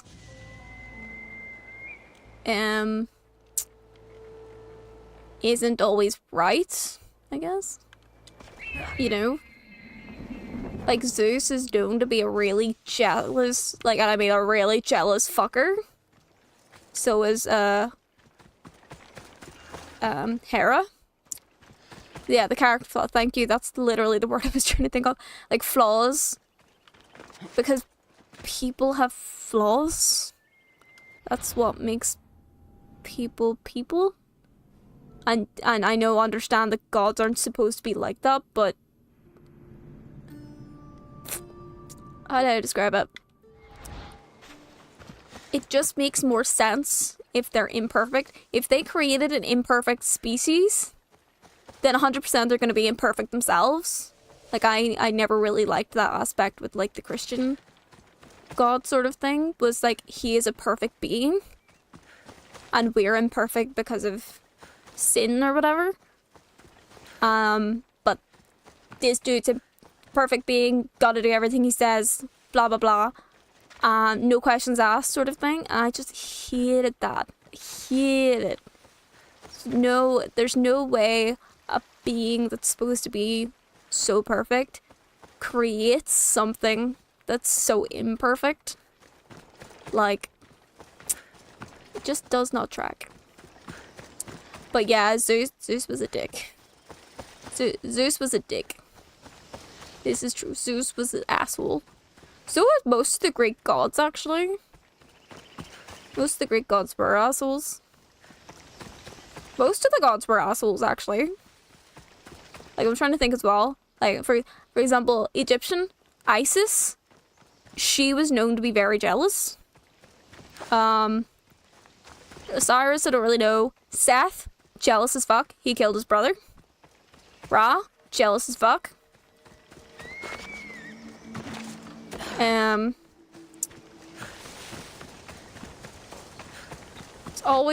There's always some sort of fallacy in a lot of the gods around the world that I quite like. This is only what I have today because my brain hurts. Okay. I like it. I am seen and never noticed. What you mistake for object, open me, and you'll see what am I. You'll see. A mirror?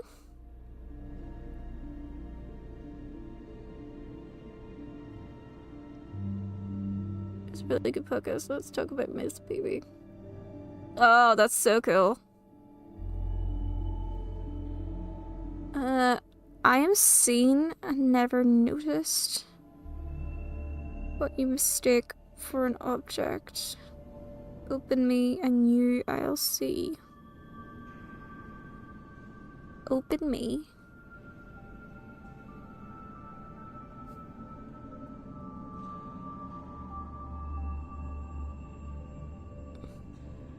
Is it light? Actually, because physics-wise that would make sense. No. Open me. You I'll see. I am seen and never noticed. Mistake for object. Open me and you I'll see. What am I?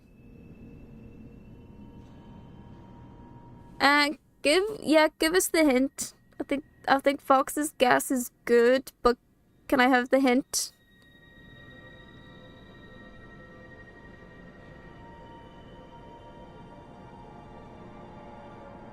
Could actually be, yeah. Although we wouldn't just mistake eyes for an object.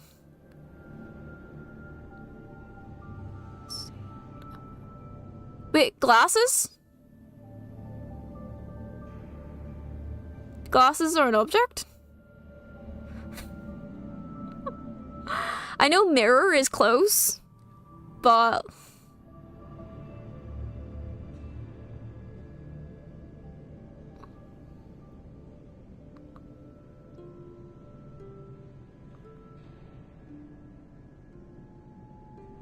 Yes, please, kid. Give us a hint.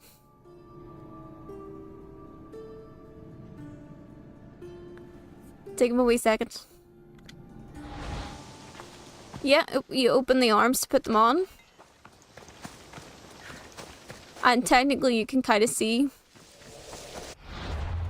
I show the signs of both me and you along the ground, yet a part of you for light is what I hate.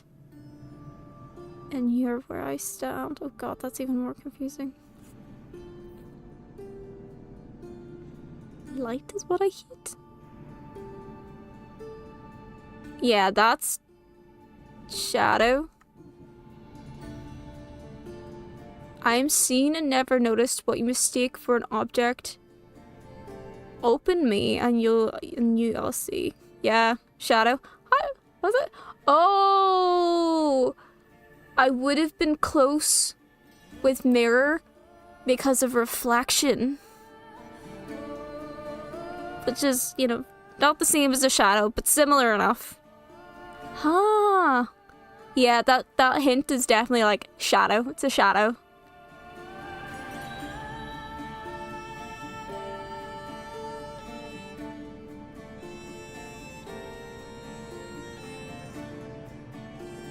Huh.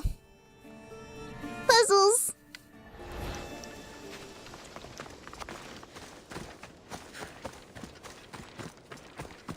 I'm gonna be swimming across the ocean again. Hee hee hee. Hee hee.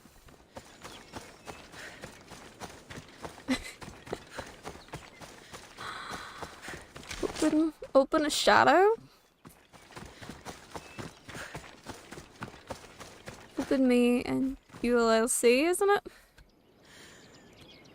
And I'm gonna look at it on my phone.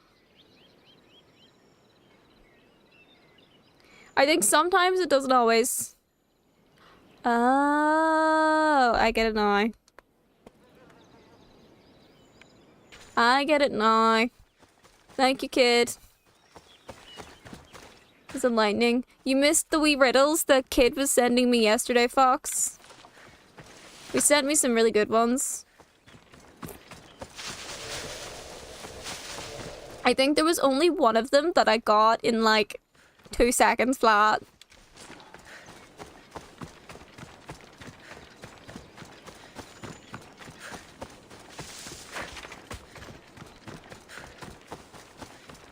I don't even remember what one that was, but I remember those really good.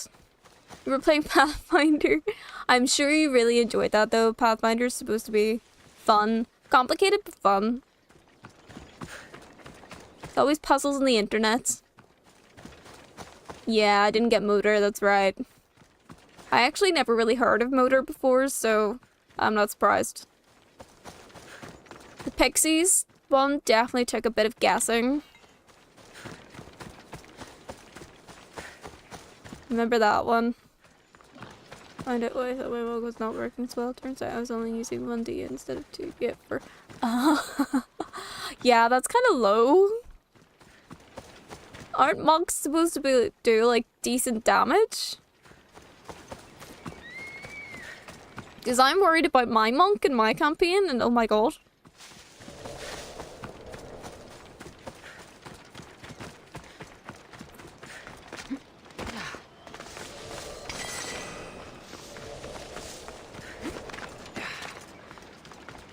Ah. Yeah, they're very What's the word?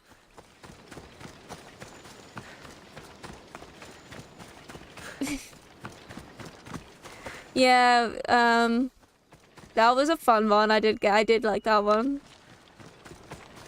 I'd say the Ouroboros, Jormungandr one was probably my favorite one. That was a good one. With 4 punches, turn my max damage. What?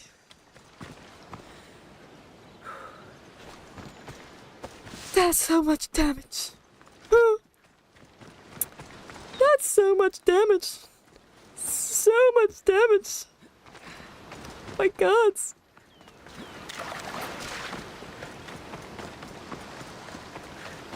To be fair, like, technically, my guys could also deal some decent damage, but, like, I can just about get, like, the hits in. Okay, they're dolphins. That's a shark. And yes, I'm swimming across here. I have to say, my last one was for my wife, so she gets most of the— Oh, wifey! That was a good one, girl.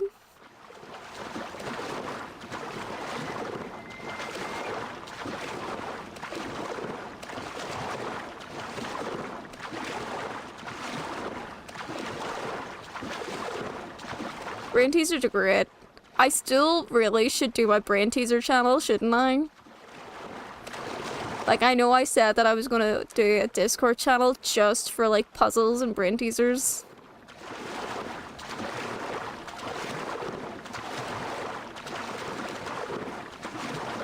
And I never did.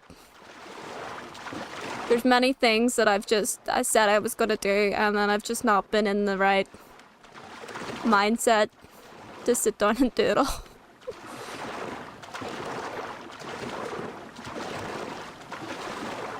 Whee! But I really do like the water physics in this. I know a lot more, but I just somehow knows everything I want to say. Dad's a good wife. She's a good wifey.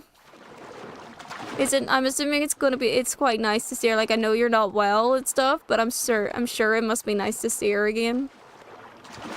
To go back and see her and the kids, even though you're still sick. Oh, it's 100% healed. Fox, thank you so much for asking. I actually heal quite fast. So I would say it was healed by the second half, like in the second week, third week. So like 2.5 weeks after, it was pretty much healed. And then I would say by week 3, it was completely, like, pretty much everything had already fallen off and fully healed, absolutely fine.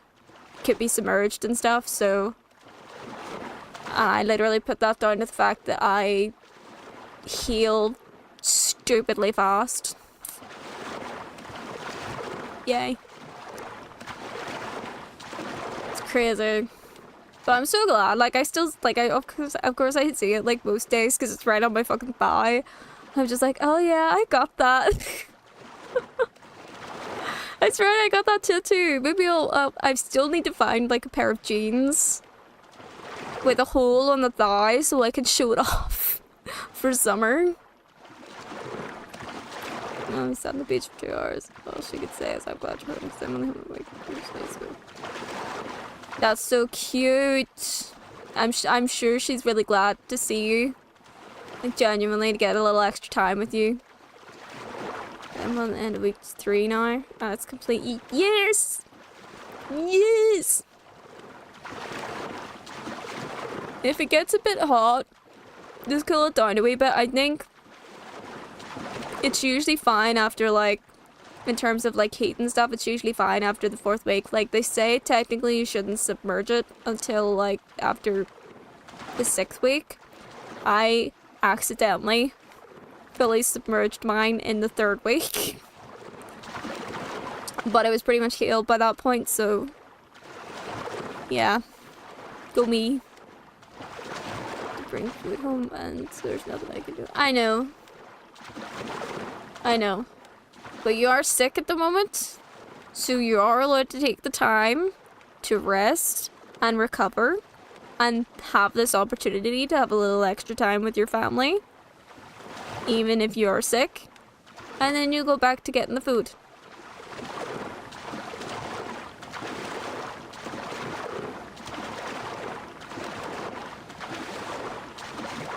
Health be very important. I'm sure the kids are ecstatic.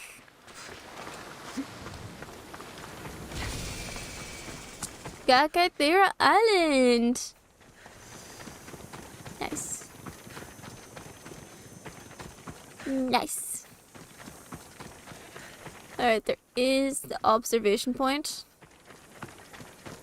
Oh, there's two. One nearby.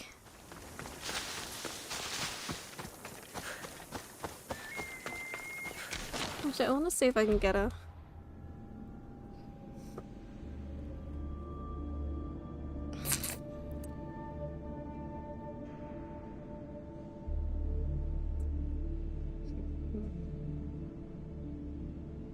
We got riddles here. I really should do these. Whatever. Oh, here's one here. This riddle, okay. What goes up but never comes back down? Maybe one day you have to visit Hawaii or something. I honestly, both Hawaii and Samoa are on my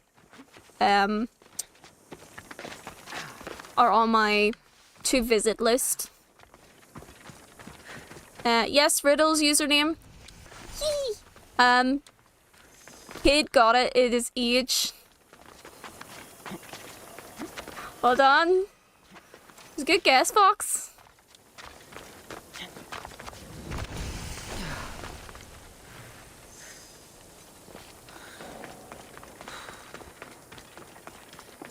You want the next one? Okay.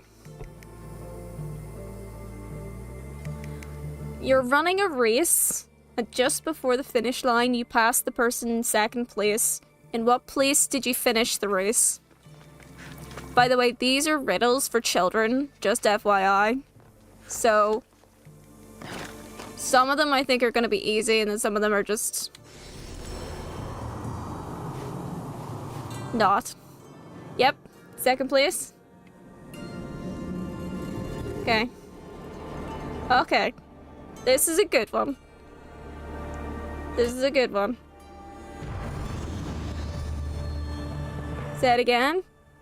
So that was, you're running a race, and just before the finish line, you pass the person in second place.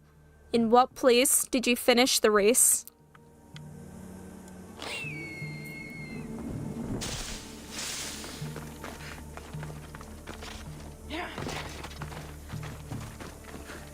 Right, this one is actually a really good one.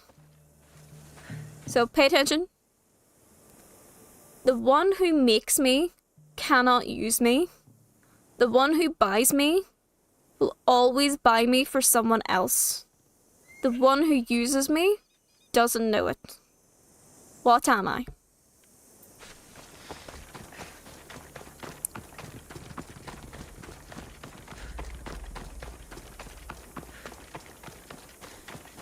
Nope.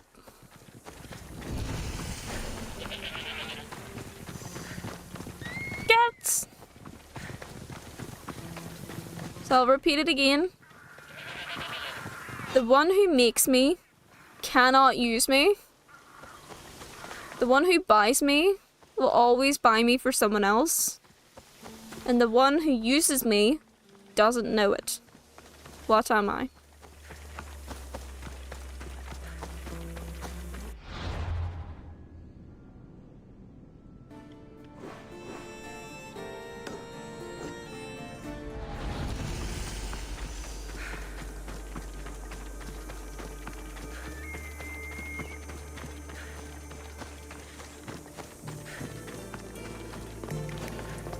No. There we go. Fox got it.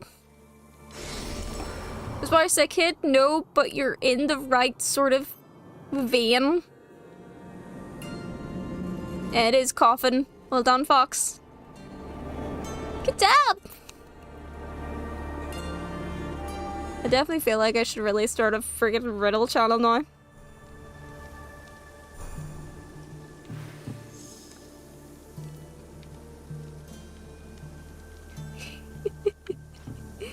Oh, I love it.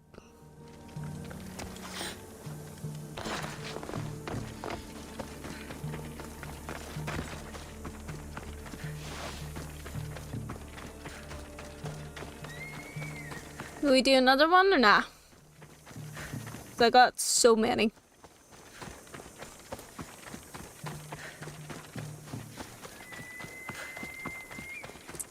There is a cave. That is a cave. Hermit's cave, okay. For I am new and old, young and grey. What am I?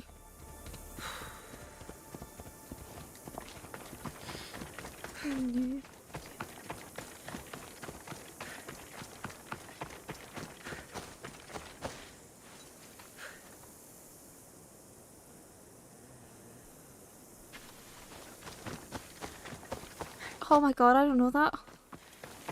I'm new and old. Young and grey. It's so contradictory.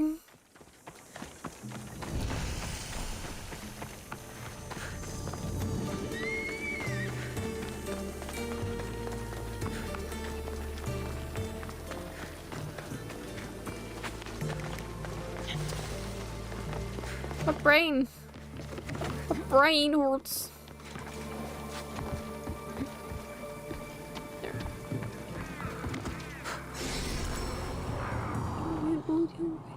Was it hair? Do you know what's really funny? I was thinking of beard for a second. I was like, it can't be beard. It can't be new and old at the same time, but it can. Old hair.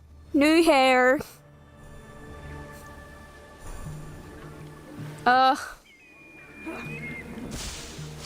My brain's starting to hurt now. Okay, what has 13 hearts, but no lungs, feet, or belly buttons?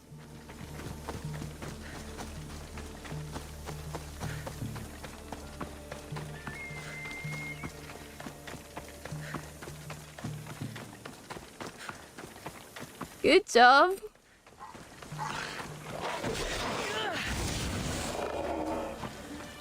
Job. Here's a deck of cards.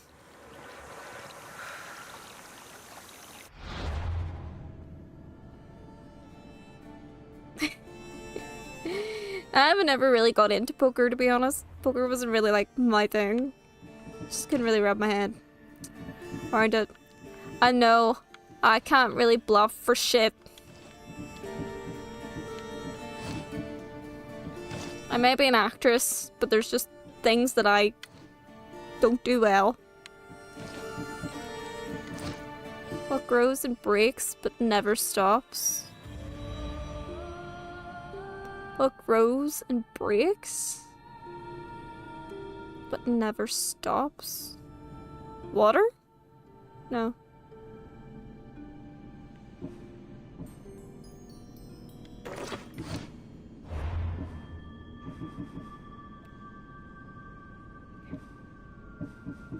You say that like that's easy.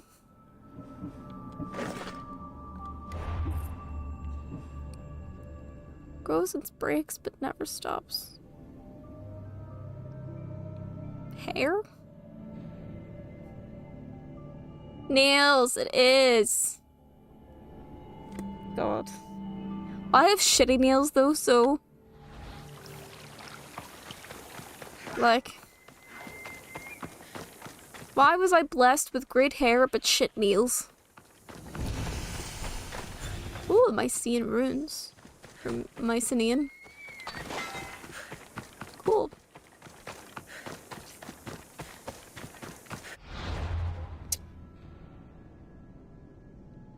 I got one. I got one here. It's a good one. I speak without a mouth, and hear without ears.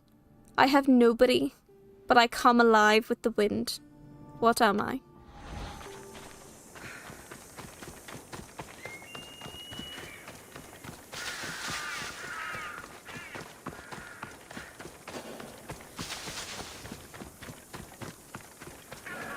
I should be careful.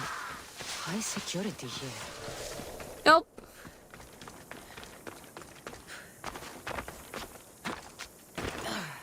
I'll do it again.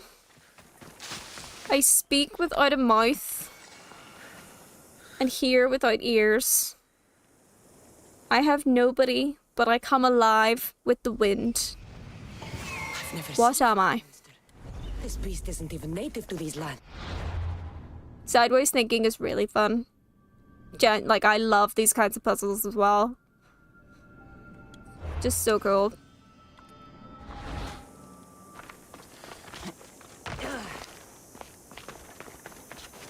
Maybe that's why a lot of, like, neurospicy people do sometimes end up in, like, arts and stuff, because we can think sideways. I'll say it again, just in case. I speak without a mouth and hear without ears. I have nobody, but I come alive with the wind. What am I?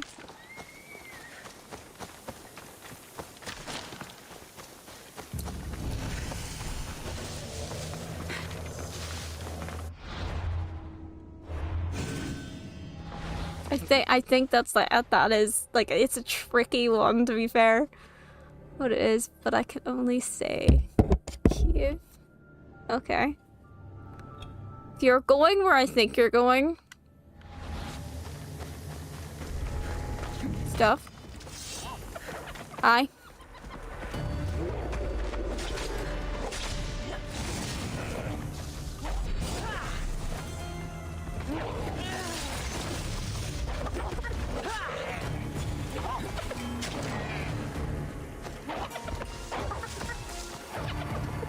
The hyena.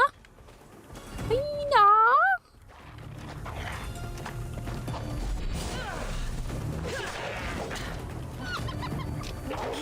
Oh, that was my fault.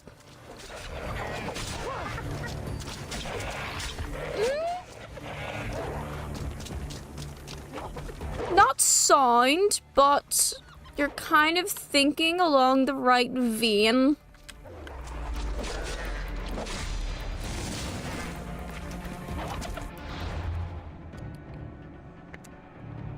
I know someone took a fucking hyena to graze, so how dare they?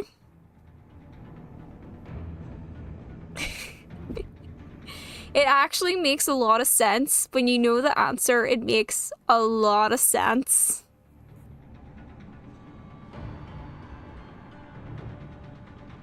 You're I would say, kid, you're sort of on the right track when you're talking about sound and Kiev.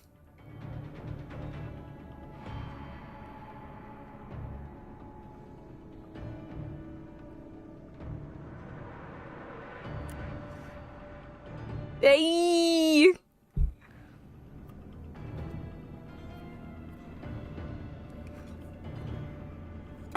A light! Fox got it! An echo! It makes sense, doesn't it? It takes a while for your brain to go, oh, that's right, it does. Welcome back, Light!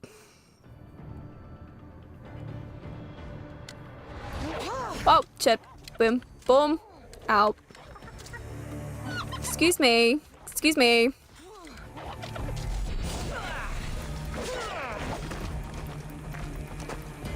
Well, you know what? At least you're not farting on me like the last one, to be honest.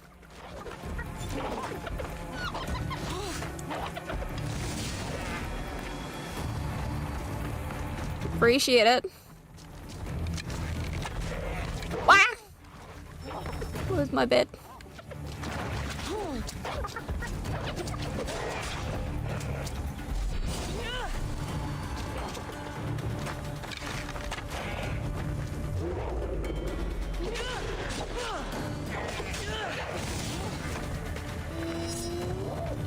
Oh, shit, shit, shit. Fuck off. Yeah, sorry. I'm a little busy right now.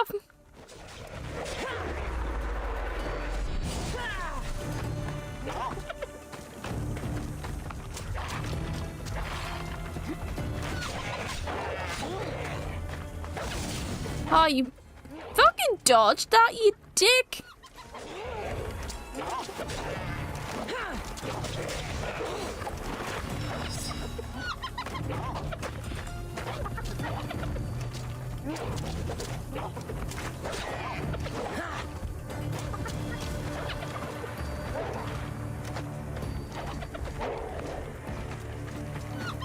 Come on, you. Come on, you. Come on, you. Let's go.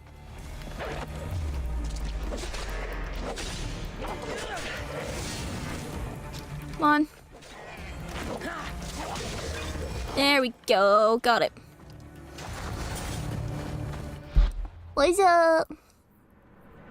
What is dark but lacks any sound? Space, yeah. I know, the hyena is such a dick.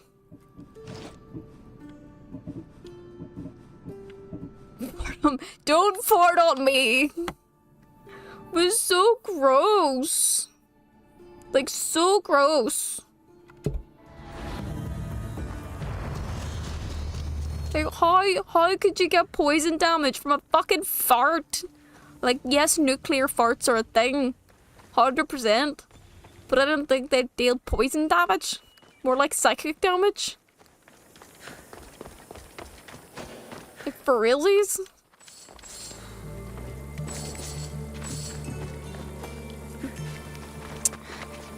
I fancy ones that take so much time. No, I know, they do. And like, you have to know them in the first place as well, so... Depends with farting. Yeah, to be fair, those of us with IBS, we do drop some real gnarly farts. Real gnarly ones. Oh, I've got another one here. I've got another one. Okay. Ready? What can run, but never walks? Has a mouth, but never talks? Has a head, but never weeps? And has a bed, but never sleeps? It's a good one.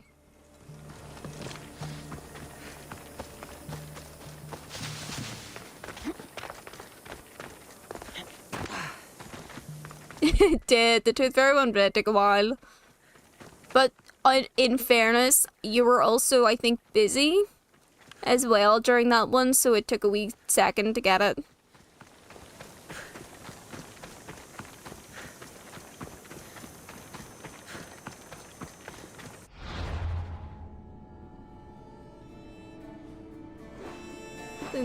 Okay, I'll just get this point and then we'll...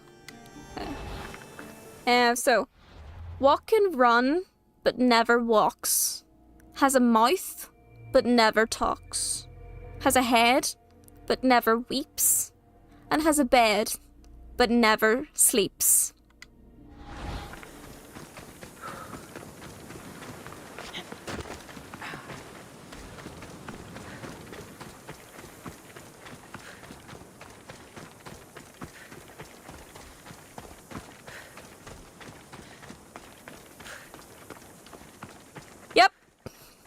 Username got it first.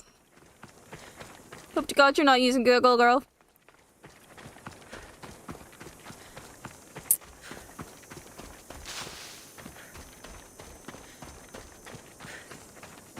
You're so good, guys. Like, that I would have thought that would have been a good wee head scratcher. Yeah. Because rivers can run, they never walk. Rivers have a mouth, the mouth of a river. There's the head of the river, which is the source. And then, of course, the riverbed. So good. So good.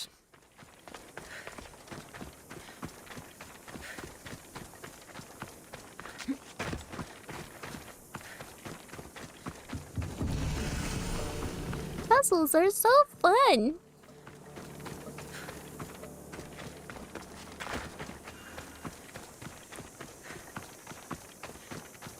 I will go back to Daphne actually after this. After I get this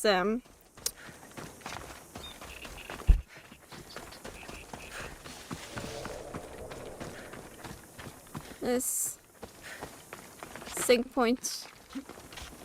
We'll go to Daphne. What is bright when I am dark on my side? We always part. For I am the end that makes long shadows. What am I?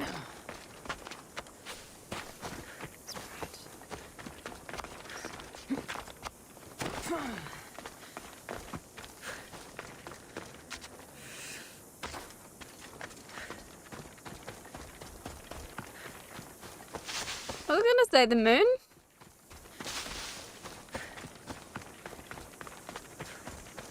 Yeah. Took me a second for that one. I'd say Fox absolutely got it first. Good job, bud. Oh, I've got a good one here.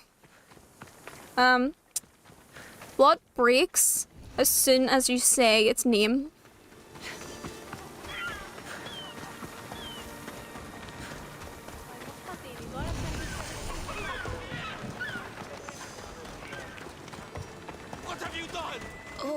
Malaka, that smell.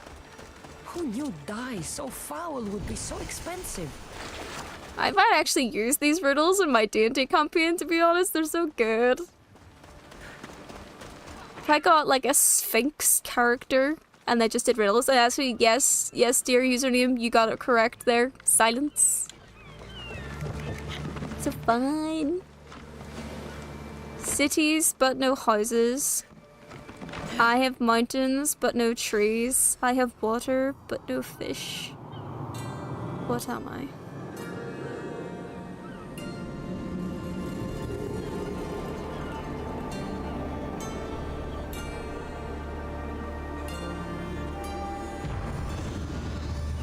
Cities.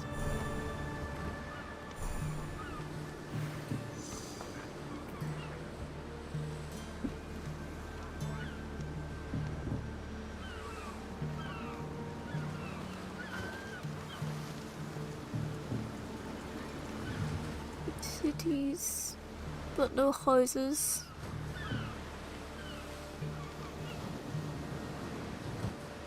I feel like it's on the tip of my brain.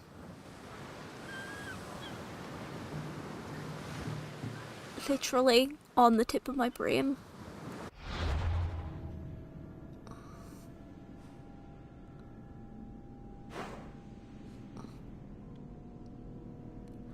I have cities, but no houses. I have mountains, but no trees.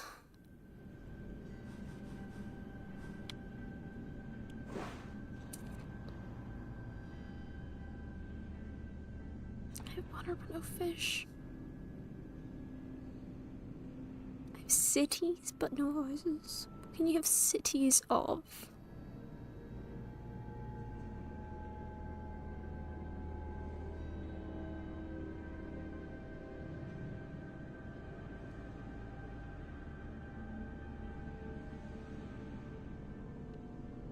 For some reason, when I thought of the mountains, I thought debt for a second, which is obviously not right.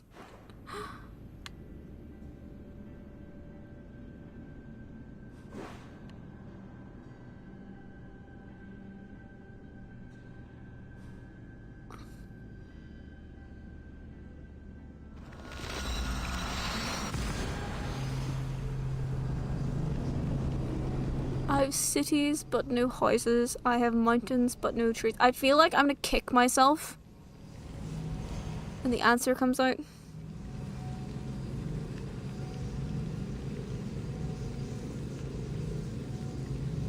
Right.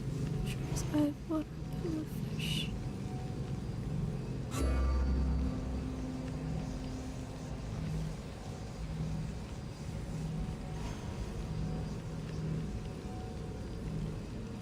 Yeah. Please. My brain's hurting. I need one as well, kid. I was struggling a little bit. I have cities, but no houses.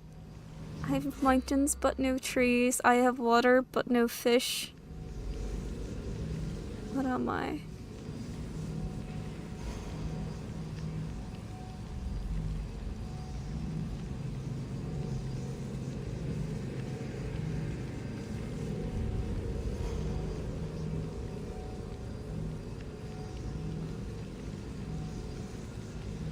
I have cities, but no houses. I have mountains, but no trees. I have water, but no fish.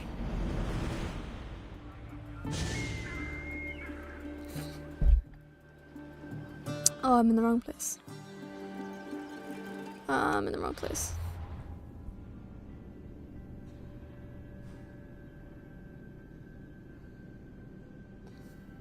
Hey, Sam.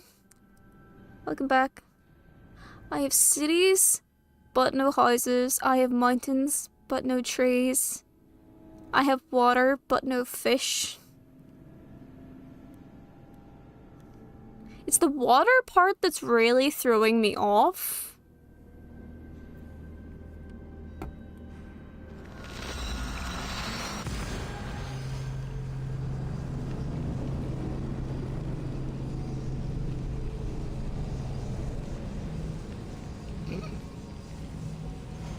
The game?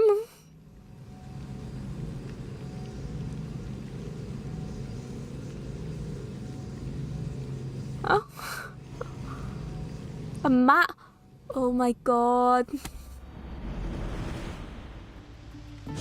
That's right! Oh, my brain. My brain's gonna hurt now.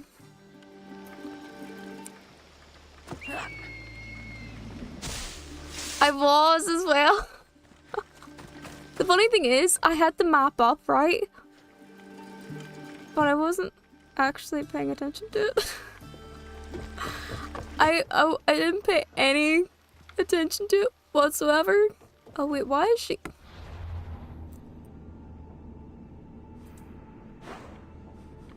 It was kind of like I like fuzzed it out. I'm doing good, Sam, thanks. Doing real good. Other than trying to find out where this person is. So I could give some pelts to this person. To prove that I am a strong bitch. But I don't know where she is. It's idiot hunt. Takes drachma to make drachma.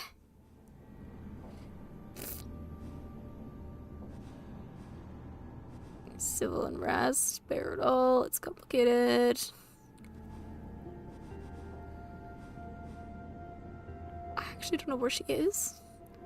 Did she say she was going somewhere? Please don't tell me she's on an island that I can't access right now. Please don't tell me she's...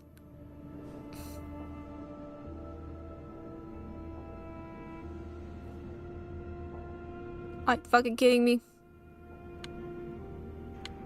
No worries, Fox. Thank you so much for popping in and saying hi and doing riddles with us. It was really great having a chat with you earlier about all that stuff. It was so good. So thank you so much, buddy. I'll see you in the next one. God damn it, I can't finish it. Never mind. Never mind.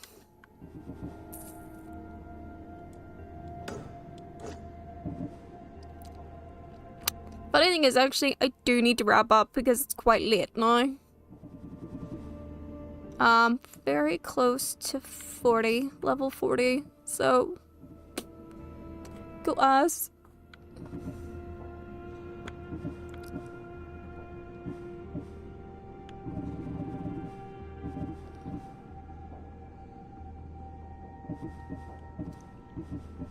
You always do the nation chest next time. So raging that she's not there.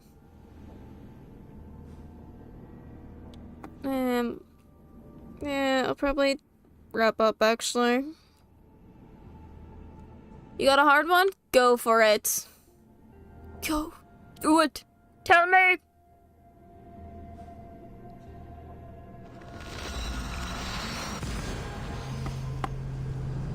Give it to me.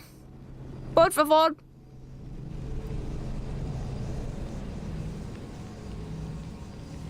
It'll be the last one.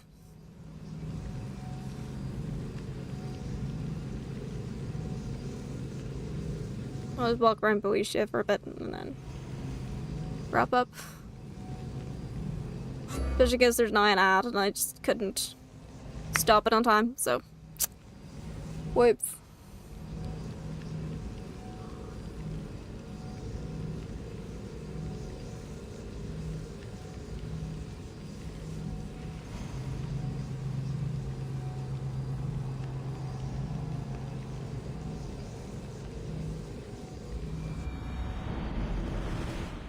Body is where I lay, but I am lost and forgotten. For I am you, and we are one of the. When the end comes, you will feel pain. What am I? Is it amazing? Thank you so much, username. I am. It is a movie that I do want to watch, so glad that it was good. So we're definitely gonna check it out. The body is where I lay. The body is where I lay, but I am lost and forgotten, for I am you, and we are one of the For when the end comes, you will feel pain. For we are one of the same. The body is where I lay, but I am lost and forgotten. A soul?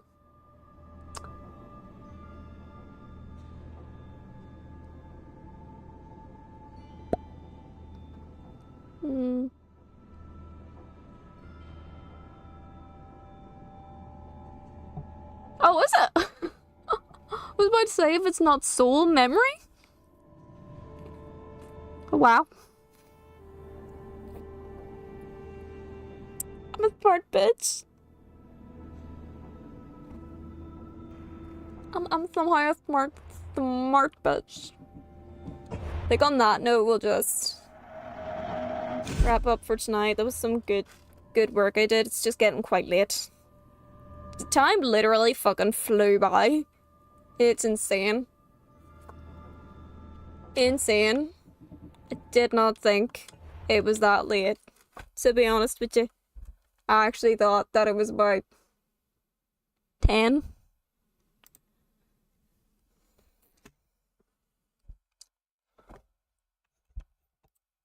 This goes to show how time flies when you're having fun. Aye. Yeah, so schedule for the week is going to be as per normal. On Sunday I am going to be playing more of this Assassin's Creed. It'll probably be a little bit longer than today since we start at 6. But Sunday we're going to continue with Assassin's Creed. Then next Tuesday we're going to continue with Wind Waker. Wednesday we've got crafting, and then of course next Thursday we are going to be continuing with Assassin's Creed. Tuesdays and Thursdays are 7 p.m. and Wednesday and Sundays are 6 p.m. Greenwich Mean Time. If I'm not on by 6 p.m, I'm always on by 7 p.m. If there's any changes to this, any cancellations, reschedulings, latenesses, anything like that, they will always be updated on the Discord channel. So if you're not part of the Discord channel, definitely go check it out. The link is below. And not only do you get live updates when I go live, there's also votes for games that I play on stream, as well as themed streams that are coming in the future. I have another theme stream coming in April. There is a vote on at the moment in my general chat in the Discord. So if you want to throw your vote into the ring for what the theme stream is going to be, essentially what am I going to wear on this stream, then go to the gen chat, go find the poll, go make a vote. There's currently 9 days left of the vote, so and it's at a draw at the moment between 2 of the options. So if you want to be able to vote for that, check it out. You also, there's live updates, there's votes. Yeah, that's really it. It's a chill community. We don't really chat very much there, but that's kind of why I love it. There's like no obligation whatsoever. We're a cool bunch of nerds here, so it's pretty awesome. There's no pressure whatsoever to join though. It's cool if you do, it's cool if you don't. I do have to confirm, by the way, the date for the next theme stream. I don't have the confirmation of the date yet.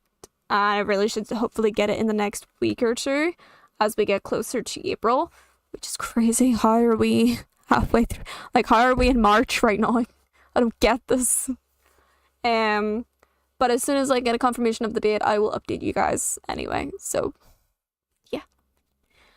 But that is everything that I have really to announce. I don't have anything else to basically say. So, yeah. Thanks, lad. My usuals, my regulars, my awesome peeps. You know what the crack is. You know what the time is. You can go fuck off and do whatever it is you do when you're not gonna hear me. Because you're awesome. Thanks. I am going to do my outro here and just sign off. So I appreciate all you wee nerds. Appreciate you weirdos a lot. I had a good day today, so I'm very grateful for hanging out with you today. It's pretty awesome. Alrighty. My outro, and I will sign out. So, thank you very much to everyone who's watching me today, whether you've been lurking in the background or chatting with me in chat. Thank you, thank you, thank you, thank you. Your company is very, very appreciated. And thank you very much to everyone who has followed and subscribed to me so far. Your support means so much, and I cannot wait to have more fun with you guys in the future with all the support. So I really, really, really appreciate all the support that you've given me so far. I appreciate all of your company. And best of all, I love the crack you guys bring every single time I go online. A bunch of awesome weirdos. So, I hope you have a lovely rest of your night, evening, afternoon, morning, wherever it is you are in this beautiful, wonderful world. I will see you guys in the next stream on Sunday. Because I nearly forgot what day it is today. Yeah. Thanks, late.